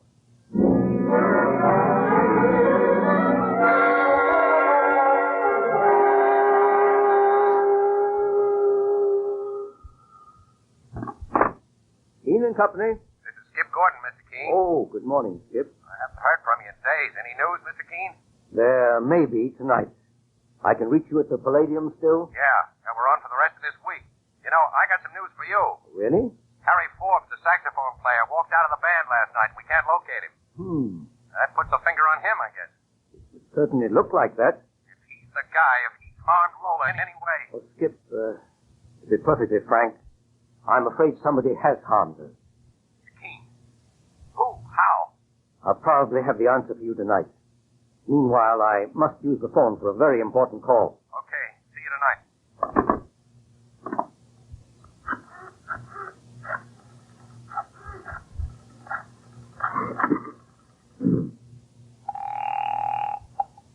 Hello? Guy Tubbs, Globe. Good. I'd like very much to talk to your manager.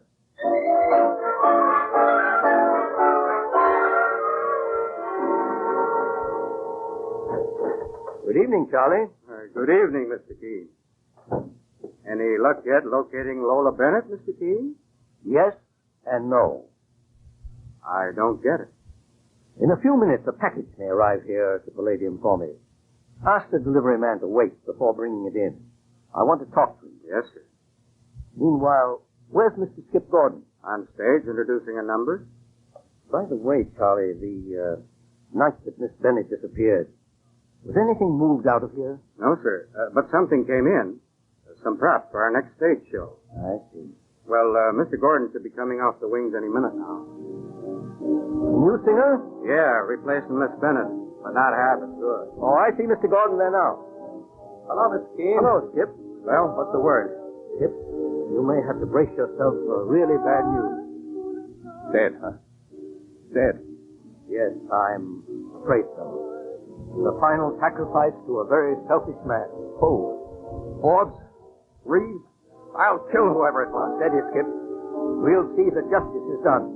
Lola was such a swell kid. Time for you to go on stage again, huh? Yeah, the show goes on. And now, ladies and gentlemen, here's your master of ceremonies again. I'd like to introduce the rip-snorting arrangements of the hits of the season, Pistol Packin' Mama. Oh, Mr. Keene. Mr. Keene. Yes, Charlie, I'm coming. The delivery man came. He's waiting for you. Good, Charlie. I'll walk back with you. If you want any help bringing it in, all that noise. Come, let's find a quiet place. Go into this dressing room. No.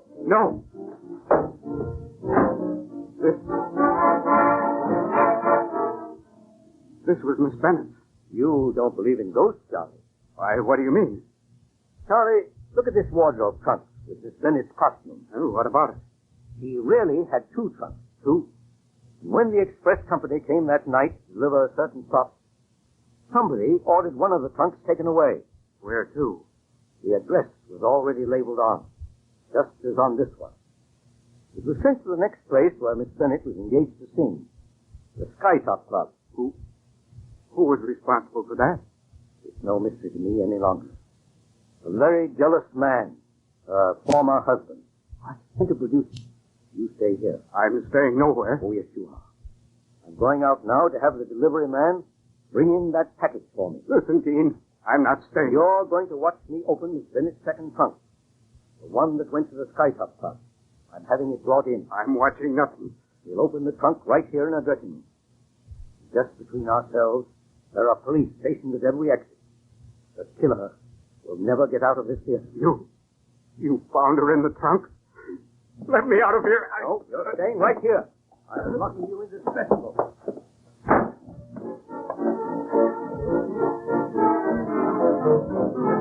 Mr. Keene. Oh, hello, Skip. I came off for a breather while the band is playing. What's up? Skip, my boy. It's too bad that Lola didn't meet somebody like you years ago. Unfortunately, the man she did once marry was insanely jealous and possessive. He couldn't bear to see her succeed where he had failed. He tried her best to help him, but... Well, I'd like you to know this much, Skip. He loved you for your generosity. He valued you above anybody in the world. But who killed her? Who was the man? A man she ran into again the moment she reached this theater 3 weeks ago. Darn it all. Those pistol shots. Didn't you notice something peculiar then, Skip? What do you mean? One shot was nearer than any of the others. Creepers, you mean? It came from this dressing room. Quick, get that door open. Charlie, the doorman. He shot himself. It is a doornail. Mr. Keene, was he the guy? Yes. Her former husband. That's the way he killed Lola that night. He fired the pistol during the band number.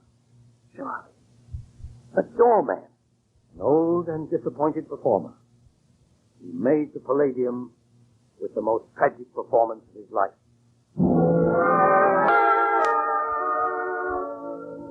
And so ends the case of the girl who sang too well. Listen next week at the same time as Mr. Keene brings us another of his baffling cases, The Man Who Didn't Come Home.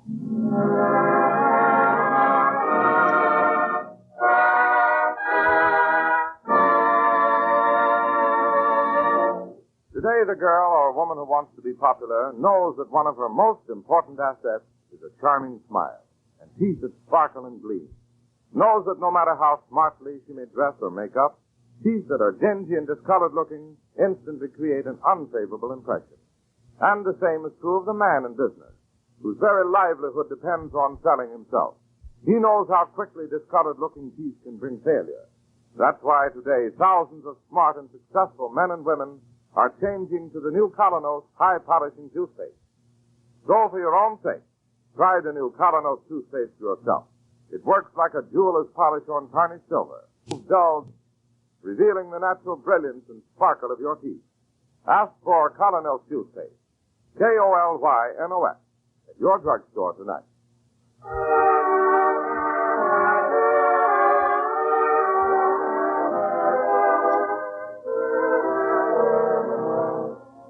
You've just been listening to Mr. Keene, Tracer of Lost Persons. Now on the air at a new time, every Thursday night, 7:30 to 8 Eastern Wartime over this network. Don't miss Mr. Keene next Thursday night when the kindly old Tracer turns to the case of the man who didn't come home.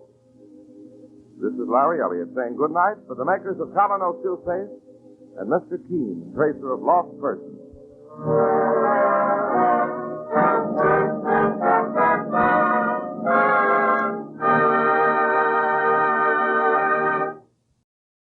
Time now for Mr. Keene, Tracer of Lost Persons.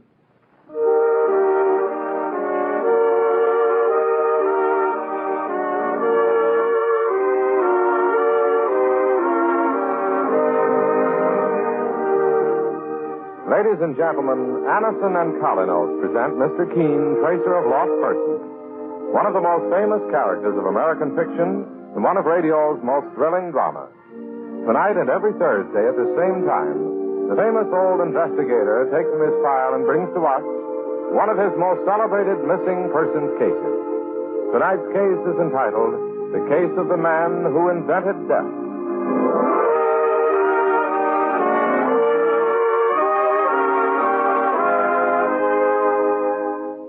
If you want incredibly fast relief from the pain of headaches, neuritis, or neuralgia, try Anison.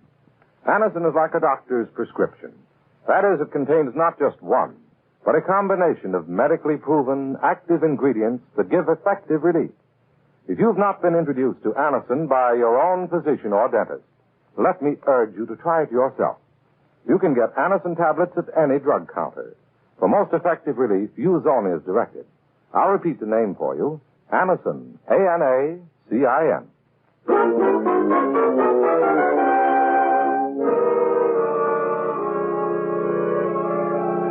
Now for Mr. Keene and the case of the man who invented death. Our scene opens in a rather shabby rooming house in metropolitan New York. A well-dressed, middle-aged man is just descending the stairs to the second floor as a heavy-set woman in an apron calls up to him irritably. Who's there?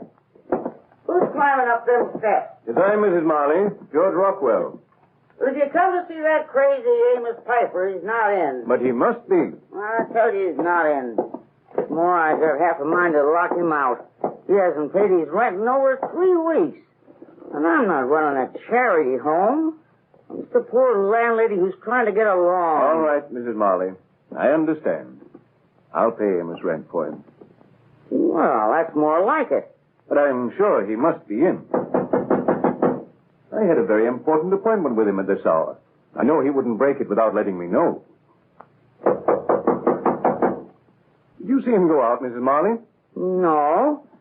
Just that I haven't heard him tinkering around with his fool inventions all morning. Anyway, what with the electricity going bad, I've had more trouble this morning. The electricity has gone off? Oh, I called for the service man, but he hasn't come. Mrs. Marley, do you smell smoke? Well, sure I do. It is smoke. It's coming from under Amos Piper's door. Quick, open it up with your key. All right, I will.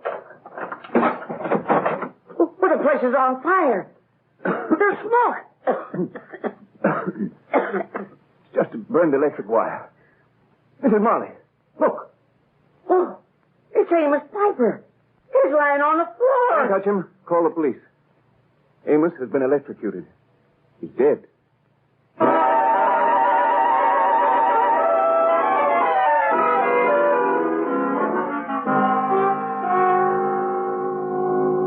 Are you sure that Amos Piper's death wasn't an accident, Mr. Rockwell? Positive, Mr. Keene. But if Mr. Piper was fooling around with high-voltage electricity, as you're saying he was, seems to me he was just letting himself in for trouble. And I agree with my partner, Mike Clancy.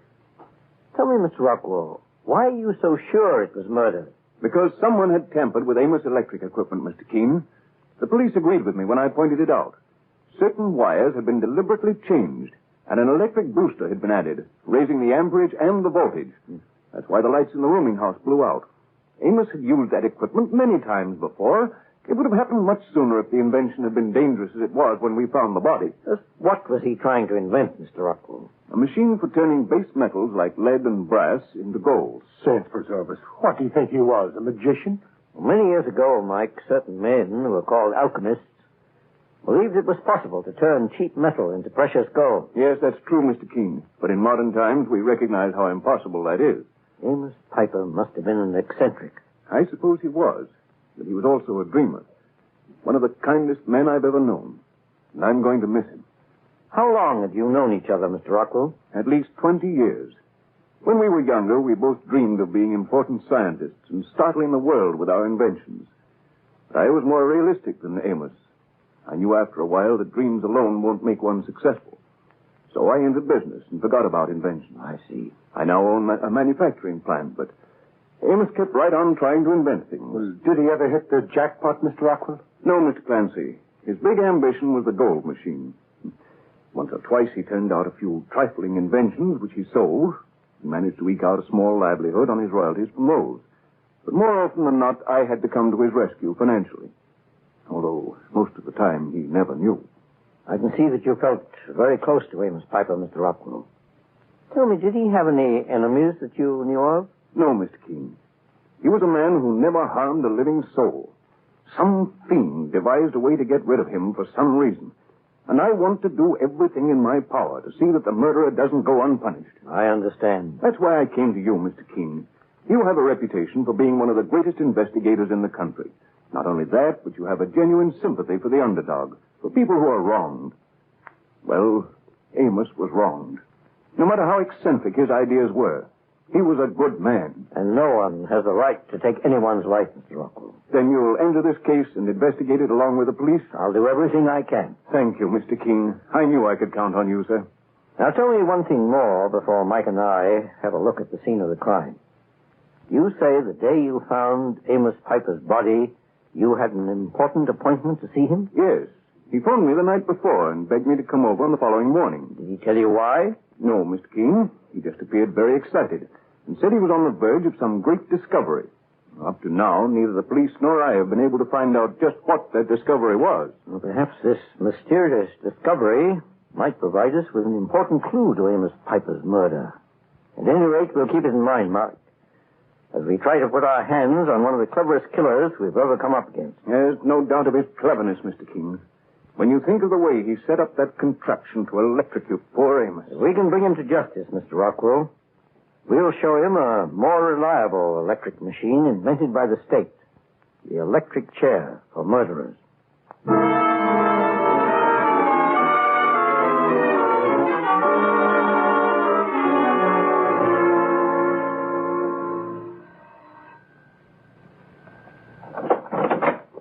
Yes?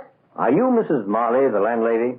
I am. My name is Keene. This is my partner, Mike Clancy. Mr. Keene, the famous investigator? Well, please come in, sir. Thank you. What can I do for you, Mr. Keene? I'd like to look at the room where Amos Piper lived before he was murdered. Oh, why, of course. Come this way, please. It's on the second floor front. Seems everybody wants to look at that room. First the police, and Mr. Decker, and now you. And who is Mr. Decker? Oh, he's quite a gentleman. He comes here lots of times to see Amos Piper. He's in some kind of business, or office equipment, I think. He's in the room right now. There's the room, Mr. Keene, right in front of you. Well, thank you. I just want you to know that I was a friend of Mr. Piper's, a good friend, and the murder was a terrible shock to me. If I can help you in any way... I'll be certain to let you know, Mrs. Marley. Oh, very well, Mr. Keene. She was certainly anxious to prove what a pal of Amos Piper she was, if you ask me, boss. Yes, I noticed that too, Mike.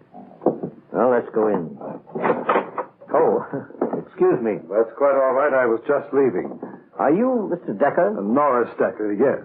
And you are? Mr. Keene. This is Mr. Clancy, my partner. Oh, yes, of course, the great investigator.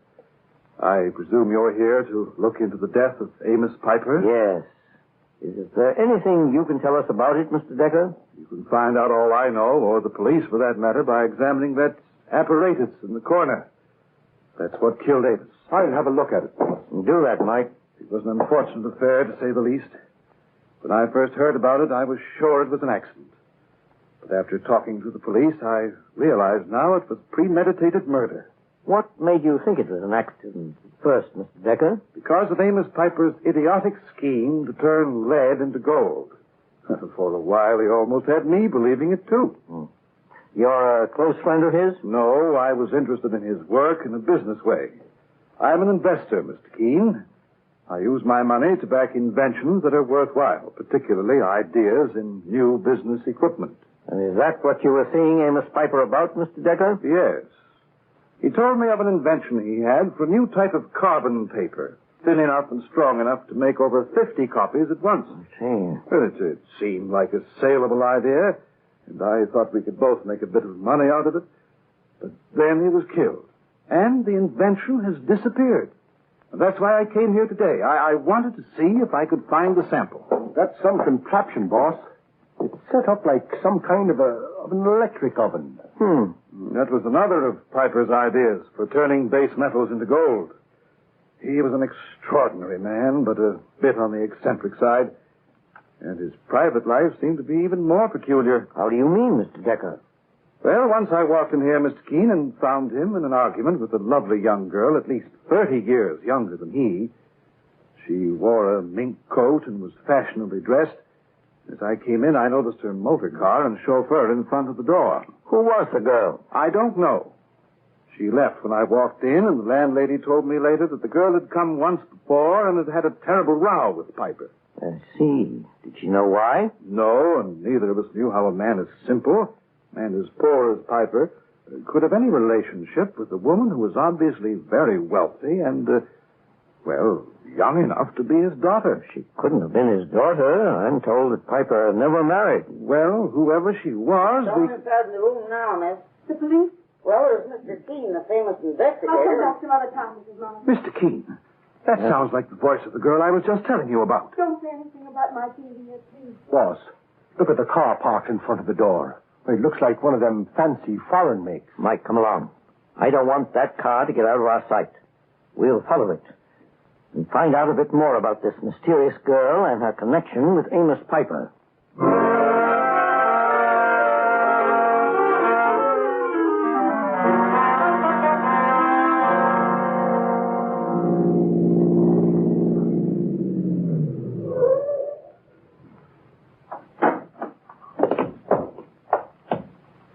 She just went into that house, boss. It's certainly an elegant one. Let's drop in for a chat, Mike.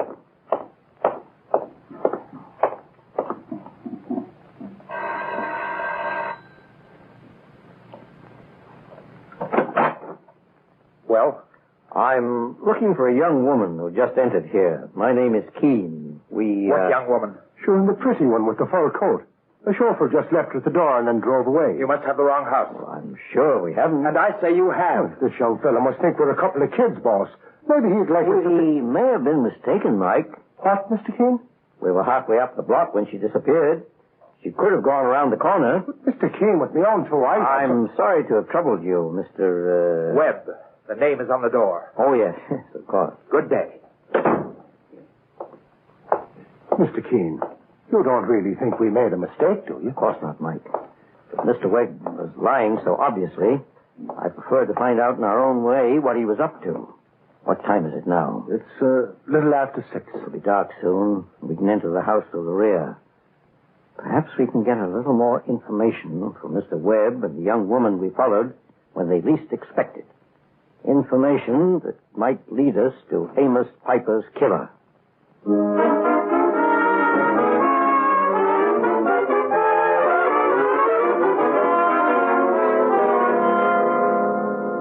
In just a moment, we'll return to Mr. Keene and the case of the man who invented death.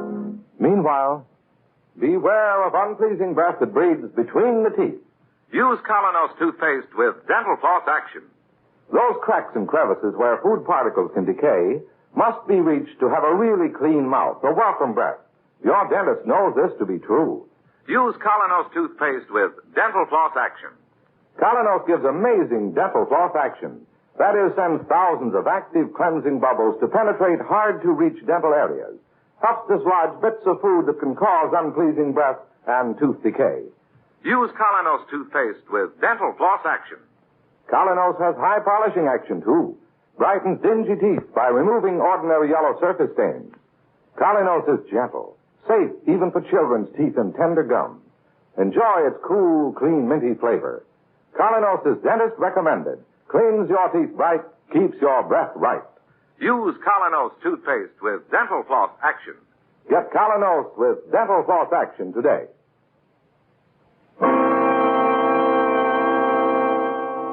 Now back to Mr. Keene and the case of the man who invented death. Mr. Keene, the famous investigator, and his partner Mike Clancy are investigating the strange murder of Amos Piper, an eccentric inventor who was electrocuted when one of his inventions was cleverly tampered with by the murderer. Now Mr. Keene has followed a strange young woman to a well-to-do house in the suburbs. A woman who Mr. Keene believes may have a strong bearing on the case. At the door, however, Mr. Keene and Mike were blocked by a rather belligerent young man. Now, a short time later, the two investigators decide to enter the house through a rear entrance. There's a light in the room right in front of us, Mike. Let's see who's inside. Right, boss. I'm leaving the house, Elliot. Wait, Mike. And I'd say you're staying here. You want to be picked up by Mr. Keene? I have nothing to hide. And maybe I can help him solve Uncle Amos' murder. Now, you listen to me, Lorna. I've got a reputation to think about. You want to ruin me in business? Doesn't my Uncle Amos mean anything at all to you? No. Besides, he's dead now, and there's nothing anyone can do about it. That's where we disagree, Mr. Webb. Elliot, who are these men? How did you get in here, Keene? My partner and I decided to enter without an invitation, Mr. Webb. Inasmuch as you were so anxious to keep us out. Why, I'll throw the two of Elliot, it won't do any good, and you know it. Not only won't it do any good, but I'm not so sure he can manage it. I overheard you say that Amos Piper was your uncle. Yes, Mr. Keene. I'm Lorna Webb, and Elliot here is my husband. May I ask why you made those secret visits to your uncle before he was murdered? I'll answer that for you, Keene. She was trying to keep me from finding out. Is that right, Mrs. Webb? Yes. But after your uncle was murdered, didn't you realize how serious the situation was? And didn't you think of contacting the police and identifying yourself even then? No, Mr. Keene. Why not? I don't know. Go on, Lorna. Tell him. Tell him you think I'm a murderer. Turn your own husband into the police for a crime he never committed. Elliot, why do you talk that way to me? We used to be so happy. That was before I found out you were seeing Amos again, in spite of what you promised. What was your objection to Amos Piper, Mr. Webb? He was nothing but a lazy sponger, Mr. Keene. He knew Lorna married a man with money, and he was just biding his time to take advantage of it. That's not true, Elliot. I begged Uncle Amos to come and live with us, but he refused. I know I handled this the wrong way. And I know you were jealous of Uncle Amos. Jealous? I don't quite understand the situation, Mrs. Webb. Perhaps you can explain. Mr. Keene, I've been fond of Uncle Amos ever since I was a child. I worshipped him then. But Elliot, my husband, didn't want me to worship anyone, even a poor old man. He wanted all my affection for himself. I'm afraid now I've made a mess of things, and I'm going to regret it. Mr. Webb, does that explain your attitude? Mr. Keene, I admit I didn't like Amos Piper, but I wasn't jealous enough to kill him. That's ridiculous. And there's no basis for believing it. Is that what you believe, Mrs. Webb? No, Mr. Keene. Of course I didn't believe my own husband killed my uncle. If I did, I wouldn't be here now. We followed you here from the rooming house where your uncle lived, Mrs. Webb. Why did you return there today? To get Uncle Amos' things, to look for his invention. He has a sister, my Aunt Martha, who is old and very poor. Whatever Amos had should go to her as his closest survivor. Exactly what invention were you looking for? The carbon paper Or the machine he hoped would turn metal into gold? No. I was looking for the dye. The dye? Does that have anything to do with the new type of carbon paper he invented? I don't think so. I remember Uncle Amos telling me something about that carbon paper. He said the idea had been stolen from him. Did he know who stole it, Mrs. Webb? No, but he really didn't care. He didn't think it amounted to much. But the dye seemed to be worth something. Even Elliot thought so. I don't know anything about it, Lorna. When I described it to you, you said it might make a fortune. Well, maybe it was another one of your uncle's crackpot ideas, like the gold machine. Just what do you know about the dye, Mr. Webb? Well, Mr. Keene, according to Amos, it was a brighter, faster, and cheaper dye than any other now on the market. And he could make it in all colors. But he might have been dreaming again. I wonder if Mrs. Marley, the rooming house keeper, would know anything about that dye. Or the carbon paper, for that matter. Mrs. Webb, would you get your coat? What for? I want your wife to accompany me back to Mrs. Marley's rooming house, Mr. Webb. You've got nothing on Lorna. I won't let you involve her in that murder. Then you do care what happens to me after all, Elliot. Do you think I ever really stopped caring? Oh, then we have nothing to be afraid of. You come too. Let's do everything we can to help Mr. Keene and Mr. Clancy. Is it okay if I go along, Mr. Keene? Of course, Mr. Webb. As a matter of fact, I want everyone involved in this case to be present when we discover the solution to Amos Piper's murder.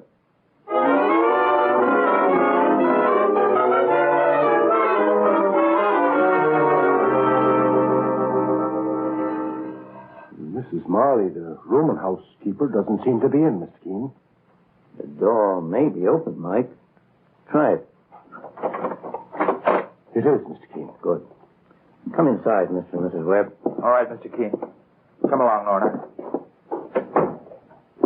The house is pitch dark, sir. There's no one here. Chance preserve us. What's that? What is it, Mike? I stumbled into something here on the floor. Wait till I get my flashlight out. Mr. Keene! It's the body of a man. Boss, it's Mr. Rockwell. Yes. And his neck's been broken. Oh, no! Steady, Lorna. Keep your flashlight on his body, Mike. I just noticed something on his wrists. It looks like some kind of paint. It's a dye. A green dye. Oh, you let me alone! What was that? Sounded like Mrs. Marley. She's upstairs, boss. Yes, she's probably in the room where Amos Piper was murdered. Mr. Webb, you and your wife stay down here and don't touch the body. Come on upstairs, Mike. Take your hands off me! Let me know if you're here! Certainly. After I turn you over to the police. It's Mrs. Marley and Mr. Decker, boss. Oh, Mr. Keene! Why, you've come at precisely the right time. Well, what's going on here? If you're looking for Amos Piper's murderer, there she is. That's a lie! I didn't kill him! Are you also going to deny you stole one of his inventions and sold it in your own name before it was patented? How do you know about this, Mr. Decker? Because I caught her one day coming out of the patent office, Mr. Keene. And I investigated. She stole Amos Piper's invention. Then killed him so he wouldn't turn her in. Do you deny that, Mrs. Marley? Mr. Keene, I'll admit I stole it and sold it to someone. But I only made a couple of $1,000 on it. And I certainly didn't kill the old man for that. What about George Rockwell? What? The dead man downstairs. Dead man? You mean another man's been murdered, Mr. Keene? Yes, Mr. Decker. Didn't either you or Mrs. Marley see the body down there in the front hall? Well, I didn't, Mr. Keene. Who entered this room first? She did. I found her here when I came up. I was still searching for that new invention of Amos Piper's.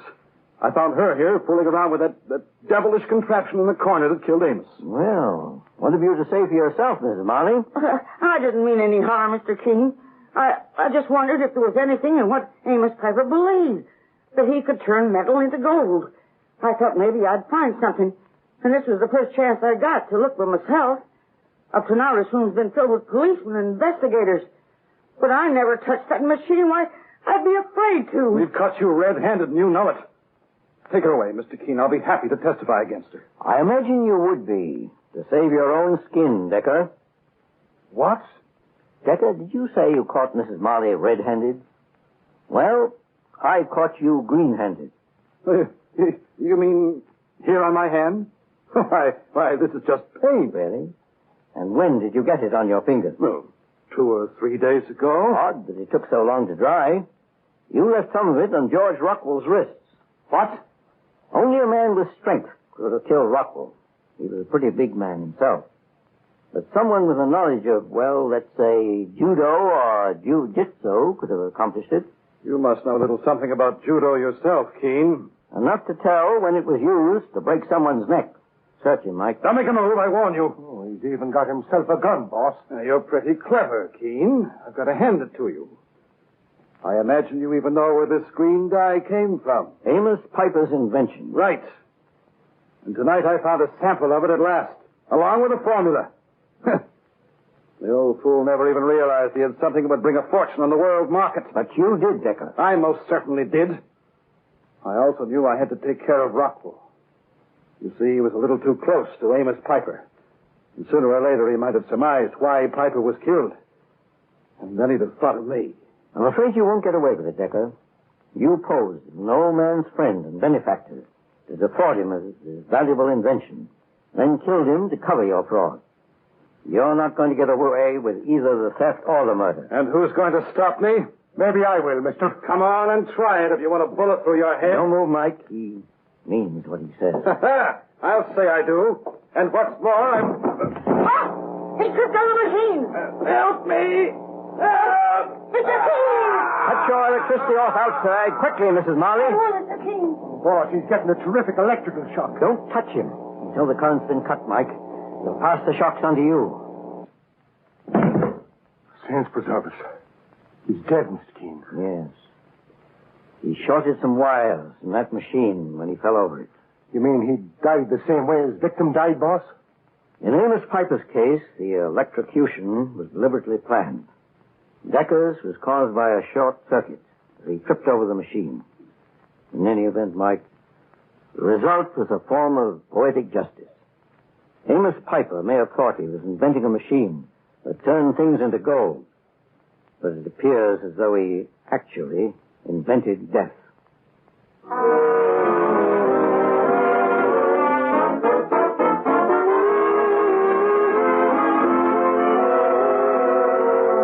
And so Mr. Keene finds the solution to the case of the man who invented death.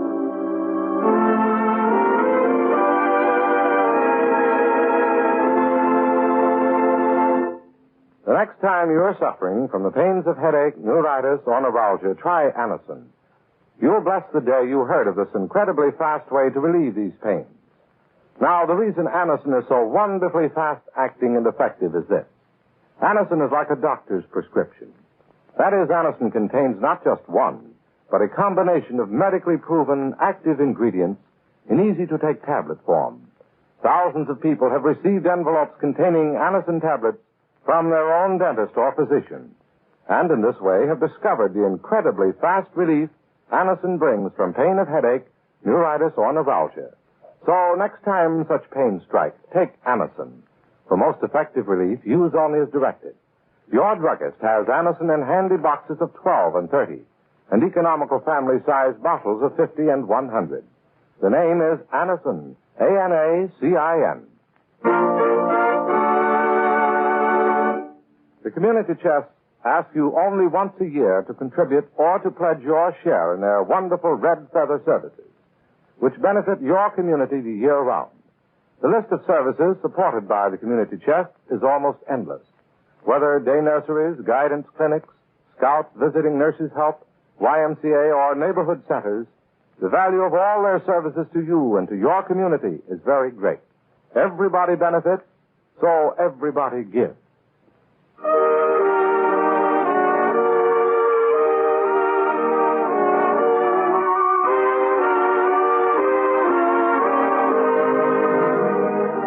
Mr. Keene, Tracer of Lost Persons, is based on the novel Mr. Keene. The radio sequel is originated and produced by Frank and Ann Hummert. Dialogue by Lawrence Cleave. Bennett Kilpack plays Mr. Keene. It is on the air every Thursday at this time. Don't miss Mr. Keene next Thursday when the kindly old Tracer turns to the Silver Dagger murder case.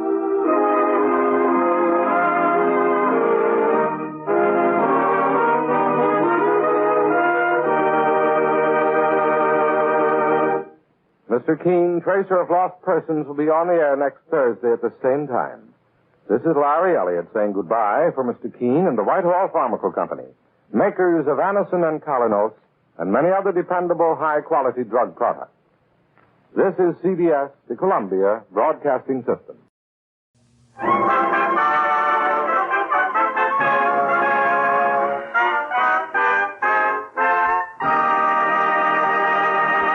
Mr. Keene, Tracer of Lost Persons, is on the air.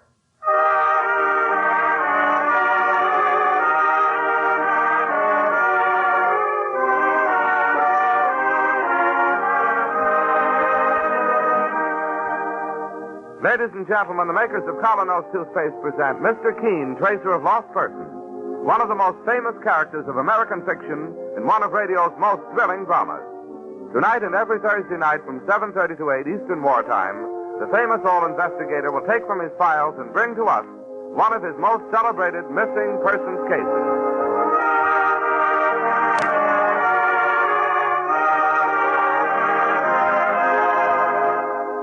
But first, is your smile everything you'd like it to be? Bright, sparkling, magnetic? If not, try the new Calanos toothpaste thousands are raving about. It's a high-polishing toothpaste that acts like a jeweler's polish in removing tarnish from silver. Quickly, but also gently, Calanos erases stubborn surface stains from teeth, revealing all their glorious natural brilliance. Get Calanos. K-O-L-Y-N-O-S. Calanos toothpaste at your drugstore tonight.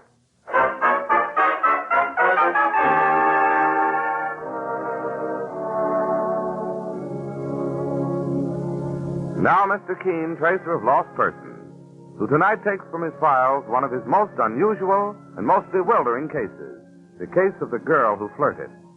The girl is an art student, gay and beautiful, but just a little too adventurous.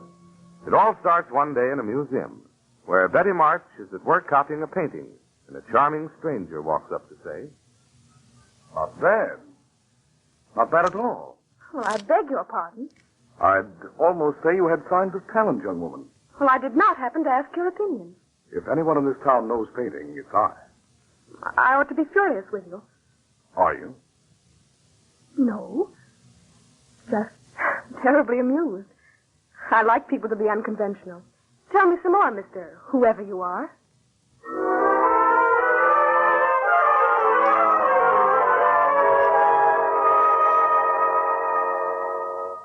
Yes, that's how it started. Now, several days later, we find Mr. Keene in his office talking to a very distressed man, Robert Colby, assistant curator of the Manhattan Museum. I tell you, Mr. Keene, nothing's ever happened like this. In all the years since the museum was founded. The girl walked off in the midst of copying a painting. There's no sign of her since. Well, let's start at the beginning, Mr. Colby, shall we? First, what is the girl's full name? Elizabeth March. According to her application for a museum permit, she's now 22. Go on, Mr. Colby, please.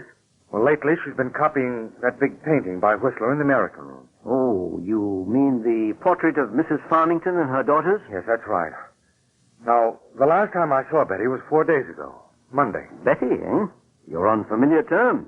She's lovely, Mr. Keene. Charming, spirited. Well, now, under what circumstances did you last see her? I dropped into the American Room where she was copying the Whistler painting to ask her to lunch. She looked up from her easel and said, No, Mr. Robert Colby. No can do. Why not? Too busy, Bob. Oh, that man Whistler. Has he insulted you, Betty? Why did he always have to sign his paintings with those complicated little butterflies in one corner? I'm having an awful time trying to copy it. Oh, forget the butterflies, Betty, and come to lunch. I have a question to ask you. Oh, yes. I know. Dum, dum, da-dum. Well, will you marry me? No, Mr. Robert Colby, assistant curator of the Manhattan Museum. I will not marry you. What's wrong with me? Nothing at all. That's the trouble. Don't understand. You're just too darn correct to be alive. What? The man I'm going to marry will have to be somebody exciting, somebody dashing, somebody dangerous. Oh, now stop talking like a Greenwich Village bohemian. See, you are a stuffed shirt. Still want to take me to lunch, Mr. Colby? No, I do not, Miss March. Goodbye and good luck. Well, yes, she certainly is a very spirited young woman, isn't she? What happened next? Well, I came back in the afternoon, Mr. Keene, to make up. Her easel was still there in its usual place, but no sign of Betty. So that night I went to her apartment. Still no luck. Again the next day and the day after. This morning, finally, I talked to the attendant in the American room. Did the attendant have anything to report? Great deal. After our little spat, Betty sat down at her easel to work again on the butterfly signature. A few minutes later, a tall, dark-haired man came by. He stopped by Betty's easel. The next thing the attendant heard Betty say something like this. I like people to be unconventional. Tell me some more, Mr. Whoever you are. I've seen you here many times before. And I've noticed you. Oh, have you? First time was in the Egyptian room. We bumped into each other in the tomb of the pharaoh. I said, I beg your pardon, miss. And I said, I beg your pardon, sir. Yes, and something more. From where my easel stands, I have a very good view of the Italian room next door. And? You have been observed on 3 different occasions, standing there in front of the Annunciation of Parolini. Your spies have been busy. You admire the Annunciation very much, don't you? There's another work I admire even more. A 20th century masterpiece. You. Wonderful. Who are you, anyhow? Just the man who wandered into a museum and saw a very beautiful girl? Seriously. I could tell you better over lunch. Oh, lunch? Please. Well, I don't think I ought to give in so easily. Argue with me 5 minutes more. And did they finally go off together, Mr. Colby? Yes. After Betty finished up a few more details on the painting. Well, what do you think of it, Mr. Keene? Well, frankly, I don't like the sound of it. It wouldn't be the first time a girl was lured into something very unpleasant by a charming stranger. Then please, Mr. Keene, try to find her. I most certainly will, Colby. And as a first step, tell me, is Betty's easel still standing there in the American room? Exactly as it was the last time she used it. Then take me there, at once.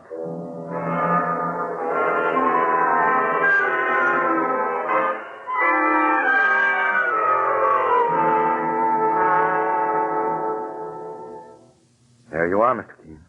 Judging from this painting, Betty's a very talented girl. Oh, yes. Yes, indeed. Did she usually place her stool in just this spot? Yes, it gave the best light. One moment. What is it, Mr. Keene?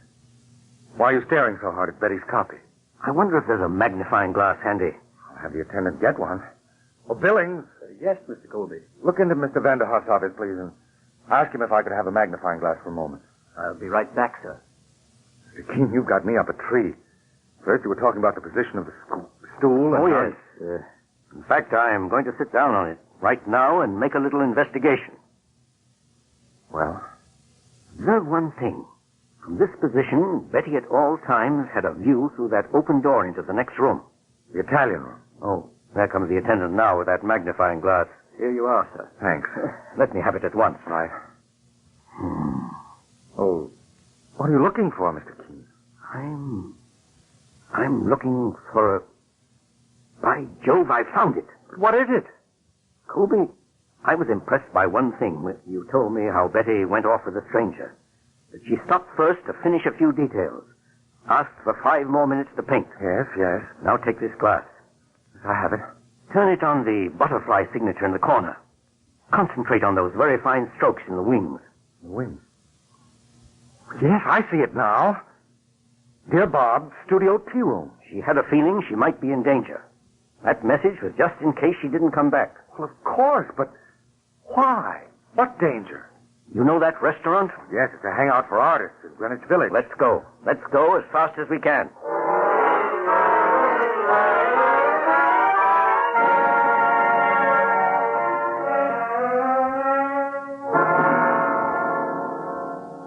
And I take it, Miss Grudy, that you are the owner of this restaurant? Yeah, that's right. Do you happen to know Miss Betty March? Of course, she ate here often. I wonder if you remember her coming here last Monday for lunch. Well, Don't mind me, please. This isn't a case of a jealous lover. Well, in that case, yes, she came in with a tall, handsome man and took a table near the cash register here. The reason I remember so well... Yes, Miss Goody? Well, after an hour or so, the place was clearing out, and I heard Betty say... Well, thanks for a very good lunch and some grand conversation. You're not going already. We've got to. Back to the museum. Back to work. Silly idea. Why don't you come along to my place instead? I'll show you some of my own work. Well, it's very kind of you, but I couldn't, really. Would that be too unconventional? Well, Just a while ago you were talking about how you loved adventure. Well, I'm going to hold you to that. Please, let go of my arm. Oh, no, you're coming along with me. Even if I have to kidnap you, darling. Let go of me. I'll scream. If you do, I'll put my hand over your mouth and gag you, dear. Help! You see, darling, it doesn't help. Better come along quietly now. That's a good girl. That's a good girl. And then what happened, Miss Goody? Well, there was a car at the curb, and he took her inside and drove off. Great Scott, why didn't you stop him? Oh, well, you know these artists. I thought it was all in fun. Miss Goody, did you get the license number by any chance? No, there didn't seem to be any reason. Well, thank you anyhow. Well, not at all. I hope the poor girl hasn't come to any harm. Gone. Vanished completely. I'm afraid so, Colby. What do we do now, Mr. Keene? Now we play another hunch. What do you mean? Tell me something, Colby. What is the most valuable painting your museum owns? Oh, one that I mentioned before, the Annunciation by Rinaldo Perellini. Well, if you want my advice, remove it from the wall at once. What? Have it examined by the best technical expert on your staff. Do that, and I think I can still find Betty March.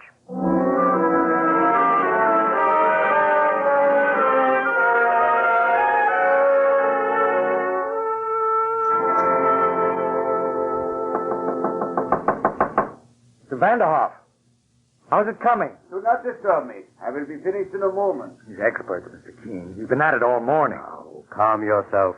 How can I, when Betty may be in danger of her life? This seems a very roundabout way of finding her, Mr. Keene, if you'll pardon my saying so. But it's the only way I know. Here's Vanderhoff now. He's finished. Come in, gentlemen. Thank you. Huh? There's the painting. Look at it, gentlemen. A magnificent work of art, as far as the eye can tell. Tell us, Mr. Vanderhoff, what did you find? First, Mr. Colby, in accordance with my usual routine, I subjected the painting to an X-ray examination. I followed this with a spectroscopic analysis. Yes. Finally, I tested minute portions of the pigmentation for chemical content. Well? Gentlemen, I am compelled to report that this masterpiece is a fake. What? Very skillful, but a fake. Impossible. It is a fake, entirely so. The original has been stolen, this copy substituted in its place.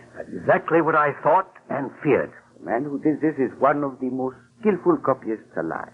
What type of paint did he use? Tempera, of course. The same as the original. Oil paint did not come into use until several centuries after Perolini. I must report this to the director at once. One moment, please, Mr. Vanderhoff. Yes, Mr. Keene. You may also tell the director that I'll do everything in my power to recover the stolen original. Good. And that I strongly advise against any publicity at the moment. I will tell. Mr. Keene, two things aren't really connected. Of course they are. Betty's disappearance and the theft of the painting are one and the same case. But how? Well, here's my theory, Colby. The men who stole the Perolini are cautious, methodical people. They must have worked for months to prepare their fake painting. After that, it was only a question of finding the right moment to snatch the original from its frame and substitute the copy. Yes? They decided, of course, to do it on a Monday, when there are few visitors in museums. Yes, that's the day we charge admission. Usually only students are present. But that still left one obstacle. Betty. You remember I told you that from where she sat, she had a good view of the Italian room at all times? A perfect view of the painting to be stolen? Yes. Well, that's where the charming stranger came in. He was assigned to lure Betty away and keep her away. But why are they still holding her? It's my guess that she'd seen the man admiring the Annunciation just a little too often. She knew something was up. And at lunch with the charming gentleman, she probably gave herself away. Poor kid. So then she had to be held prisoner until the painting was safely disposed of. Sent out of the country, perhaps. But what do we do now? Yes. What do we do now? Mr. Keene, you're supposed to be an investigator, not an echo. My dear fellow, I assure you I'll do everything possible. Oh, I'm sorry. Give me a moment. Let me... Colby, Your expert just said that this fake painting was very skillful. But like the original, it was painted in tempera. It fooled me. Correct me if I'm wrong. But there must be very few painters alive today who could do work like that in tempera. A few dozen, that's all, Mr. Keene. All right. I have an assignment for you. Because it takes an art expert. Yes? And if you don't come through, and if this doesn't find Betty, I don't know what will. Fire away, Mr. Keene. What's my assignment?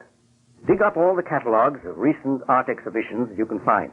Go back 10 years if necessary. Yes, yes. But get me the name of every outstanding artist in this country who paints in tempera. I will. Somewhere in that list will be the man who did that fake Parolini. We'll check over the entire list.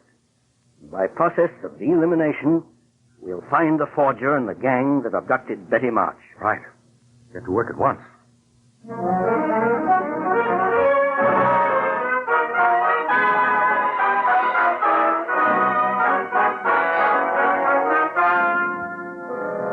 Now a brief intermission in Mr. Keene, Tracer of Lost Persons, brought to you by Colonos Toothpaste. Next time you meet the most successful man you know or the most popular girl, take a good look at their teeth. Chances are they'll be sparkling and beautiful, with all the magnetism your own smile should have. Examine your own teeth critically. If they're not every bit as brilliant and gleaming as they should be, if they show signs of being discolored by surface film, just do as thousands do. Try the new Colonos, a high-polishing toothpaste. Safely, speedily, Colonos helps brush away masking surface film, revealing the natural luster and brightness of your teeth. Your druggist has an ample supply of Colonos on hand, so get a tube tonight and see what wonders it may do in helping you to add to the charm and appeal of your smile. Remember the name Colonos, K-O-L-Y-N-O-S, Colonos, a high-polishing toothpaste. Now, as the clock strikes midnight, we find Mr. Keene with his assistant, Mike Clancy. Well, Mr. Keene, I do hate to be breaking into your house at such a late hour, but here are some nice names Mr. Colby's dug up. That's quite all right, Mike, and thank you. And you should have seen the pile of catalogs he's going through. Sure, he was still at his desk when I left the museum working like a beaver. Oh, Colby is still at the museum? That's right, sir. Mike, I suddenly feel another of my hunches coming over me. Well, out with it, boss. Something tells me that stolen painting is still within the walls of the Manhattan Museum. No. It's easy enough to get a bundle into a museum, but taking one out... Oh, you mean that once they copped the painting, they couldn't get it past the door? Yes. And for days now, they may have been keeping it in a place that they prepared for just such an emergency. But where? In the other part of the museum that this charming stranger used to hang around in. The Egyptian room. The tomb of the pharaoh. In a tomb? That's where we're going. Right now. Oh, no, boss. Among the mummies at midnight? Oh, no, sir.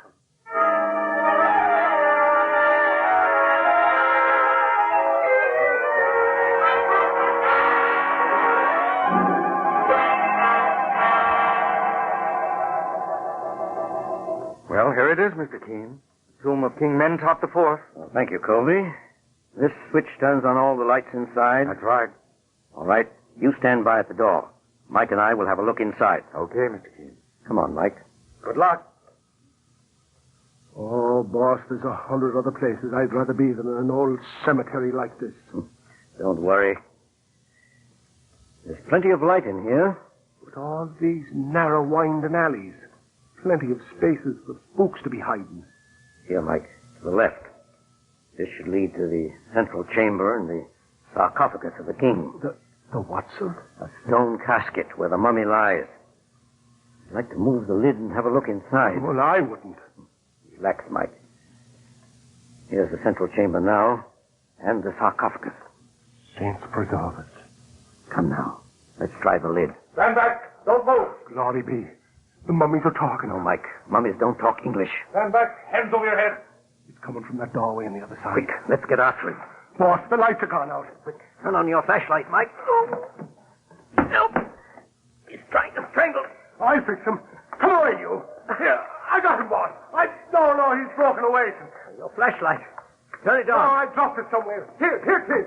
That's better. Boss, he pretty near slashed the coat off your back. Look what he left behind on the floor, Mike. 10-inch knife. Now we know we're up against killers. Don't let's waste time. Help me move the lid of that sarcophagus. Okay, sir. You ready now? Hee-haw. Hee-haw. All right, Mike. Now flash the light inside. Why, boss. There, Mike. The painting. But we've still got to find the girl. And she's in the hands of killers.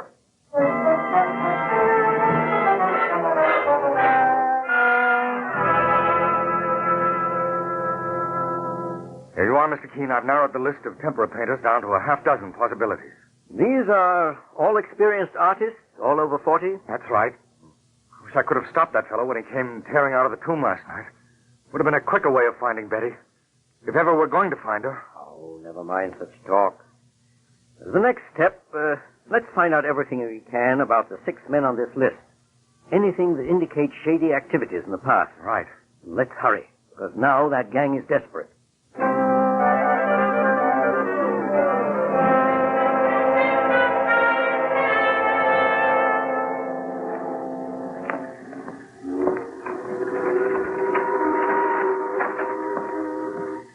Good morning, Betty.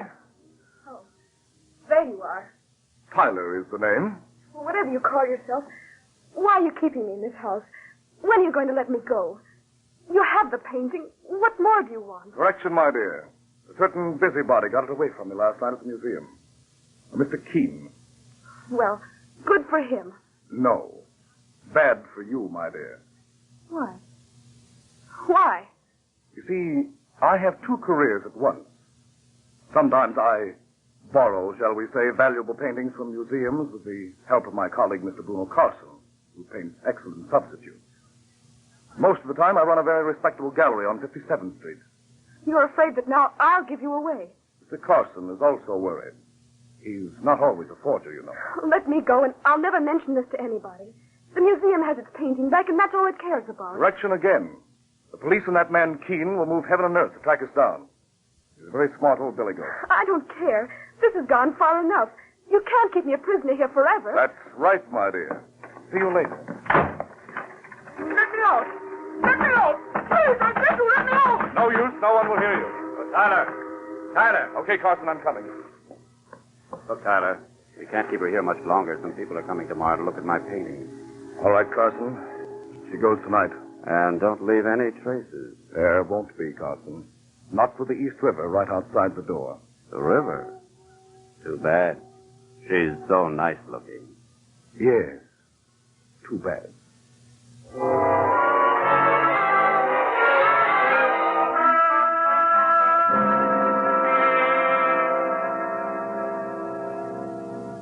Well, Mr. Keene, that reduces the possibilities to 2.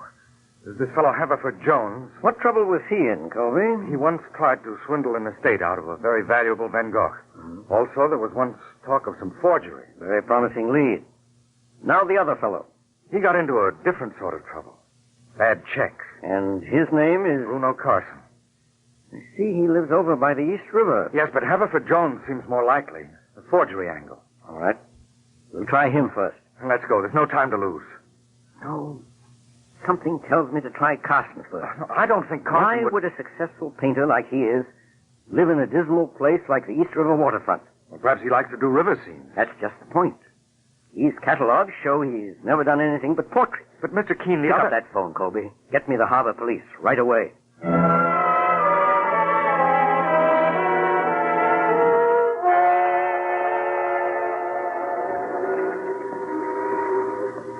All clear, Carson? All clear, Tyler. The cop on the beach just walked up the block. Here. Help me carry her out on the pier. She's not going to start screaming. No chance. That gag is on good and tight. She's bound hand and foot. Okay, let's go. Straight ahead now. Onto the pier. Maybe this isn't such a good idea. We could just beat it somewhere. Run away from the cops the rest of our lives? No, sir. Okay. All right, here we are. Get ready to swing. Stop where you are. Hands up. It's that fellow Keene. Drop her, Tyler. Let's run for it. Stop where you are. I'm warning you. Mr. Keene. What is it, Colby? Look, Betty's falling off the pier. She's fallen into the water. I'm going in after her. I hope he makes it in time. The harbor police. They've got those men. But not for murder, I hope.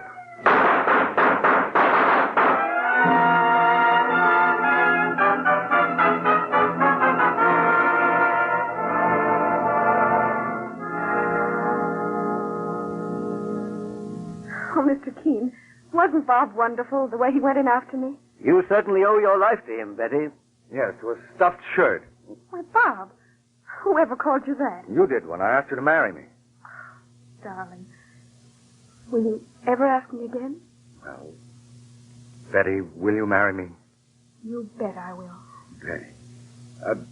Mr. Keene, I don't think we've properly thanked you. Colby, my dear fellow, this is no time to stop to thank anybody.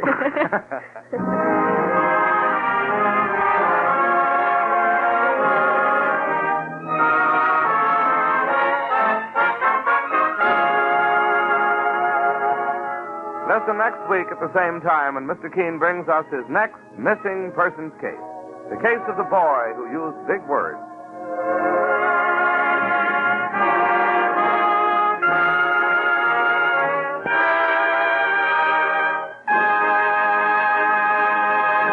Every girl and woman knows that in order to be popular today, one of the most important things she needs is an attractive smile. A smile that reveals clean and sparkling teeth. And to the man in business, teeth that make a good impression are just as important, too.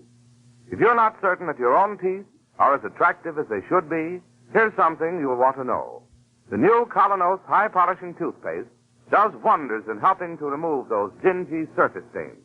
Helps reveal the natural brilliance of your teeth that adds so much to the charm and personality of your smile. I'll tell you why it does this. Its action on teeth is like that of a jeweler's polish on tarnished silver. So start using Colonos, a high-polishing toothpaste yourself right away. You can get Colonos, K-O-L-Y-N-O-S, Colonos toothpaste at any drugstore tonight.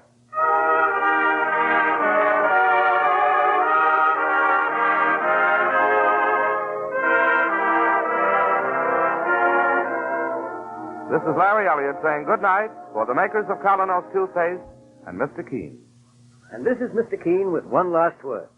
I've been asked to bring to your attention the important fact that our country is still faced by a critical shortage of tires for civilian use. The tires you have now must last you indefinitely. Do not be misled by announcements that huge quantities of synthetic rubber are being made. They are, but they are required for military use. So do everything you can to make your tires last as long as possible. Drive only when necessary, at under 35 miles an hour. Keep your tires properly inflated and inspected. Recap your tires as soon as they need it, and share your car with others. Good night, and thank you all.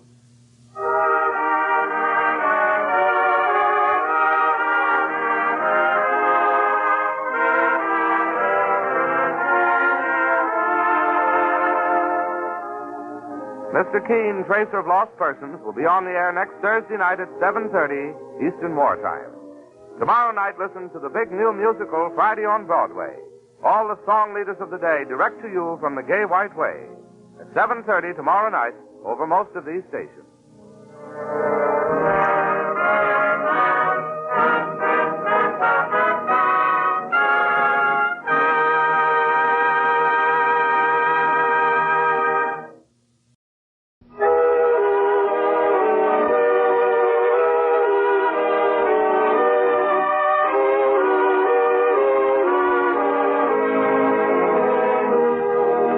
Ladies and gentlemen, Anison and Colonos present Mr. Keene, Tracer of Lost Persons, one of the most famous characters of American fiction in one of radio's most thrilling dramas. Tonight and every Thursday at the same time, the famous old investigator takes from his file and brings to us one of his most celebrated missing persons cases. Tonight's case is entitled The Case of Murder with 1,000 Witnesses.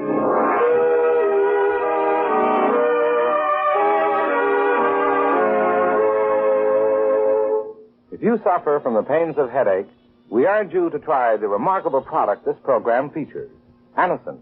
Anison is like a doctor's prescription.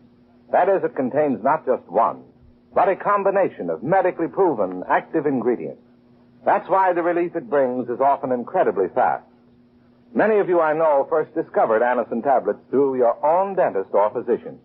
But if you've not yet used Anison, we urge you to try it. You can get Anison at any drug counter. Use only as directed. And if pain persists or is unusually severe, see your doctor. Anison is spelled A-N-A-C-I-N.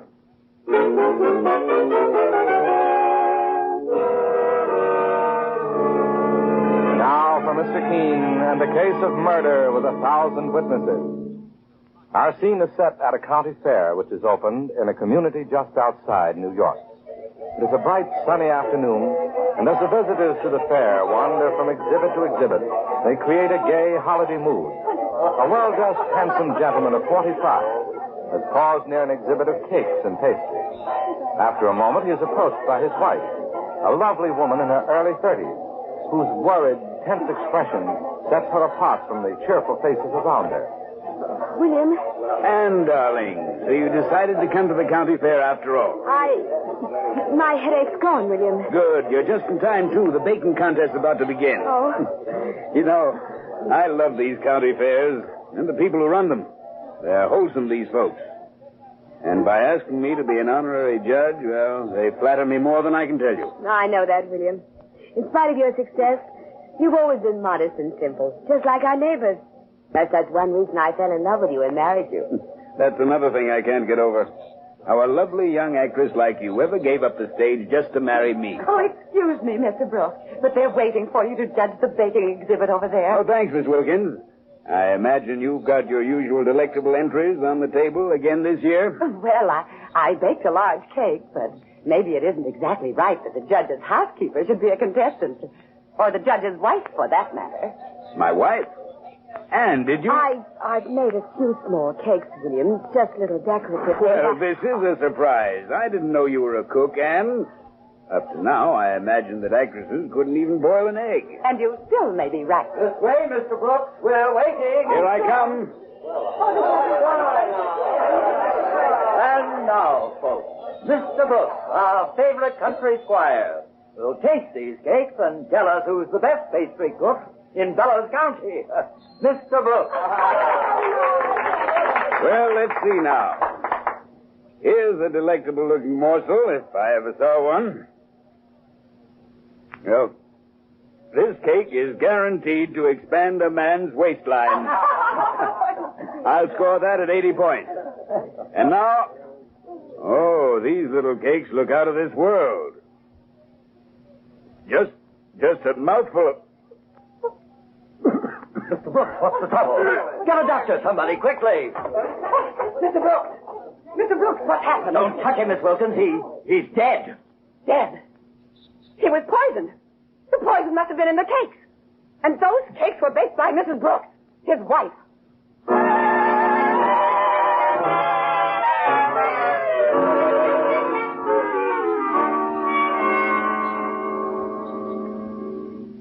Then what happened, Miss Wilkins? When I shouted that the poisoned cakes had been baked by Mrs. Brooks, everyone, all those people turned to look for her, Mr. Keene. But she was gone. Saints preserve us. Murder with 1,000 people looking on. You say Mrs. Brooks disappeared? Yes, Mr. Keene. And she hasn't turned up since. Holy mackerel. That makes her look even more suspicious. My partner, Mike Clancy, is right, Miss Wilkins. Mrs. Brooks has certainly made things more difficult for herself by leaving the scene of her husband's murder. There's no question about the fact that Mrs. Brooks murdered her husband, Mr. Keene. The police have an alarm out for her right now. Then why did you come to me, Miss Wilkins? Because I know your reputation, sir. You're not only one of the most famous criminal investigators in the country, but you have just as big a name for finding people, particularly criminals in hiding. If anyone can ferret that woman out, you can, Mr. Keene. You're very bitter about Anne Brooks, aren't you? Why shouldn't I be? Her husband was one of the finest men I ever knew. She only married him for his money. She and her theatrical heirs. Why, he was over 12 years older than she was. And besides, what did she know about running a country home and pleasing a man like Mr. Brooks? Miss Wilkins, how long had you worked for Mr. Brooks as his housekeeper? For 15 years. I've taken care of him as if he were my brother. And when he married that woman 6 months ago, I still remained in spite of everything. How do you mean, in spite of everything? Well, Anne Brooks and I never got along, Mr. Keene. But that's beside the point. I'm asking you, pleading with you to accept this case, sir. A man's been murdered, a good man, and I know that you'll want to see that justice is done. I most certainly do, Miss Wilkins, and I intend to see that justice is done. Thank you, Mr. Keene. Now, I have the address of Brooks's home. You'll hear from me very shortly. Well, just one thing more before I go, Mr. Keene. In regard to her brother... Anne Brooks's brother? Yes. He's been living with them ever since the marriage. I see. And frankly, I think that man is worthless. He's been sponging on Mr. Brooks' generosity. Of course, I don't believe he had anything to do with the murder. But there is a chance that he may know where his sister is hiding. Well, in that case, I'll have a talk with him. You can expect my partner and me at the Brooks' home this afternoon. Very well, Mr. Keene. And thank you again for your help. Goodbye, sir. Goodbye, Mr. Clancy. Goodbye, Miss Wilkins. Go along. Well, what's on your mind, Mike? Sir? I noticed how you stared at Miss Wilkins as she talked. What were you thinking about? You want me to come right out with it, boss? Well, you usually do. In my opinion, the killer just walked out of this office. And how did you reach that conclusion? Why, sure, and jealousy was written all over her face. She kept house for the man, Mr. Brooks, for years. And then he marries a younger, prettier woman, an actress. When the baking contest comes up at the county fair, the housekeeper slips some poison into the wife's cakes, so the wife would get the blame for his murder. Well, Mike, that's not a bad theory. Yeah, and look how anxious she is to nab the wife. Why, she can't even wait until the police grab her. And she's got to come to you and ask for help. I'm glad she did. This is a strange case and an interesting one. We'll drive out to the Brooks' home this afternoon, Mike. Mr. Brooks' murder is certainly worth looking into.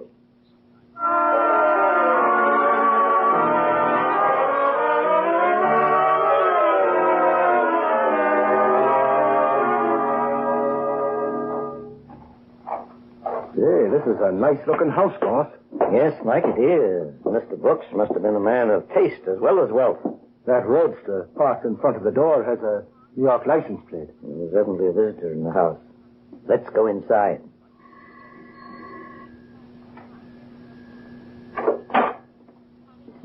Mr. Keene and Mr. Clancy, please come in. Thank you. Is Ann Brooks' brother here, Miss Wilkins? No, and I don't know where he's gone. He wasn't here when I came back. But Mr. Hilton's here, sir. Mr. Hilton? Lawrence Hilton. He's in the living room. And he's a man you might be interested in talking to, if I may say so. Is he? Why? Well, he's young and he's good looking. And he knew Mrs. Brooks before she married. I'll bet he's an actor, sir. And frankly, I don't care much for actors. What is he doing here? Well, he said he just stopped off to say hello to Mrs. Brooks and her husband. I told him about Mr. Brooks' murder, and he couldn't get over it. But he may be putting on an act. He might even know where she is. And he came here to check up for her. Miss Wilkins. Mr. Keene's the investigator. What? I'll speak to Mr. Hilton alone, if I may, Miss Wilkins. Oh, well, step right in there, Mr. Keene.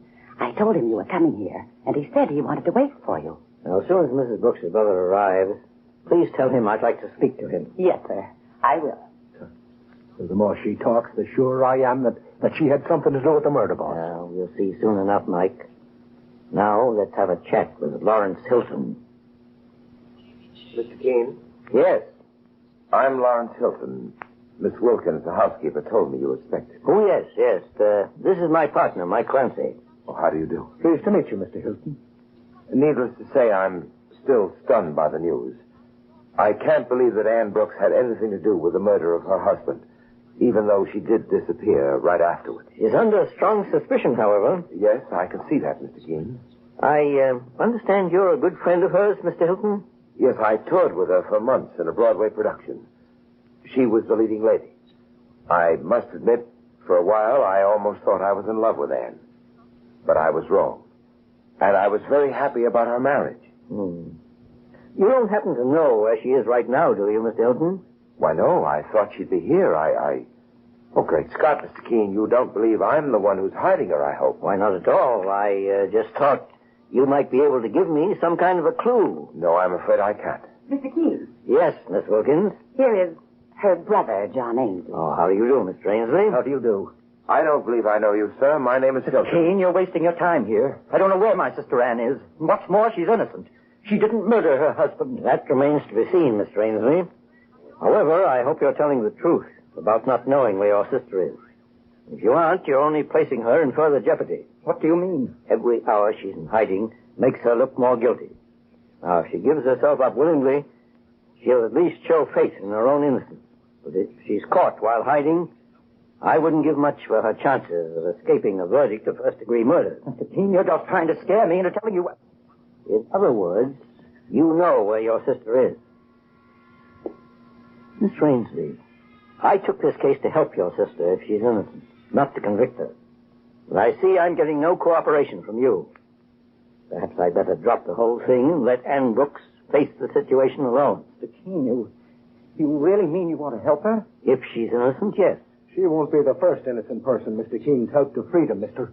And don't forget it. Yes, I know his reputation. I'd put my trust in Mr. Keene if I were you, Ainsley. And I assure you, I'm just as anxious to see Anne in the clear as you are. Mr. Keene, call the Hotel Newtons. The number is Central 4, 1174. Ask for Miss Brown in room 103. She's hiding there under an assumed name? Yes, Miss Keene. Anne may never forgive me for giving her away, but I'm putting my trust in you. Hotel Newton. Miss Brown, please. Room 103. One moment, please.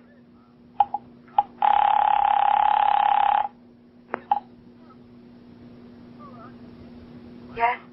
Is this Ann Brooks? Who are you? My name is Keene. I'm investigating the murder of your husband. I never heard of Ann Brooks. There's no one here by that name. I'm only trying to help you, Mrs. Brooks. You just trust Keep me. away from me. I warn you, keep away. You're not going to take me. If you try to do it, I won't be responsible for what happens. Hello? Hello? My sister hung up on you, Mr. Keene? Yes, Mr. Ainsley, with a threat. She may try to get away again. Or she may remain there at the hotel and do something foolish when we arrive. But in any case, we're going after her. Come along, Mike. We're heading to the Hotel Newton and a long talk with Mrs. Ann Brooks.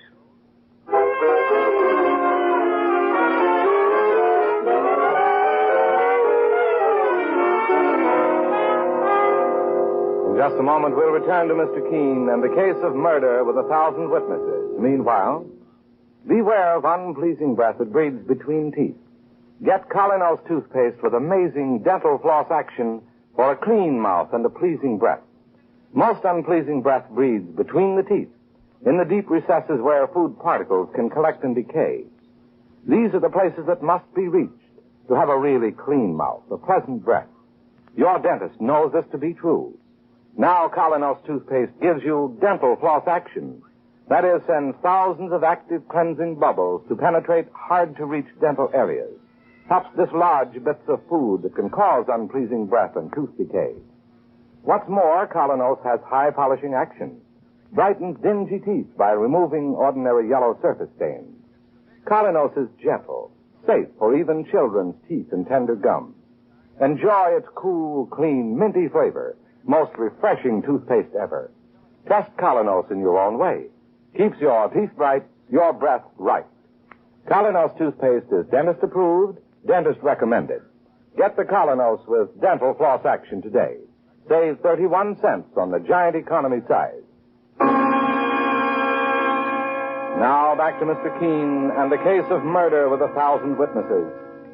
Mr. Keene, the great investigator, and his partner, Mike Clancy, are investigating the murder of William Brooks, a wealthy country squire who was poisoned to death while judging a baking contest at a county fair near his home.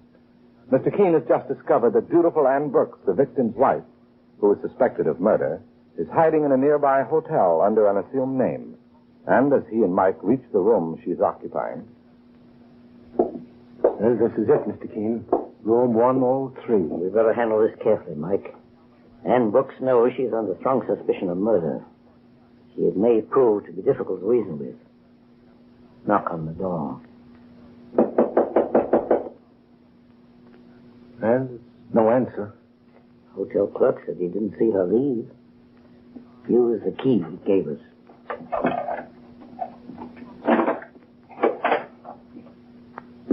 Boss, look. She's sitting in a chair over there, just staring out of the window. Yes. I think she's been weeping, Mike. Mrs. Brooks. Yes. I'm Mr. Keene. This is my partner, Mike Clancy. You come to turn me over to the police? We've come to talk to you. I'm glad you didn't try to get away after we phoned. There's no point in running away. I'm tired and beaten. They believe I killed William, my husband. There doesn't seem to be any way to prove my innocence. Perhaps everyone doesn't hold to that theory, Mrs. Brooks. What do you mean? It doesn't seem logical to me, for instance, that you murdered your husband. You mean you really want to help me? I wouldn't be here if I didn't. I would have notified the police at once. I love my husband, Mr. Keene. I couldn't kill him. I couldn't. Do you feel you can answer my questions calmly now and tell me everything I want to know? Yes. Yes, of course, Mr. Keene. Now, the poison that killed your husband was in the cakes you baked. Tell me, when did you prepare them? The night before we went to the county fair. Why did you enter the baking contest at the fair? I understand you were an actress before you were married, and your domestic experience is limited. I decided to enter the baking contest because of Miss Wilkins. Your husband's housekeeper? Yes, Miss Keene. She worked for the Brooks family for many years. She resented my marriage to William. Perhaps she hoped he would marry her someday. At any rate, I had to prove something to Miss Wilkins and to William, my husband. What was it you wanted to prove, Mrs. Brooks? That I wasn't useless in the house. That I could cook and clean and do anything I had to do to make him comfortable. So you learned how to bake and tried to win a contest at the county fair to impress your husband? Yes, Mr. Keene. Who was in your home the night you prepared those cakes, Mrs. Brooks? William, Miss Wilkins, and my brother John Ainsley. I remember I quarreled with Miss Wilkins that night. I was in the kitchen, and the cakes were in the stove. She came in while I was mixing the icing. You say Miss Wilkins, the housekeeper, quarreled with you? Yes, Mr. Keene. She accused me of messing up the kitchen. She said I'd left a box of rat poison on the pantry floor and that it was dangerous. Rat poison? Well, I remember looking for something in the pantry, and maybe I took the box of poison out by accident. Well, never mind the quarrel at the moment, Mrs. Brooks. Just tell me, what happened to that box of rat poison? Miss Wilkins said she replaced it where it belonged. Now, while you were mixing the icing for the cakes, did you leave the kitchen for any length of time? Why, yes, I did, for 5 minutes. I wanted to talk to my husband. About what? I thought Miss Wilkins was going too far. I decided to have it out with my husband about her. But I changed my mind when I found him in the study. He was upset. Yes, Mrs. Brooks. Why was your husband upset? He asked me a very odd question. He wanted to know if I'd ever been involved in a scandal before he married me. Mm-hmm. What did you tell him? I was amazed. I denied it, of course.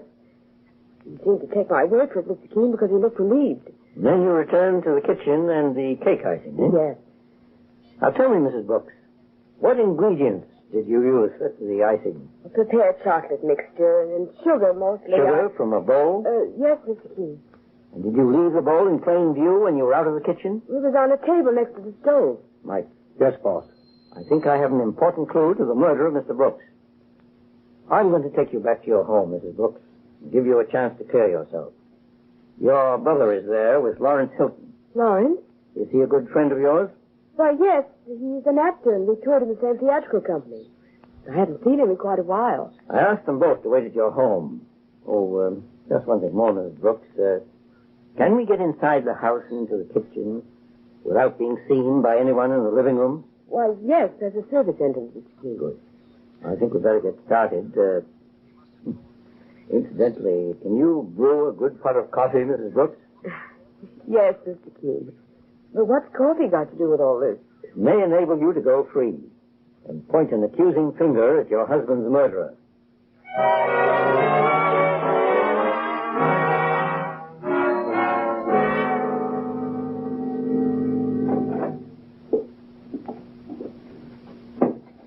Here we are, Mr. Keene. Mr. Clancy. In the kitchen. Be very quiet, Mrs. Brooks.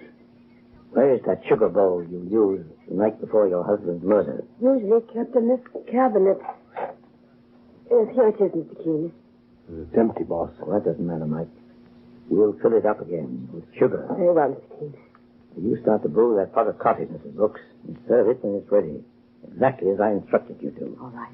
Meanwhile, Mike and I will join John Ainsley, Miss Wilkins, and Mr. Hilton in the living room. I still don't see what you're getting at, boss.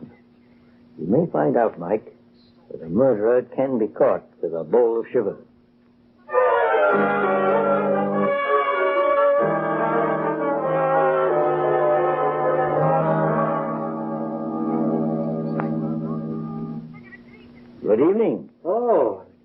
Mr. Keene and his partner, Mr. Clancy. We didn't hear you come in the front door, Mr. Keene. We came in through the service entrance, Miss Wilkins. Did you see my sister? Yes, I did, Miss Rangeley. How is she? Anne hasn't done anything foolish, I hope. On the contrary, Mr. Hilton. Mrs. Brooks is in the kitchen right now, preparing some coffee for us. Coffee? At a time like this, Mr. Keene? As good a time as any, Miss Wilkins. And that means Anne's been cleared of suspicion. She's free. Not quite. She must turn herself over to the police tonight. But what? Anne. Good evening. Here, let me help you with that tray, Mrs. Brooks. Oh, thank you, Mr. Clancy. I think everyone can use a cup of coffee. It's going to be a strenuous night, I'm afraid. Would you serve, Mrs. Brooks? Of course, Mr. Keene. This is crazy. We're sitting here drinking coffee as if nothing... Sugar, Mr. Ainsley? Oh, I don't care. Either way. Give your brother 2 teaspoons of sugar, Mrs. Brooks. How about you, Miss Wilkins? Yes, I'll have some coffee. Sugar? Please. Now, Mr. Hilton? I don't care for coffee, thank you. You don't, Lawrence? I remember how fond of it you used to be when we were on the road together with the play. Was I? All right, I'll have some. But no sugar. I already put sugar in it just a moment ago. I also remember how you liked your coffee. Very sweet. I'll have a cup, Mike. And take one for yourself. Certainly smells good. You're not drinking your coffee, Mr. Hilton. I don't feel very well, Mr. Keene. I believe I'll leave. Not until you've had that coffee. What? You heard what the boss said. You either drink up, Mr. Hilton, or I'll take you over my knee and feed it to you. That's not a bad idea, Mike. No! Let go of me! No! That's all I wanted to know. Put the handcuffs on him, Mike. Get out of my way! Never leave with your right, Mr. You have a little more of the same, or will you behave yourself? I think you'll be quiet now, Mike. Well, these bracelets will make sure of that, boss. I don't understand. What's it all about, Mr. Keene? Lawrence Hilton murdered your brother-in-law, Miss Rangeley, and tried to place the blame on your sister Anne. But how could he have done it? I think I can reconstruct the story now, Miss Wilkins. Hilton was hiding outside the kitchen window when you and Anne Brooks quarreled about that rat poison. When you both left the kitchen, he placed some of the deadly poison in the sugar bowl. And when Mrs. Brooks returned, she innocently mixed it in with the cake icing. That's why Hilton refused to drink the coffee just now. He thought the poison was still in the sugar bowl. And that's how I hoped to trap him. But why, Mr. Keene? Why should he want to murder Mr. Brooks? Well, from what Mrs. Brooks has told me, perhaps I can guess that too. William Brooks asked his wife if she had ever been in a scandal before she married him. Obviously, someone had told him she had and tried to blackmail him. Am I right, Hilton? You may as well talk, mister. You don't have a chance to get away with it anymore. All right. Brooks said he was going to turn me over to the police for blackmail. He threw me out of the house. I killed him to protect myself. In other words, after you saw William Brooks, you hid outside on the ground, trying to find a way to strike back at him. And then when you overheard his wife's conversation in the kitchen, you thought you had your perfect opportunity. I wanted to marry her once. She refused. Who did she think she was? A goddess? You didn't love me, Lawrence. You only wanted to marry me because I was the star of the show and a good friend of the producers. You thought I could further your career. So you saw through Hilton even then, Mrs. Brooks? Yes, Mr. Keene. But I never dreamed he'd resort to murder. When he heard of your advantageous marriage, he thought he'd cash in on it. So he tried to blackmail your husband by creating a sordid lie about your past. And he hoped he'd be able to strike back at you for turning him down. Hilton, you thought your plan for murder was clever. But it really wasn't at all. And I think you'll agree with that when you are convicted of murder.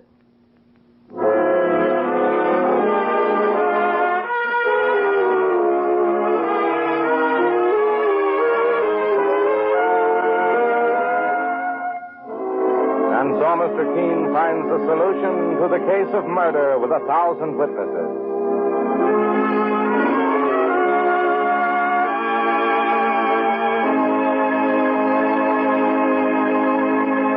The next time you're suffering from the pains of headache, neuritis, or neuralgia, try Anacin. You'll bless the day you heard of this incredibly fast way to relieve these pains.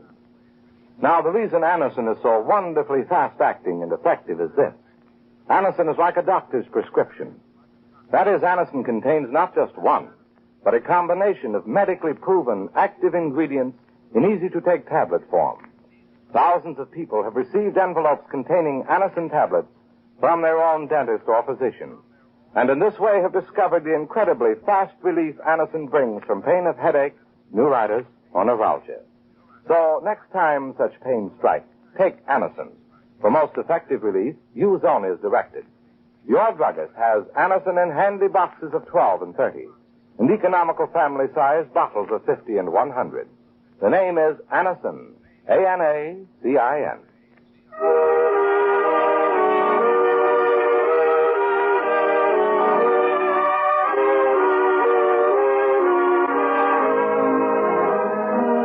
Mr. Keene, Tracer of Lost Persons, is based on the novel Mr. Keene.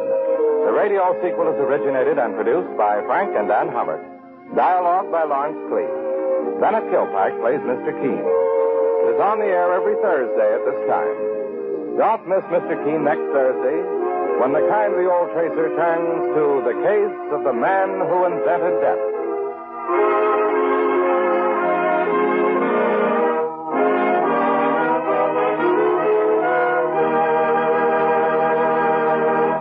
Mr. Keene, Tracer of Lost Persons, will be on the air next Thursday at the same time. This is Larry Elliott saying goodbye for Mr. Keene and the Whitehall Pharmaceutical Company, makers of Anacin and Colinos, and many other dependable high-quality drug products. This is CBS, the Columbia Broadcasting System.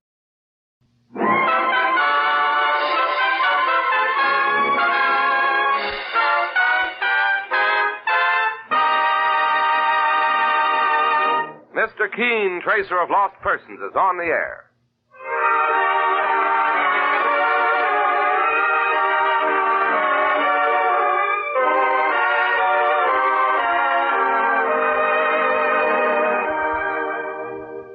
Ladies and gentlemen, the makers of Colinos toothpaste present Mr. Keene, Tracer of Lost Persons, one of the most famous characters of American fiction in one of radio's most thrilling dramas. Tonight and every Thursday night from 7:30 to 8 Eastern Wartime, the famous old investigator will take from his files and bring to us one of his most celebrated missing persons cases.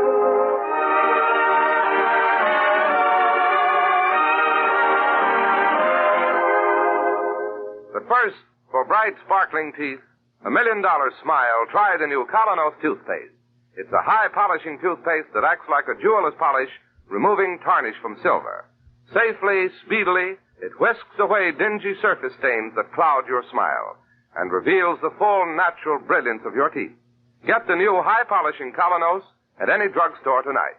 Ask for Colinos toothpaste. K-O-L-Y-N-O-S.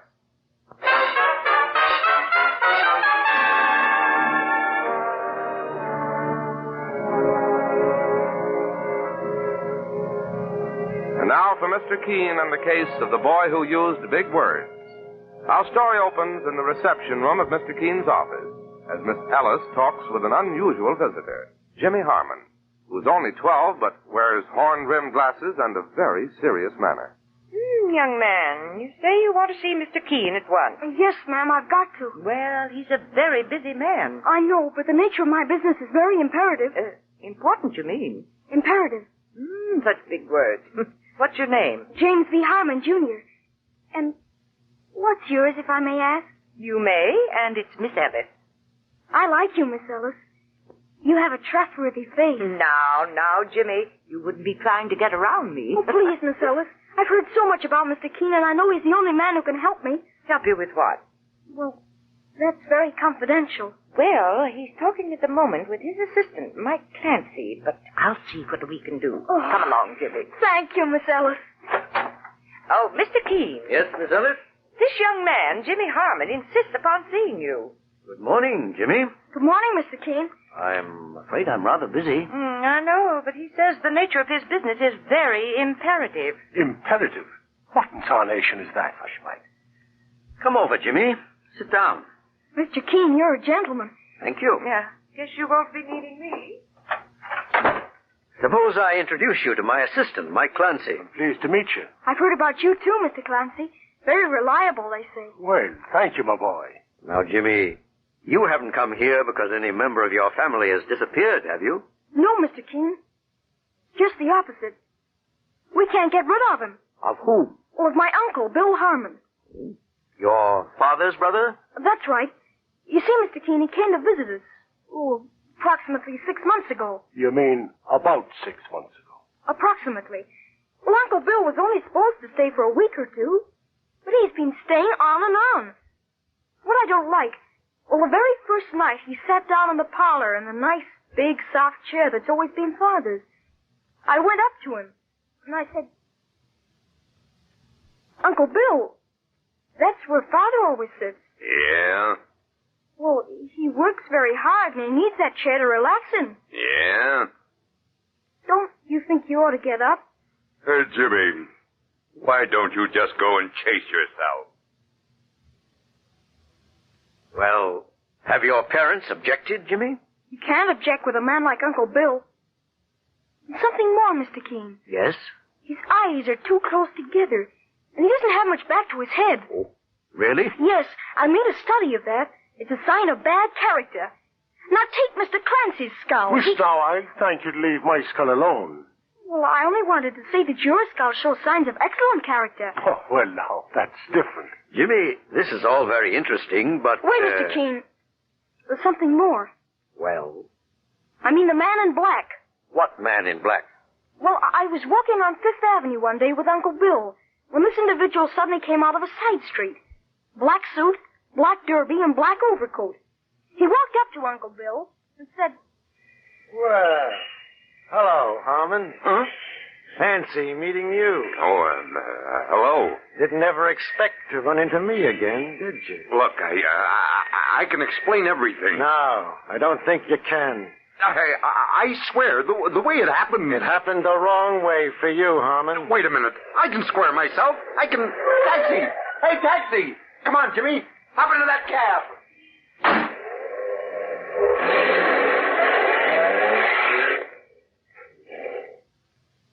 And so your uncle suddenly ran away from this man in black, eh? Yes, Mr. Keene. And now, I have a feeling that something terrible is going to happen. You've got to help me get Uncle Bill out of our house. Jimmy, did your parents know you were coming here to see me? Well, no, sir, I didn't tell them. I'm afraid I don't really have any right to interfere. But this is a dangerous situation, Mr. Keene. Well, the kid's been to too many movies, boss. Mr. Clancy, I resent that remark. I may be only 12 years old, but I'm not a child. Oh, sure. Well, Mr. Keene? Jimmy, much as I understand your dislike for your Uncle Bill, I'm afraid this is a matter for your parents to handle. But, Mr. Keene... I hope you'll drop in again someday when I have a little more time. Will you do that? All right, Mr. Keene. But I know something is going to happen. Something terrible.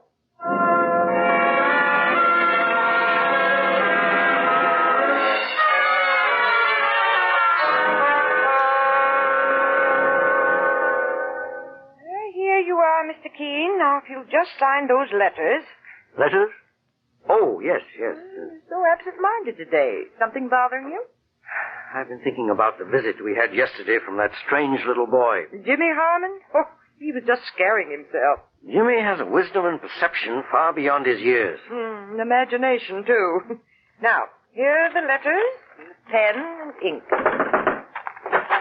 Boss, Mr. Keene. Hello, Mike. Why so excited? Well, I bought myself an evening paper on the way to the office here. And the first item that hits me eye, Saints preserve us. Come, Mike, let's see it. There, on the bottom of page 1. Read it, sir. Man killed in auto accident. Boy vanishes. Good heavens, that doesn't mean... Police were left baffled today by an obvious hit-and-run accident early last night on Madison Avenue, which claimed the life of William Harmon, 44, of 3000 East 89th Street, where he was staying at the home of a brother. The dead man, found lying in the roadway, had gone walking with his young nephew, James Harmon, Jr., age 12. But there has been no sign of the boy since the accident. Police are investigating. Heavens above. Hand me my hat and coat, Mike. I must talk to Jimmy's parents at once.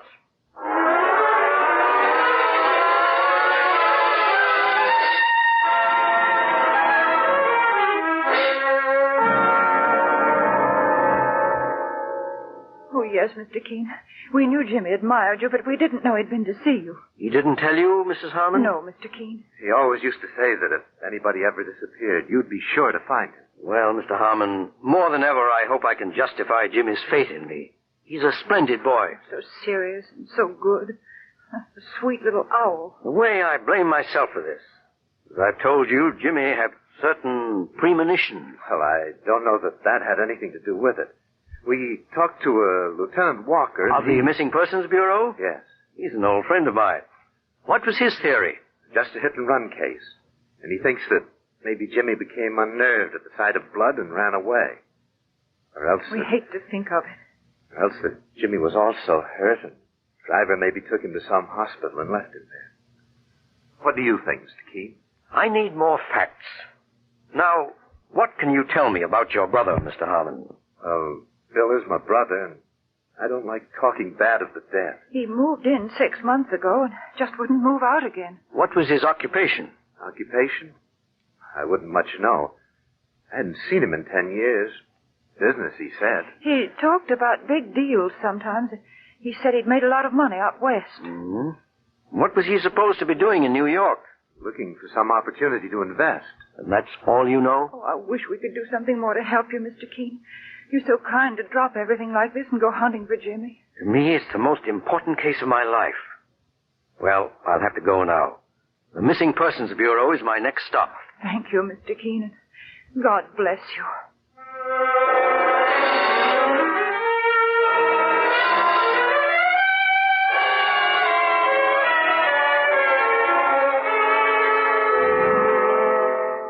You see, Lieutenant Walker, it just happened the boy came to my office yesterday to tell me that strange story. Well, I certainly appreciate the tip, Mr. Keene. It makes it more than just a hit-and-run accident. I'm very much afraid so. You don't mind my stepping into the case, Lieutenant? No, glad to have you. About the boy, I presume you're in touch with all the hospitals? Yes, it's still possible he was also hurt. The driver was soft-hearted enough to want to get him to a doctor. Yes.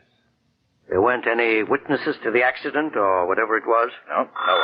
No, excuse me. Lieutenant Walker speaking. Oh, yeah, Martin. You got a pretty good set of prints? What's that? I'll be darned. Well, thanks anyhow. Bad news, Lieutenant? Funny news, Mr. Keene. I was a man at the morgue. Jeepers, there are 2 billion people in the world, and they all got fingerprints. Now, just when it would help to know... This man has no fingerprints? Not a trace. You mean his fingertips have been mutilated? Yep, the old gag. All 10 fingers badly burned and healed over with scars. Yes, that is news. Now, clear as day.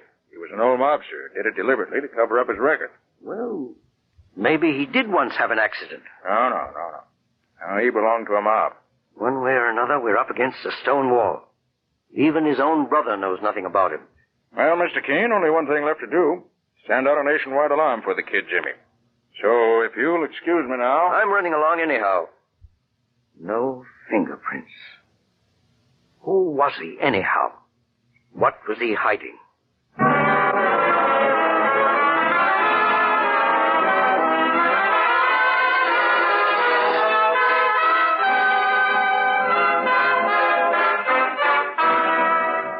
And so the case takes a baffling turn for Mr. Keene, tracer of lost persons. Meanwhile, thousands of girls who suffer the heartache of being unpopular, clever, pretty, smartly dressed girls, have just one thing to blame: teeth that rob them of charm when they smile. Thousands of men whose livelihood depends on selling themselves to others have the same weakness of appearance to blame. They don't know it or notice it, but the people they contact do. You may or may not be one of those people. But if you have the slightest suspicion that you are, try the new Colonos toothpaste, a high-polishing toothpaste. You'll find Colonos helps remove those dingy, unattractive surface stains from your teeth, brings out all the natural luster and brilliance that adds so much to your smile. Start using the new Colonos tonight. Remember, it's a high-polishing toothpaste. You can get Colonos, K-O-L-Y-N-O-S, Colonos toothpaste at any drugstore. Now back to Mr. Keene as he returns once more to the home of Jimmy's parents. See, Mr. Harmon, Mrs. Harmon, the one important thing right now is to get back in the dead man's past. Well, I've shown you every blessed thing that was in his room, Mr. Keene. Not one single paper there to give us a lead. One moment. Do you recall anybody who may have phoned him regularly? Well, now, come to think of it. Yes, Mrs. Harmon. The one person I ever knew, Bill, to have anything to do with, it was last week. Mr. Benson phoned him here 2 or 3 times. Benson? Any idea who he was? No. Or where he might be reached? See, I remember once that Bill wasn't in, and Mr. Benson left a message where to call him back. Where? Try to remember. It may be very important. A hotel it was. It's a funny name, like that man in England.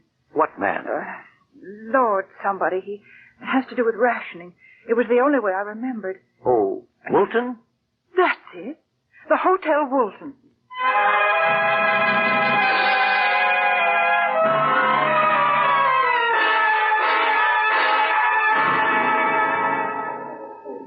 You say you're looking for a Mr. Benson? That's right, clerk. You wouldn't have his first name? I'm afraid not. All I know is that he was registered here last week. I looked through these files. Yes, we had a Harley Benson. Good. Is he still in the hotel? No, checked out yesterday. Yesterday. All the bad luck. Did he leave any home address with you? Just Chicago. That's a very big city. Of course, there's just a chance he might be in the Chicago telephone book. But you'll find the out-of-town phone books on the end of the counter there. Thank you. Find it, sir? Yes, here it is, thank you. What? Benson. Any luck, sir? No Harley Benson. I rather imagine he wouldn't be in the phone book anyhow. Well, sir, if there's anything more I can do, I'll Yes, there is. You keep records, of course, of all long-distance phone calls for your guests? Oh, yes. Would you mind showing me Benson's? To explain my right to ask, my name is Keene. I'm a tracer of lost persons. I'm now looking for a 12-year-old boy, Jimmy Harmon, who has disappeared. Oh, yes, I read all about it in the papers. Let me see, the bill file's right here, Mr. Keene. Yes. Here's Benson. He made several calls. Did he call Chicago? Yes, sir. 3 times. His only long-distance call. And the number he phoned? Here you are, sir. The same all 3 times. Thank you, clerk. That's all I need to know.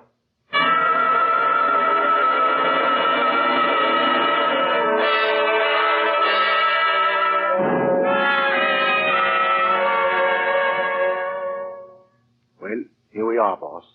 This is the house that Benson phoned to from New York. Didn't expect this. It's as pretty a cottage as I've ever seen. Well, I've known gangsters to hide out in stranger places. All right. Strike a match now, Mike. Let's see the name on the doorbell. It says Malcolm Dugan. That's an alias. I'm sure it's Benson. And that Benson is that man in black that Jimmy talked about. Possibly. Well, let's bust right in and face it. Hey, you out there. Anything you want? Well, you see, we... I seen you through the window, prowling around in the dark. Indeed you did, Benson. How'd you know my name? That's a long story. I've come all the way from New York to talk with you. Though I didn't expect to find you under the name of Dugan. Dugan's a cousin of mine. I board here. May we come in? Sure. Why not? Now then, my name is Keene. Say, not the detective. That's right. This is my assistant, Mike Clancy. Okay. What's next? What do you know about Bill Harmon? Bill Harmon? A gunman, huh? Trigger man for one of the Chicago mobs. Alky racket. Or was it dope? Or maybe black market. And you did him in. Oh, wait a minute, Clancy. Back up. All right. Tell us in your own way. Harmon ain't no mobster. He was the same as what I still am. And what's that? A prison guard in the Lakeshore Penitentiary. A prison guard? Sure, until 5 years ago when he quit. I didn't hear a word from him until I was in New York on vacation last week and ran into him on the street. On the street? You get that, boss? 1 second, Mike. Benson, are you in the habit of wearing black suits and overcoats? Me? You think I'm an undertaker? Well, now, when you ran into Harmon, did he tell you what he was doing? Salesman, he said. We had a couple of beers together, 2 or 3 times. He didn't talk much. Tell me, was there any special reason why he left his job at the penitentiary? No, just quit. What were his duties? Same as me, guarding the death house. And come to think of it... Yes? There was something a little funny in his quitting. He did it just a couple of hours before that big racketeer, Legs Mosley, was burned. Mosley? Oh, yes. And Harmon just walked out. Said he had enough executions. Well, it happens that way sometimes with a guard. Yes, I've heard. But now I remember something else. The minute Legs came out for his last walk to the chair, he asked for Harmon. Where's Harmon, he says. He's got to be here. He's always here. I said Harmon had a previous appointment. So Legs kept asking for him. Yeah, Mr. Keene. Think it meant anything? Tell me something else, Benson. Are there any members of the old Mosley mob still in the penitentiary that I could talk to? No, not a one. Tell you what, though. There is a guy in the pen, a lifer, who was supposed to burn the same night with Mosley. He got reprieved to life. His name is Rayburn. Like to talk to him? You bet I would. The first thing tomorrow morning.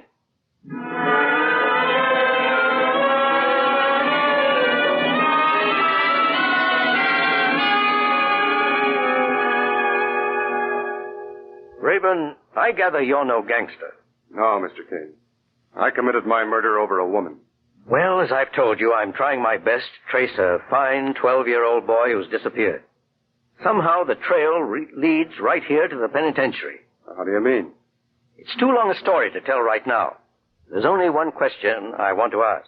Yes, sir? Why did Bill Harmon suddenly quit his job as a guard in the death house a few hours before Mosley's execution? Well, you see... And why didn't Harmon have the nerve to go into the death chamber that night to see him executed? Mr. Keene, I don't want to get anybody in trouble. Don't worry about that. Harmon is dead.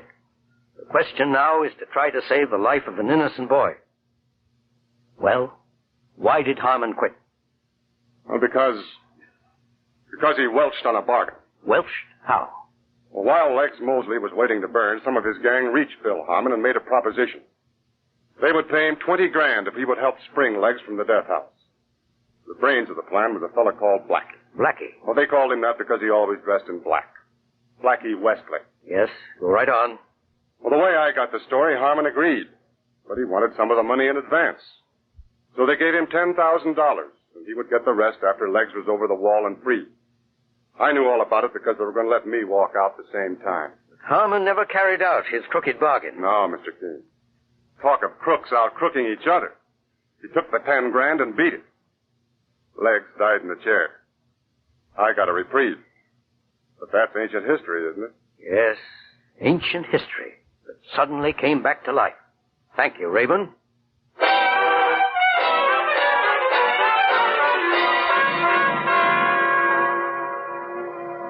Why, sure, boss, it's as plain as day now.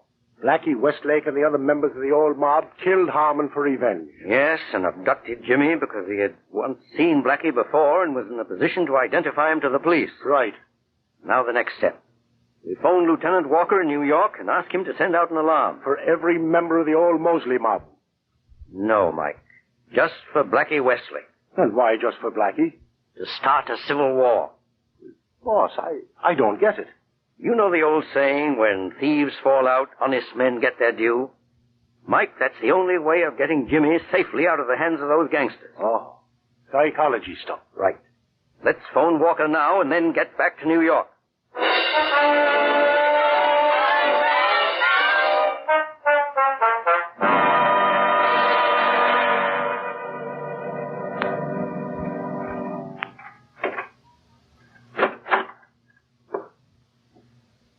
Good morning, Professor. How do you do, Professor? Oh, it's you. The hoodlum they call Blackie. Next on that hoodlum stuff. Well, that's what you are. When are you going to let me out of the cellar? When I feel like it. Get back there or I'll slap you. That's better. Looks all right. I brought you a sandwich out of the kindness of my heart. I don't want your sandwich. Why are you keeping me here? Because you're too darn smart, Professor. You saw us bump off your dear uncle. If I let you go, the cops would take you to headquarters. You'd identify my picture. Just what I thought. You're one of those habitual criminals. Shut up. I can tell that from the shape of your ears and the index of your cranium. Stop that highbrow stuff. My cranium's all right. Where is this place you're keeping me? A warehouse. A lot nearer your home plate than you think. I'm sick of it. It's cold. Let me out of here. You stay right here till the noise dies down. Now go on, get back. Get back or I'll smack you. Take your hand off me. Let me go. Oh, yeah? You slapped me right in the face. You knocked my glasses off. And that's only a sample. Let me out of here. Let me go.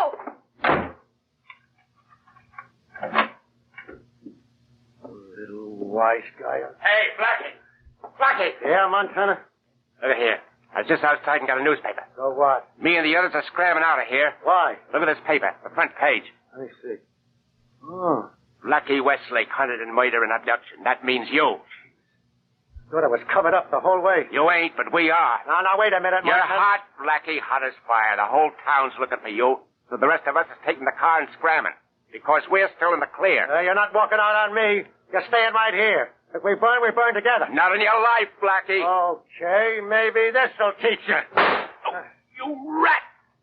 Larry, French, come quick! Oh, so you want to shoot it out, huh?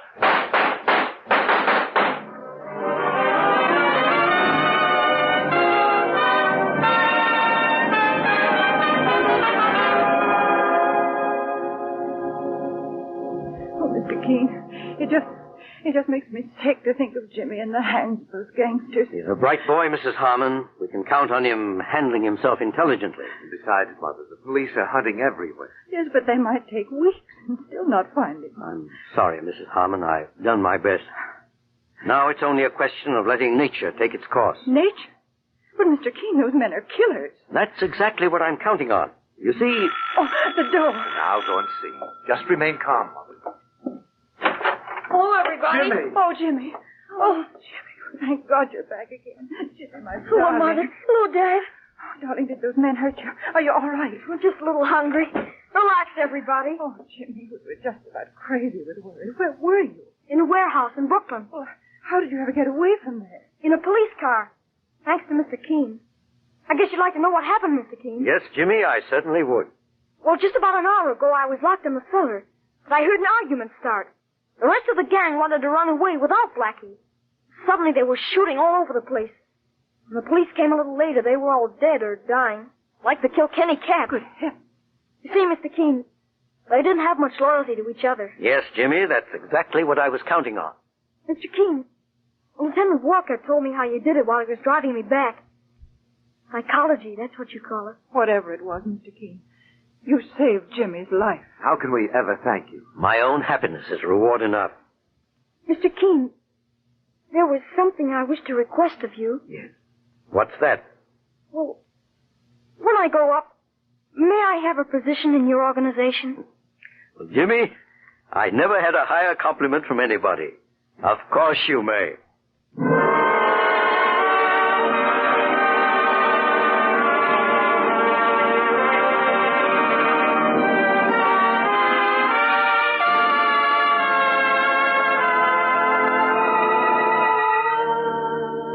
Listen next week at the same time when Mr. Keene brings us the fascinating case of Mr. Trevor's Secret.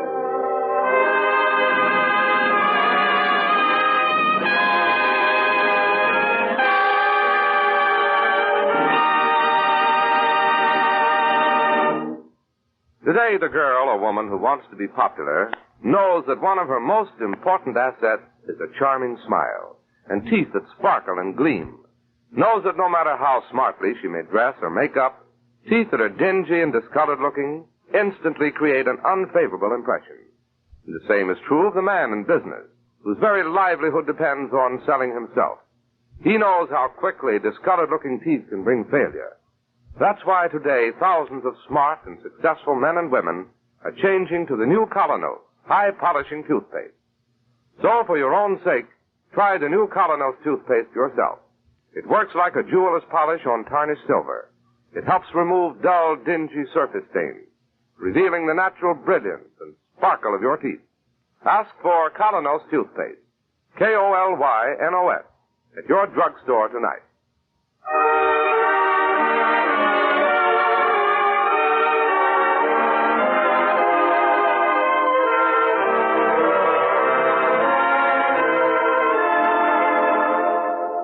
You've been listening to Mr. Keene, Tracer of Lost Persons. Now on the air at a new time, every Thursday night, 7:30 to 8 Eastern Wartime, over this network. Don't miss Mr. Keene next Thursday night when the kindly old Tracer turns to the case of Mr. Trevor's Secret.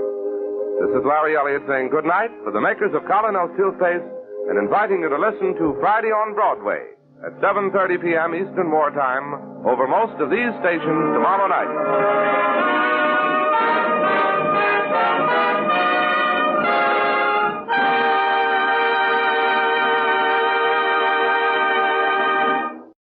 It's time now for Mr. Keene, Tracer of Lost Persons.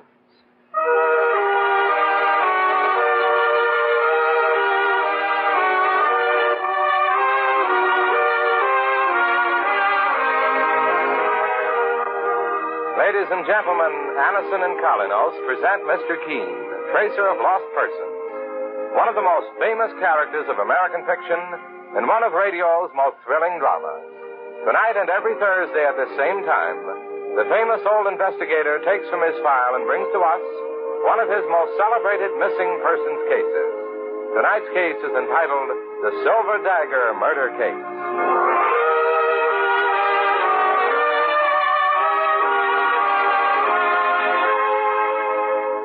When you think of a headache, think of Anison. When you have a headache, get Anison. Anison is like a doctor's prescription. That is, it contains not just one, but a combination of medically proven active ingredients.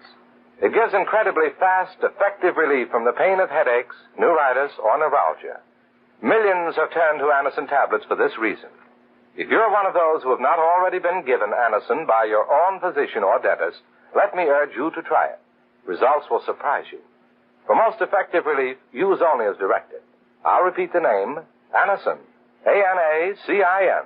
All drug counters have it.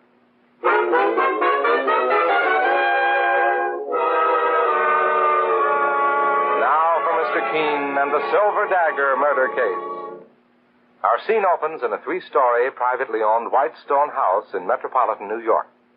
On the first floor, in a handsomely furnished study, decorated with curios from many parts of the world, a beautiful woman sits at her desk, deeply engrossed in writing a letter, unaware that death is lurking just outside her door. And this is to tell you that we must not see each other again. Apparently, you misjudged my motives and made a grave mistake. I am not in love with you, and I never was. Good luck, and the best of everything. Edna. Who's there? Who? What are you doing here in my apartment? I thought I made it plain that you were not to see me again. How dare you touch my things? Leave that dagger on the wall. Did you hear what I said? What are you doing with that dagger? No! No, don't!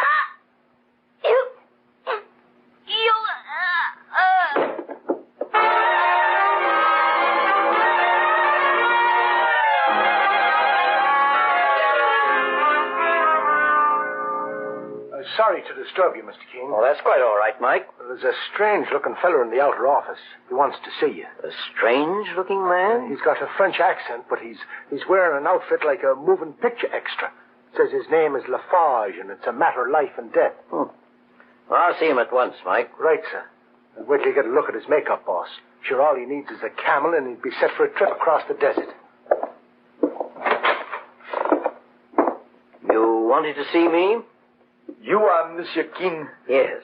My name is Lafarge, Monsieur Jean Lafarge. I am grateful that you can send to see me, Monsieur Keene. The situation cannot wait. Please sit down, Mr. Lafarge. You've met my partner, Mike Clancy. Yes, of course. Can I ask you one question, mister, before you tell the boss what's on your mind? But naturally, Monsieur Clancy. Where did you get that outfit? I am a North African, Monsieur. My home is in French Morocco. Part of this costume is Arabian. Oh, you don't mind my saying so, Mr. Lafarge. You don't look Arabian to me. I am French, Monsieur Keene. My parents left France and moved to North Africa, to Casablanca, when I was a child. What was it you wanted to see me about, Mr. Lafarge? Murder, Monsieur.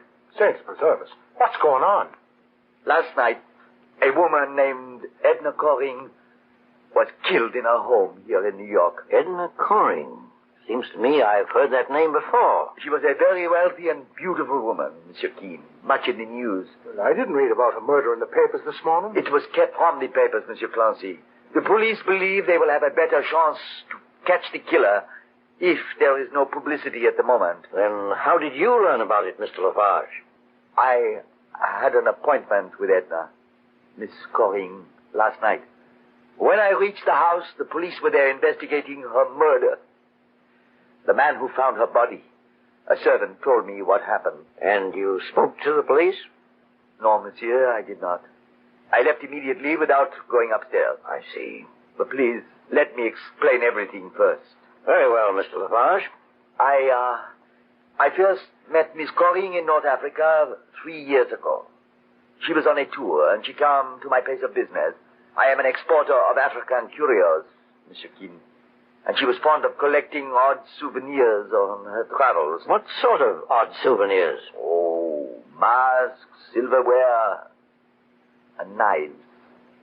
It was a solid silver knife that I sold her. A dagger. It was used by her murderer. And is that why you were so reluctant to speak to the police? Because you had sold her the murder weapon? That and my relationship with Edna Coring. We were very good friends. And nothing more. But the police may think... Mr. Keene, it is not for myself alone that I beg for your assistance. Edna Coring was a wonderful woman. It is only fitting that I should ask you, one of the greatest investigators in the country, to see that her murderer is caught. It seems to me, Mr. Lafarge, that your story isn't complete. Monsieur? Are you holding anything back from me? You are a very discerning man, Monsieur Keene. Yes, there is something else. I only hesitate because I don't want to involve a young man who may be innocent. Who is this young man? His name is Alan Cody. He is a young, ambitious playwright who is still unknown. I have every reason to believe that Edna Coring was in love with him. She told me about young Cody. You also have reason to believe Alan Cody may have murdered her? She told me several days before her death that she was breaking off with him. She said that she intended to send him a letter, but I could see it was making her nervous. She wasn't quite sure how he would react. Why was Edna Coring breaking off with this young man? She said there was too much of a difference in their ages, at least 14 years. Perhaps there was another reason, I do not know. However, if I may suggest it, young Cody would be the man to question first about her murder. Yes, obviously. Here is my card, Monsieur Keene. I will write young Cody's address on the back for you. Very well. You have no idea how grateful I am for your help. This horrible thing has become a nightmare. But now I feel safe. You're safe, Mr. Lafarge, as long as you remain on the list of innocent people. I beg your pardon? If I accept this case, I intend to make a thorough investigation of everyone connected with it, Mr. Lafarge, including you. I understand that, Monsieur Keene. Very well. Mike Clancy and I will have a talk with Alan Cody. Perhaps he'll prove to be a starting point in our search for Edna Coring's murderer.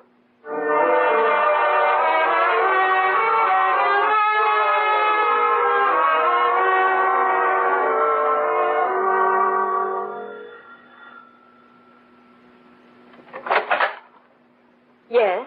We're looking for Alan Cody. Does he live here? Why do you want to see him? I'll explain when I meet Mr. Cody. Who is it, Juliet?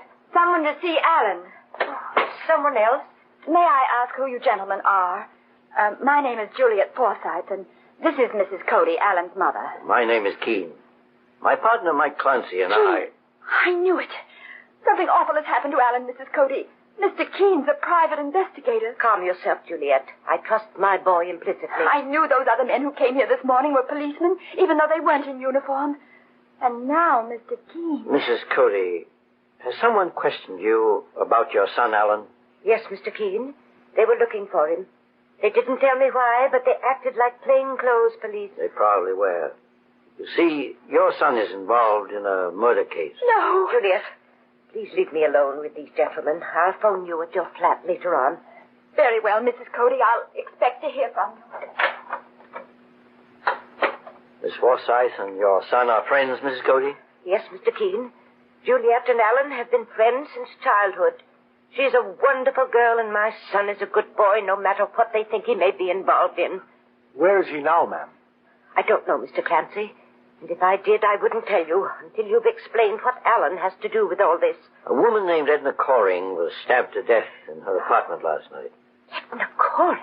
You knew her, Mrs. Cody? Yes, and so did Alan. That's why we want to question her. But if you think my son had anything to do with it, Mr. Keene... I understand your son was in love with a murdered woman. That's not true. Then what was his relationship with her? Well, it was purely business. He's just finished writing a play, and Edna Coring was interested in helping him get it produced. She had money and... I know that. However, my information links your son with Mr. Coring in more than a business way. Then your information is wrong, Mr. Keene. Mrs. Cody, please don't think I've come here believing your son had a part in Miss Coring's death. All I'm looking for are facts. I thought he might be able to help me. I haven't seen Alan in 3 days, Mr. Keene. Does he live here with you? Most of the time, but he also has a small studio where he often works when he wants privacy. Where is that studio, Mrs. Cody? I don't know.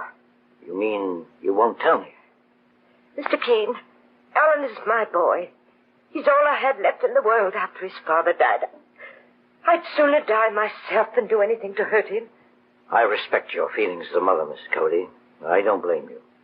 But if I could only convince you that we're here to help him if he's innocent, perhaps you'll cooperate. I don't want to be rude, but I've said all I'm going to say. Very well, Mrs. Cody. Let's go, Mike. Mr. Keene. Yes? I swear to you my son is innocent. For your sake, Mrs. Cody, I hope I can prove it. But my mission is to find Edna Coring's killer. And when I do, I don't intend to spare him the penalty that all murderers must pay for their crimes.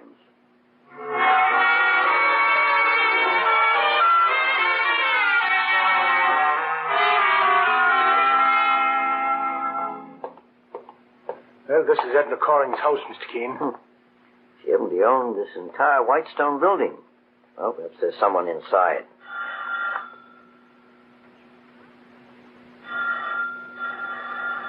Well, no one seems to be in, boss. I beg your pardon. Are you looking for someone? Oh, do you happen to know if anyone is home in Miss Coring's residence? Are you friends of hers? My name is Keene. My partner and I are private investigators. Oh, yes. I'm Anson Howe, Edna's husband. Her husband? I didn't know she was married. Edna and I were secretly married 1 week ago in Chicago. I've just come from police headquarters, Mr. Keene. I was told that you two were investigating Edna's murder. Please come inside. I have a key to the house.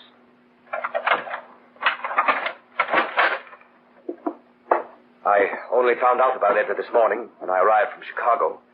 I'm not able to control my emotions completely as yet, so please forgive me. I understand, Mr. Howe. But perhaps you can tell me... Boss, what was that? Something hit the floor in that room. Must be a prowler in the house. Keep your gun handy, Mike, and let's investigate. Right, boss. I'll open the door. Fast. Oh, stand where you are, young fella. Don't make a move. Who are you? I just came to see Edna Coring. Is your name Alan Cody? Yes? I thought so. How did you get in here? The door was open. It happened to be locked when we came in. Sure, and he climbed through that open window, boss. Well, all right. But I haven't taken anything. Except my own property. You mean that manuscript under your arm? If you'll let me pass, please. Just a moment, Alan. Let me see that manuscript. It's mine. I gave it to Edna to read, and I've taken it back. The boss asked for the script, young fella, so just be polite and hand it over. Give that back. Now, take it easy. Here it is, Mr. Keene. Alan, your play has an interesting title. Has it? The Dagger. It's a mystery melodrama. So I gathered. Sit down, Alan. What are you going to do, Mr. Keene?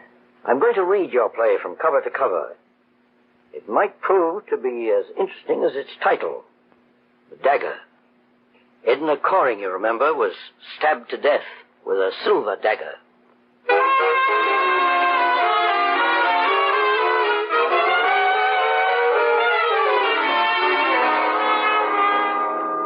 In just a moment, we'll return to Mr. Keene and the Silver Dagger murder case. Meanwhile, beware of unpleasing breath that breathes between the teeth. Use Colonos toothpaste with dental floss action. Those cracks and crevices where food particles can decay must be reached to have a really clean mouth, a welcome breath. Your dentist knows this to be true. Use Colonos toothpaste with dental floss action. Colonos gives amazing dental floss action. That is, sends thousands of active cleansing bubbles to penetrate hard-to-reach dental areas. Helps dislodge bits of food that can cause unpleasing breath and tooth decay. Use Colonos toothpaste with dental floss action. Colonos has high polishing action, too. Brightens dingy teeth by removing ordinary yellow surface stains.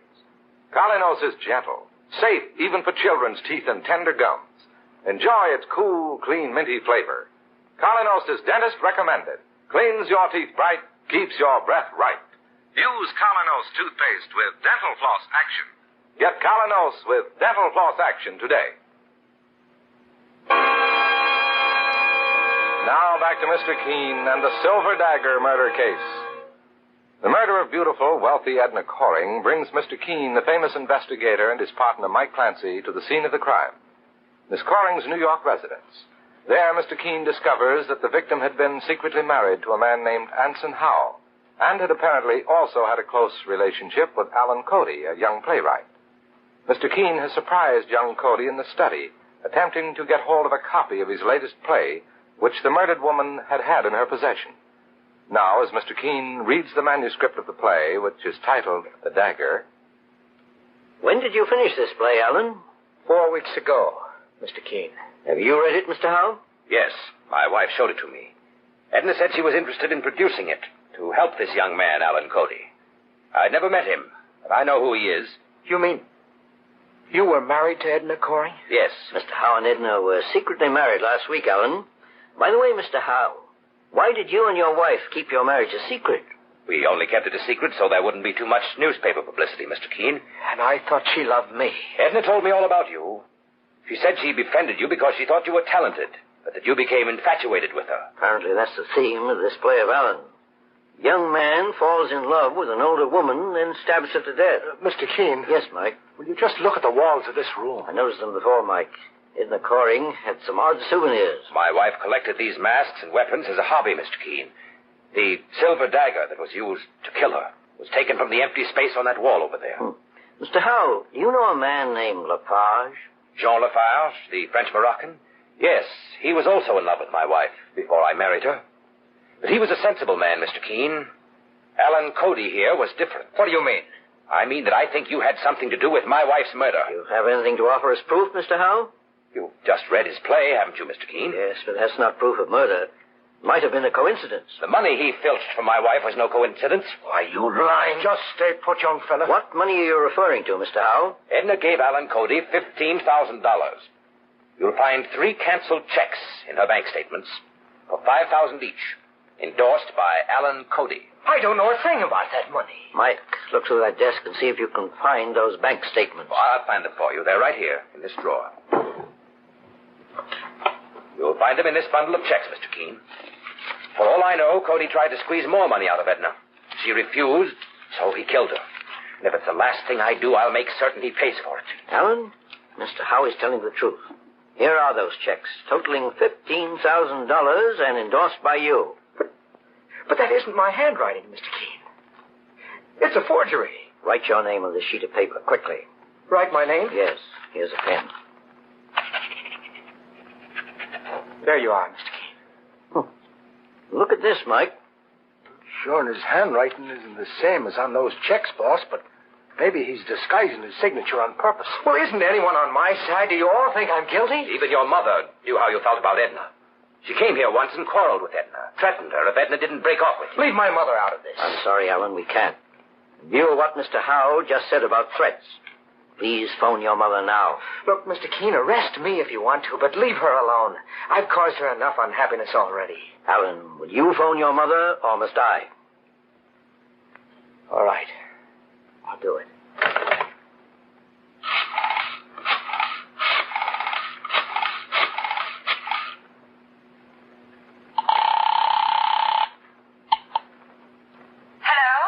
Juliet?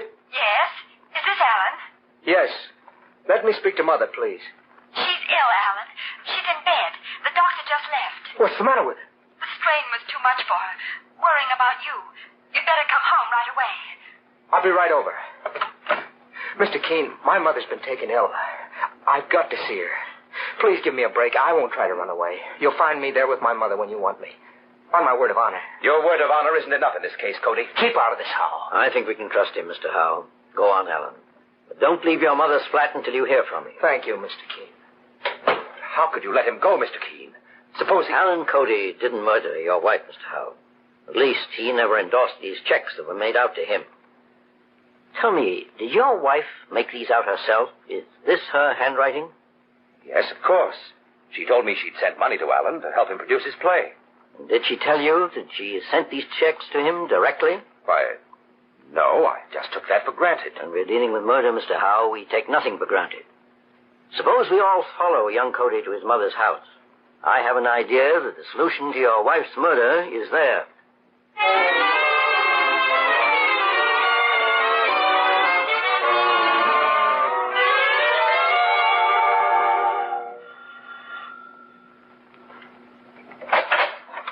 Mr. Keene, please come in. Thank you.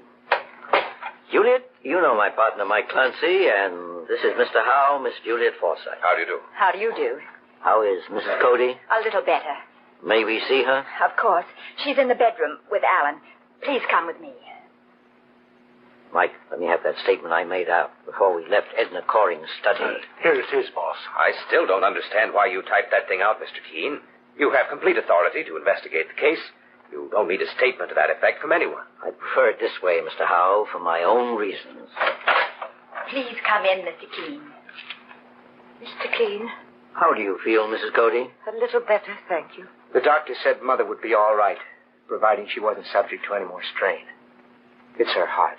Mrs. Cody, I'm convinced now that your son is innocent of Edna Coring's murder, and I'm going to prove it. Oh, Mr. Keene, do you really mean that? The boss never meant anything more in his life, ma'am. Incidentally, this is Mr. Howe. He's married to Edna Coring. Married? Then I was right about her after all. She was shameless. Take it easy, Mother. I'm all right, son. I just want you to know that when I interfered in your behalf, I knew what I was doing. Then you saw Edna Coring, Mrs. Cody. Mr. Keene, I knew she was only amusing herself with Alan. I saw her and warned her never to speak to him again, or I wouldn't be responsible. Mother, be careful of what you say. I'm not afraid. I have nothing to hide. Perhaps not. But you made one mistake, Mrs. Cody. Edna Coring was only trying to be fair to Alan. She never led him on. Is that right, Alan? Yes. But if you think my mother's quarrel with Edna had anything to do with her murder... Alan, right now, all I want is complete authority to investigate this case thoroughly. But you already have that, Mr. Keene. I need it in writing, Mrs. Cody. I've prepared a statement to that effect, and Mr. Howe has already signed it. I want the rest of you to add your names. Mike, your pen, please. Okay, boss. Here you are. Miss Cody, sign here, please. There you are. Alan?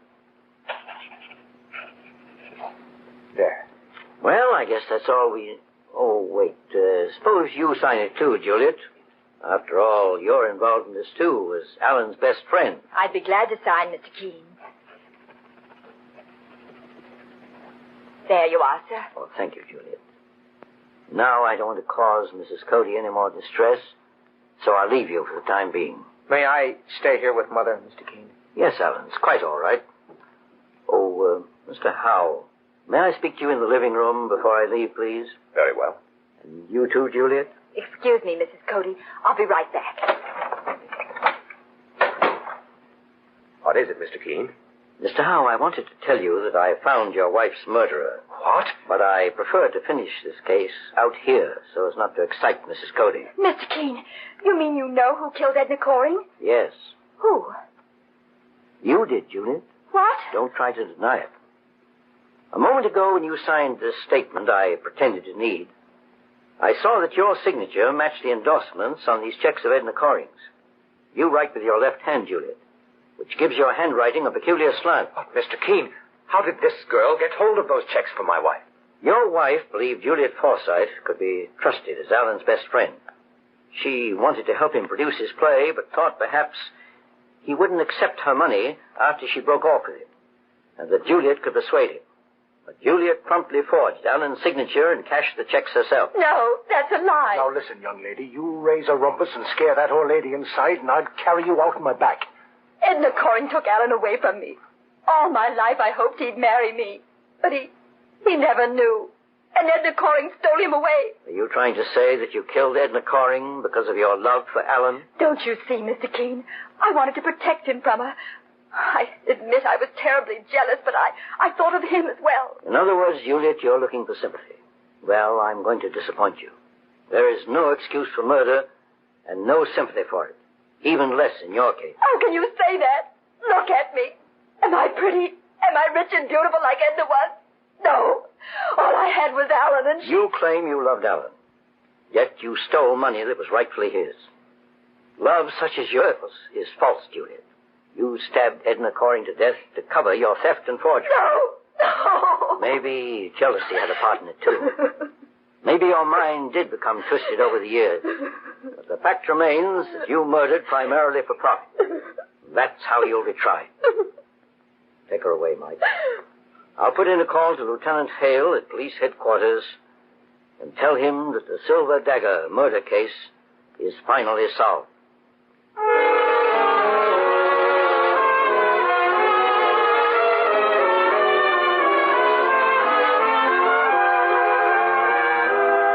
And so Mr. Keene finds the solution to the Silver Dagger murder case.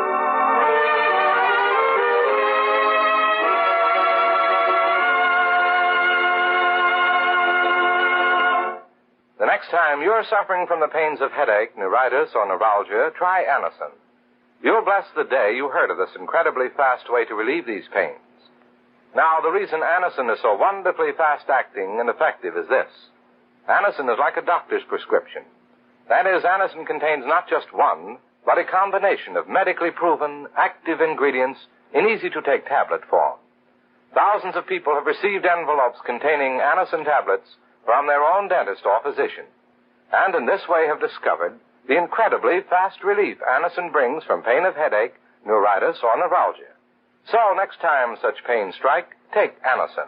For most effective relief, use only as directed. Your druggist has Anacin in handy boxes of 12 and 30, and economical family-size bottles of 50 and 100. The name is Anacin, A-N-A-C-I-N.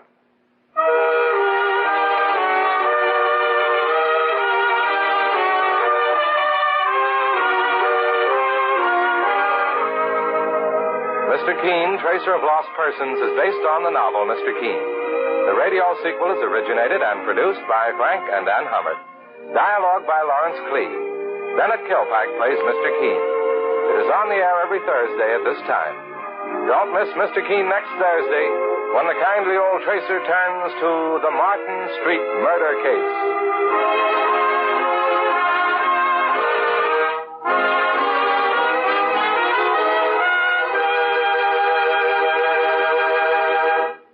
Mr. Keene, Tracer of Lost Persons, will be on the air next Thursday at this same time.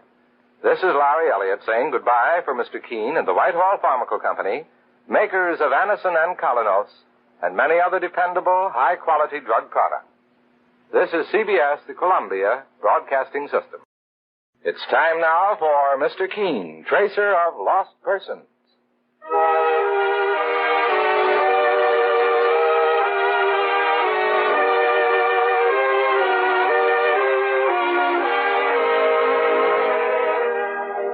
Ladies and gentlemen, Anacin and Colinos present Mr. Keene, Tracer of Lost Persons, one of the most famous characters of American fiction in one of radio's most thrilling dramas.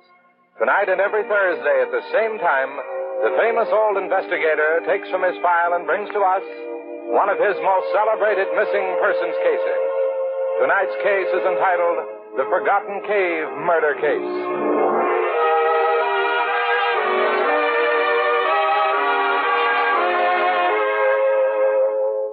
It's so unnecessary to suffer from the pain of headaches, neuritis, or neuralgia when Anacin gives you such incredibly fast relief.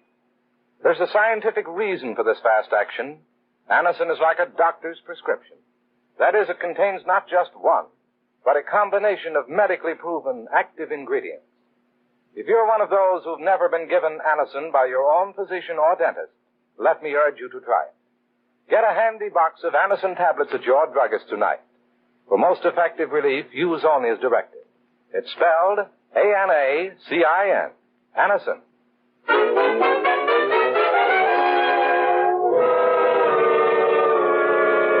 Now for Mr. Keene and the Forgotten Cave murder case. Our scene opens in the dark, damp recesses of a cave, located deep in an oceanside cliff on Long Island. Two men, both with small electric flashlights, are clambering over the slippery rocks, going deeper inside the tomb-like cave. Take it easy, Jim. These rocks are covered with slime. Let's have another look at that map, Ed. Well, we can't be far from what we're after. Look, Jim. The cave breaks into two passages right ahead of us. The map doesn't say which one to take. Well, maybe they come together again farther up. I tell you what, Ed. I'll take the left passage and you take the right. No, listen, Jim. Let's get out of here. I'm afraid. Oh, forget it. We may be 100 yards away from $1 million. And I'm seeing it through. I'm going into this part of the cave on the left. Jim! Jim! I'm going back. I'm not staying in this cave another... Jim! Jim! Jim, what happened? Did you fall? There's a knife in his back. He's dead.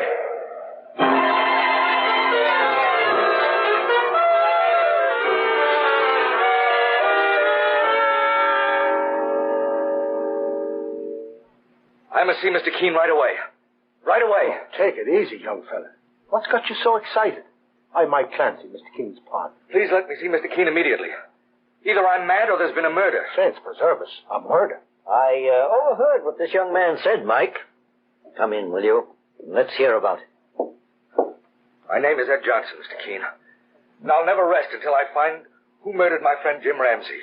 And got away with his body besides. Got away with his body, Mr. Johnson? Well, that sounds strange.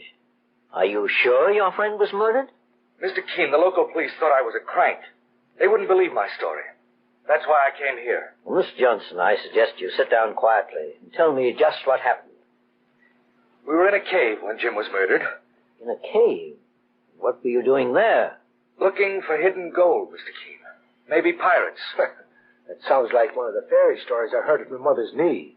Pirates' gold. Well, let him proceed, Mike. Go ahead, Mr. Johnson. I realize it all sounds crazy, Mr. Keene, but it's true. I've known Jim Ramsey for over a year now. We were in the clam and oyster business on the Long Island coast. We bought a tract of land for our business. I see. On a deserted part of our land, near the coast, there was an old abandoned house. The place was falling apart, but I've always been pretty handy with tools, and Jim was too. So you decided to repair the house and live in it together near your work, That's right, Mr. Keene. And how did you get this idea of pirates' gold in a cave, Mr. Johnson? We were repairing the chimney, Mr. Clancy, and we found a map under some bricks. A pirate's map in a chimney in an old house on Long Island. Well, still sounds like a fairy story to me. Mr. Johnson, I'm afraid Mike doesn't believe in buried treasure. But the map led us to an old forgotten cave. The cave was near the house, about 30 feet underground. That's where Jim Ramsey was murdered and disappeared. I guess you don't believe me either. But Jim's death was real. He was murdered. A knife in his back. I saw his body. Well, after the local police left, Mr. Johnson, did you return to the cave to look for your friend's body? I didn't have the map anymore. It was in Jim's pocket when his body disappeared. Besides, I was afraid I'd be murdered like Jim was. Mr. Keene, you're known as one of the cleverest investigators in the country. Someone's been murdered, and something must be done about it. Well, I'm honest to say this whole thing sounds fantastic, Mr. Johnson, but I'll look into it. You mean you'll help me? I'll do what I can. When can you come to Long Island? Sometime this afternoon. There's a train at 1. We'll get to Shellview at 3:30. I'll meet you at the station. Very well. Goodbye, Mr. Keene. Mr. Clancy. And thanks again. Goodbye, Mr. Johnson. So long. Sure, and you're not going to waste your time on a yarn like that, Mr. Keene. I'm almost as suspicious of it as you are, Mike, and yet I'm curious, too. But even the local police think this fellow Johnson's a little off balance. Still, why would he come here to ask my help? There certainly is a cave. The police were there. Well, boss, do you think that he and his partner may have fallen in with some dope smugglers or something like that? You mean a gang would be using that cave to hide their loot? Sure, it's possible. Mike, I see you're becoming just as curious as I am. Well, there's only one thing to do about it. We're going out to that old house in Long Island and that secret cave and see for ourselves.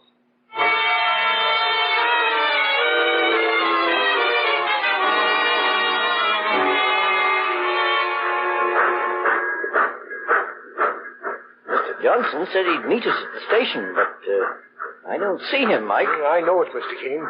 He's got us way down here in Long Island on a wild goose chase. You gents looking for a taxi? I got one right over here.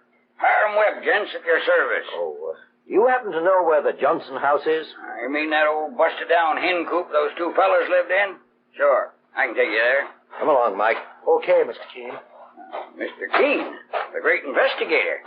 Well, I guess you're here to look into that disappearing body business. Do you know anything about it, Hiram? I mean, how Jim Ramsey disappeared so mysteriously? Maybe I do. Maybe I don't. One thing I do know, though, this section of the country, I know it backwards and forwards. And maybe I can help you out. Thanks, Hiram. Step into the taxi, gents. She ain't very fancy, but she'll get us there. Excuse me. Is this a public taxi? Sure is, ma'am, but she's taken now. Oh, please, I'm sure these gentlemen won't mind. This is very urgent. I've got to get up to the Ramsey house immediately. The Ramsey house? Maybe it's known as the Johnson house. It's an old place my husband bought with Ed Johnson. Oh, you're Jim Ramsey's wife? Yes. Margaret Ramsey. You know my husband? No, my name is Keene. My partner and I are on our way to that house ourselves. Mr. Keene, according to Johnson, wasn't this lady's husband the one who was murdered in that case? Murdered? Jim? No. No, I don't believe it. I'm sorry, Mrs. Ramsey, but it hasn't definitely been established. All we know so far is that your husband's body has disappeared. I guess you won't object now if I go in the taxi with you, Mr. Keene? Why, of course not. All right, Hiram, let's head directly for that old house.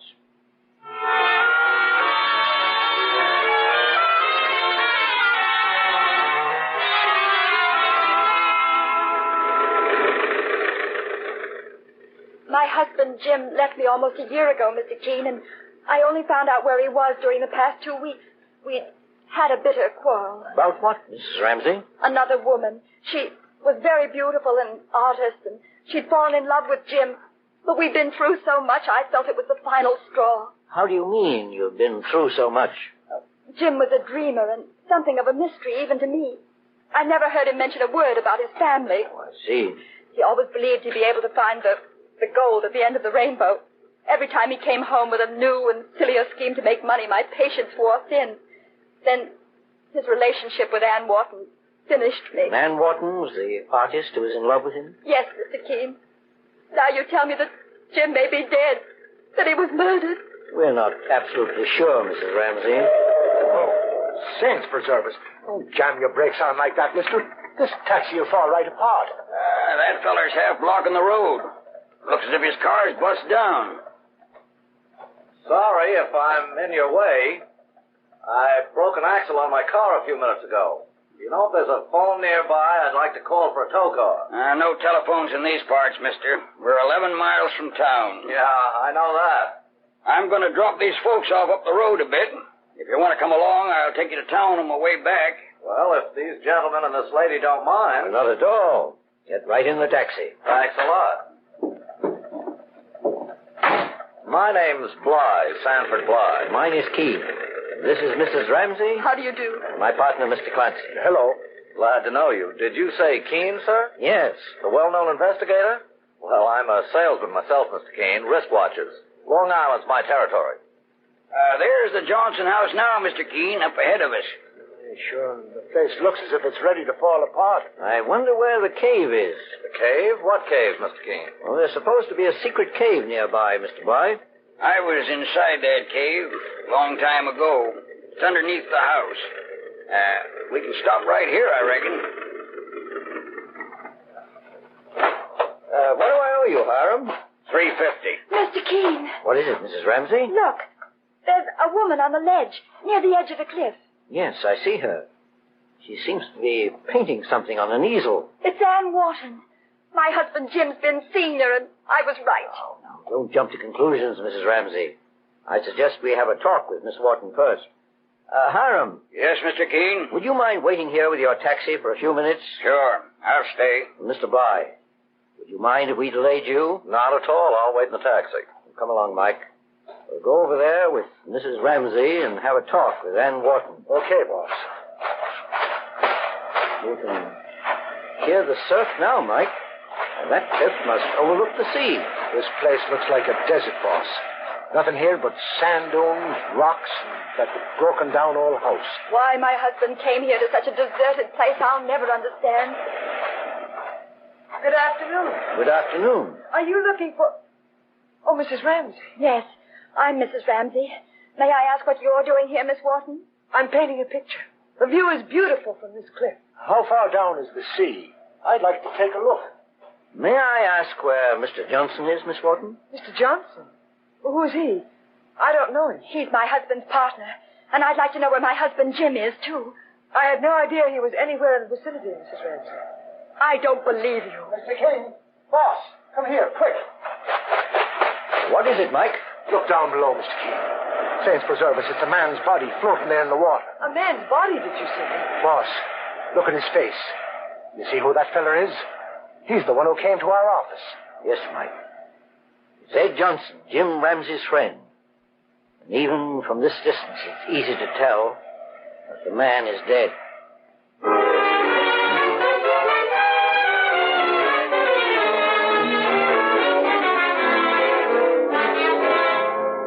In just a moment, we'll return to Mr. Keene and the Forgotten Cave murder case.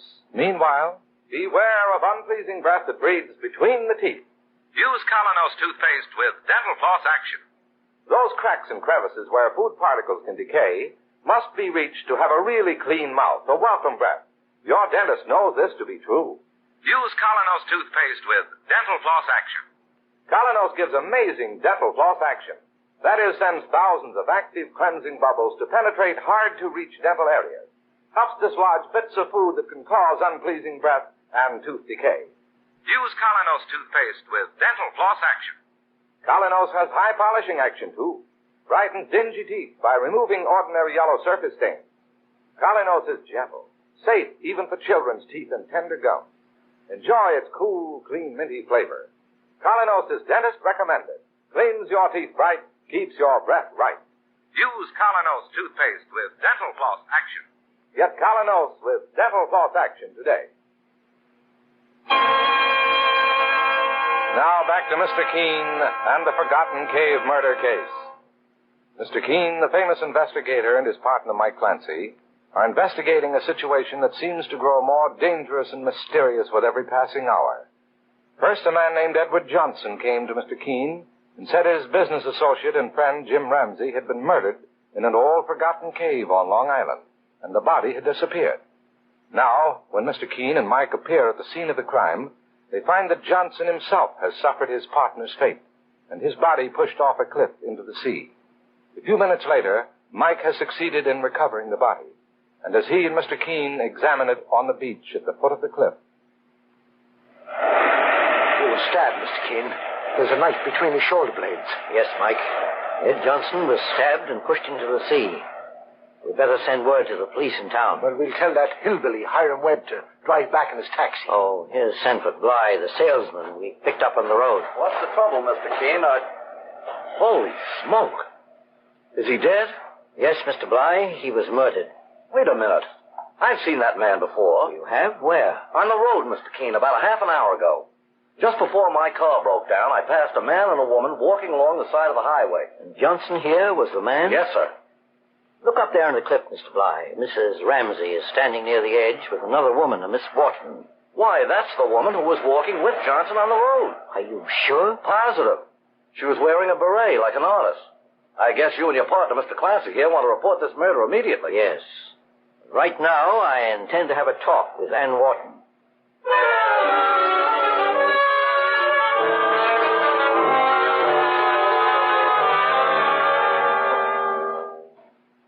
Well, here's Miss Wharton, boss, and Mrs. Ramsey. What happened to that man who was floating in the sea, Mr. Keene? It was Mr. Johnson. He was dead, Miss Wharton. It was evidently murdered by the same person who killed Jim Ramsey. You mean Jim is dead, too? But up to now, his body hasn't been discovered. I never knew. I never dreamed. Didn't you? Then what were you doing here? You didn't come to paint a picture. Miss Wharton, just why did you come here to this old house, if not to see Jim Ramsey? All right. I'll admit it now, Mr. Keene. I did come to see Mrs. Ramsey's husband. I hoped I could make up with him. What do you mean, make up with him? I'm afraid I made a mistake about Jim. I thought he'd left his wife for good when I fell in love with him. Later, when he broke off our relationship, I realized I was wrong. It was his wife he loved, not me. Then why did you follow him here? I wanted to help him make up with you, Mrs. Ramsey. I don't believe her, Mr. Keene. It's true. Miss Wharton, you said before that you didn't know Jim's partner, Mr. Johnson. But Mr. Bly told me that he saw you walking along the road with him. That's right. He was the man whose body you just found. But I didn't lie to you, Mr. Keene. I only asked him the way to the ocean. I didn't know that man's name was Johnson. Well, Miss Wharton, I suggest that you and Mrs. Ramsey wait inside the house. Mr. Keene, you mean you're holding me on suspicion of murder? I'm holding you as well as everyone else until this murder case is solved.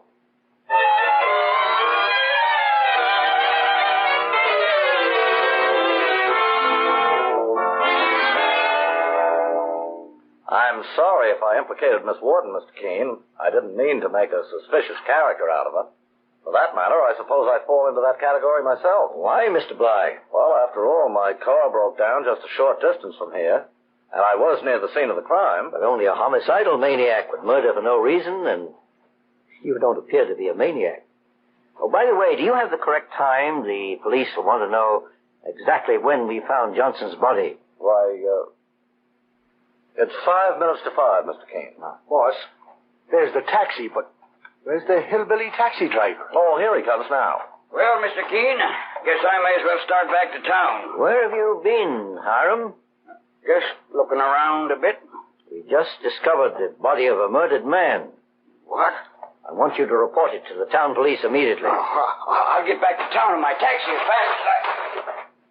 Mr. Keene! What is it? Come over here and look at this. What's the trouble? My tires. All 4 of them are flat. The car's useless. 4 flat tires isn't exactly a coincidence. I'll say it ain't. Someone must have punched holes in them. Who's going into town to tell the police, Mr. Keene? May I make a suggestion? What is it, Mr. Bly? Well, my car's broken down, too, but I have 4 good tires. My car's the same make as Hiram's, only much newer, of course. Now, if you wanted to take the trouble to switch tires, it might solve the problem. That's not a bad idea, Mr. Keene. Well, we can try it anyway, Mike. Well, between Hiram, Mr. Bly, and myself, why, we can do the job in an hour. All right. Meanwhile, I'm going to take a look at that forgotten cave. The entrance is just below the cliff over there on the right, Mr. Keene, near the old house. Well, Mike, perhaps you can switch those car tires yourself with only Mr. Bly's help. Oh, I think we can manage it, boss. What about me? You seem to know your way around here quite well, Hiram. I'd like you to guide me to the forgotten cave, to the place where Jim Ramsey's body was last seen.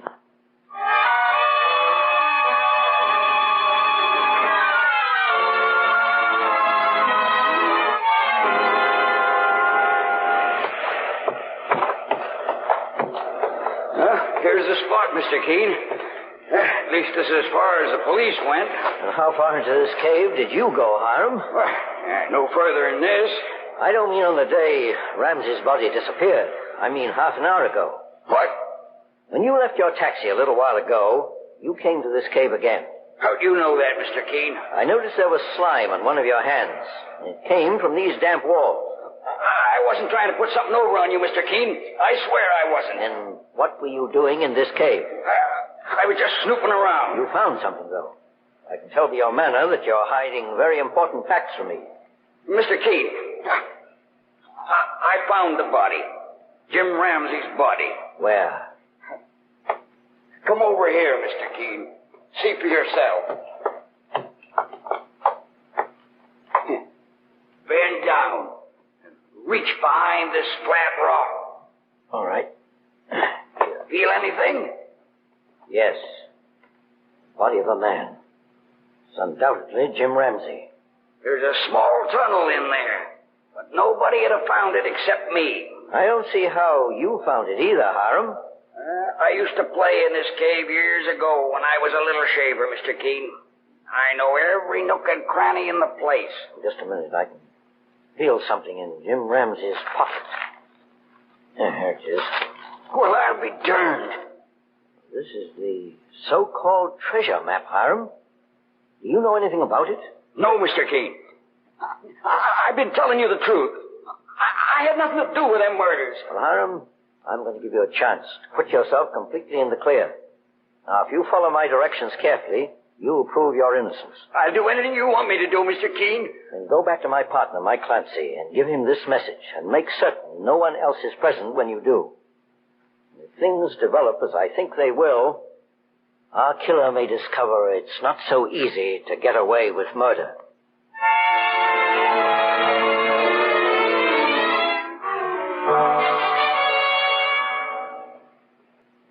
Mike, is that you? Right, boss. Where are you, Mr. Keene? Over here, behind the ledge. Oh, saints preserve us. This cave gives me the creep, boss. Did you follow my instructions, Mike? Yes, sir. I went back to the house with Mr. Bly, and I told the two women you had found Jim Ramsey's body here in the cave, and that you and I were going to town to report to the police. Then I started the taxi and drove it out of sight, and circled back here to the cave on foot. Did you search that car? Yes, Mr. Keene. What did you find? Nothing at all. Well, you may not know it, Mike, but you found a great deal. You see, it must be at least 20 minutes since you left them in the house. We ought to have a visitor inside this cave within... Boss, someone's coming. Yes. Our murderer, Mike. Hold your gun and your flashlight ready. Right, sir. Flash your light, Mike. What? Don't move, Mr. Bly. If you do, Mike Clancy will shoot to kill. Keene. Put this man under arrest, Mike, for the murder of Jim Ramsey and Edward Johnson. You're crazy, Keene. I never even knew Edward Johnson. You murdered Edward Johnson because he evidently ran into a clue that would have sent you to the electric chair for Jim Ramsey's death. That's a lie. You proved your guilt, Bly, by coming to this cave just now. Jim's body was hidden behind that rock, where we caught you stooping. Only one other man knew that body was there, Hiram Webb. Then why don't you accuse him? Because the man who killed Ramsey wanted his body hidden forever. That was an important part of the plan. You came back to hide Ramsey's body in some other place, knowing we'd found it. And what was my motive, Keene? You can't just pick up a watch salesman and accuse him of murder. You're no watch salesman, Bly. You claim your line is wristwatches. And yet, when I asked you for the time, I saw that you carried a pocket watch. Not a very good advertisement for a man in your trade. Besides, I searched your car, mister. Since when does a salesman travel without samples? You were also clever about puncturing the tires of Hiram's taxi. At first, you thought it might prevent us from getting word to the police. Then you decided it would be smarter to lend us the tires from your car, just to make you appear more innocent. You still don't have a murder motive, Keene. Go through his clothes for identification, Mike. I have a feeling his name isn't Bly. No, don't you touch me. Take it easy, mister. Don't let me get tough with you. Here. Here's his wallet, boss. Oh, Bly, is it? Mr. Keene, his name is Ramsey. Sanford Ramsey. It's on this car registration. So you're related to Jim Ramsey. Look, I'll make a deal with you, Keene. In 6 months, I'll come into $3 million. Let me go free and we'll split 50-50. $3 million, eh? Whose money are you inheriting? My uncle's. It was left to Jim, but it goes to me if Jim dies. Jim left California 6 years ago and disappeared. But I finally caught up with him. Decided to play this my own way. Now I understand why you wanted Jim's body to be missing. Jim Ramsey was gone for 6 long years. One more would have made it 7. The man is declared legally dead after 7 years. You'd have inherited the money. The way I planned it, Keene, no one will be the wiser. I knew about this old house and the cave. Then I put the map in the fireplace, knowing Jim would fall for it. Thinking he could find hidden gold, search the place. I made that map myself, Keene. You also made a case for the state that's foolproof. You mean you won't play along with me? Of course I will. As far as a prison cell and a judge and jury... Why, you... Put the handcuffs on him, Mike. Mr. Sanford Ramsey, or Bly if he prefers, is going on trial for murder in the first degree.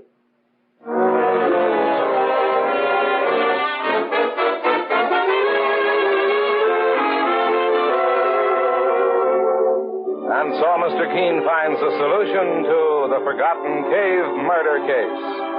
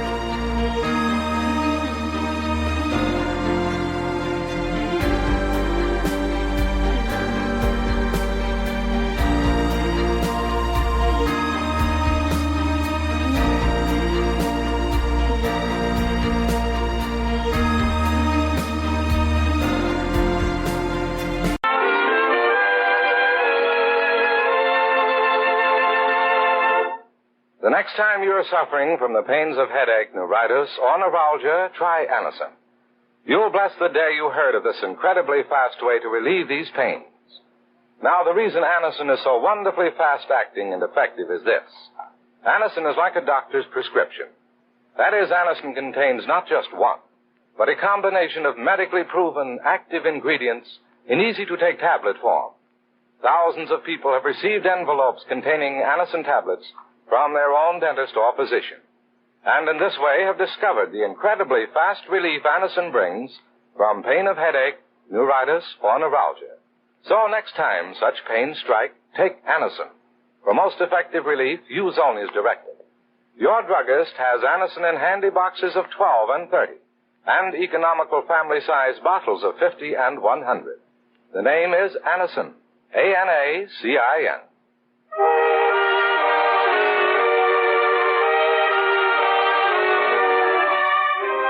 Mr. Keene, Tracer of Lost Persons, is based on the novel Mr. Keene.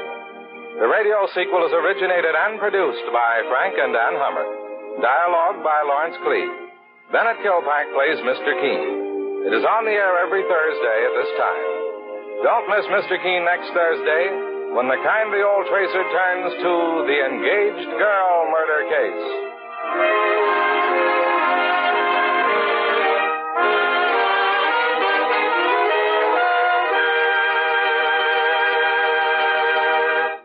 Mr. Keene, Tracer of Lost Persons, will be on the air next Thursday at this same time.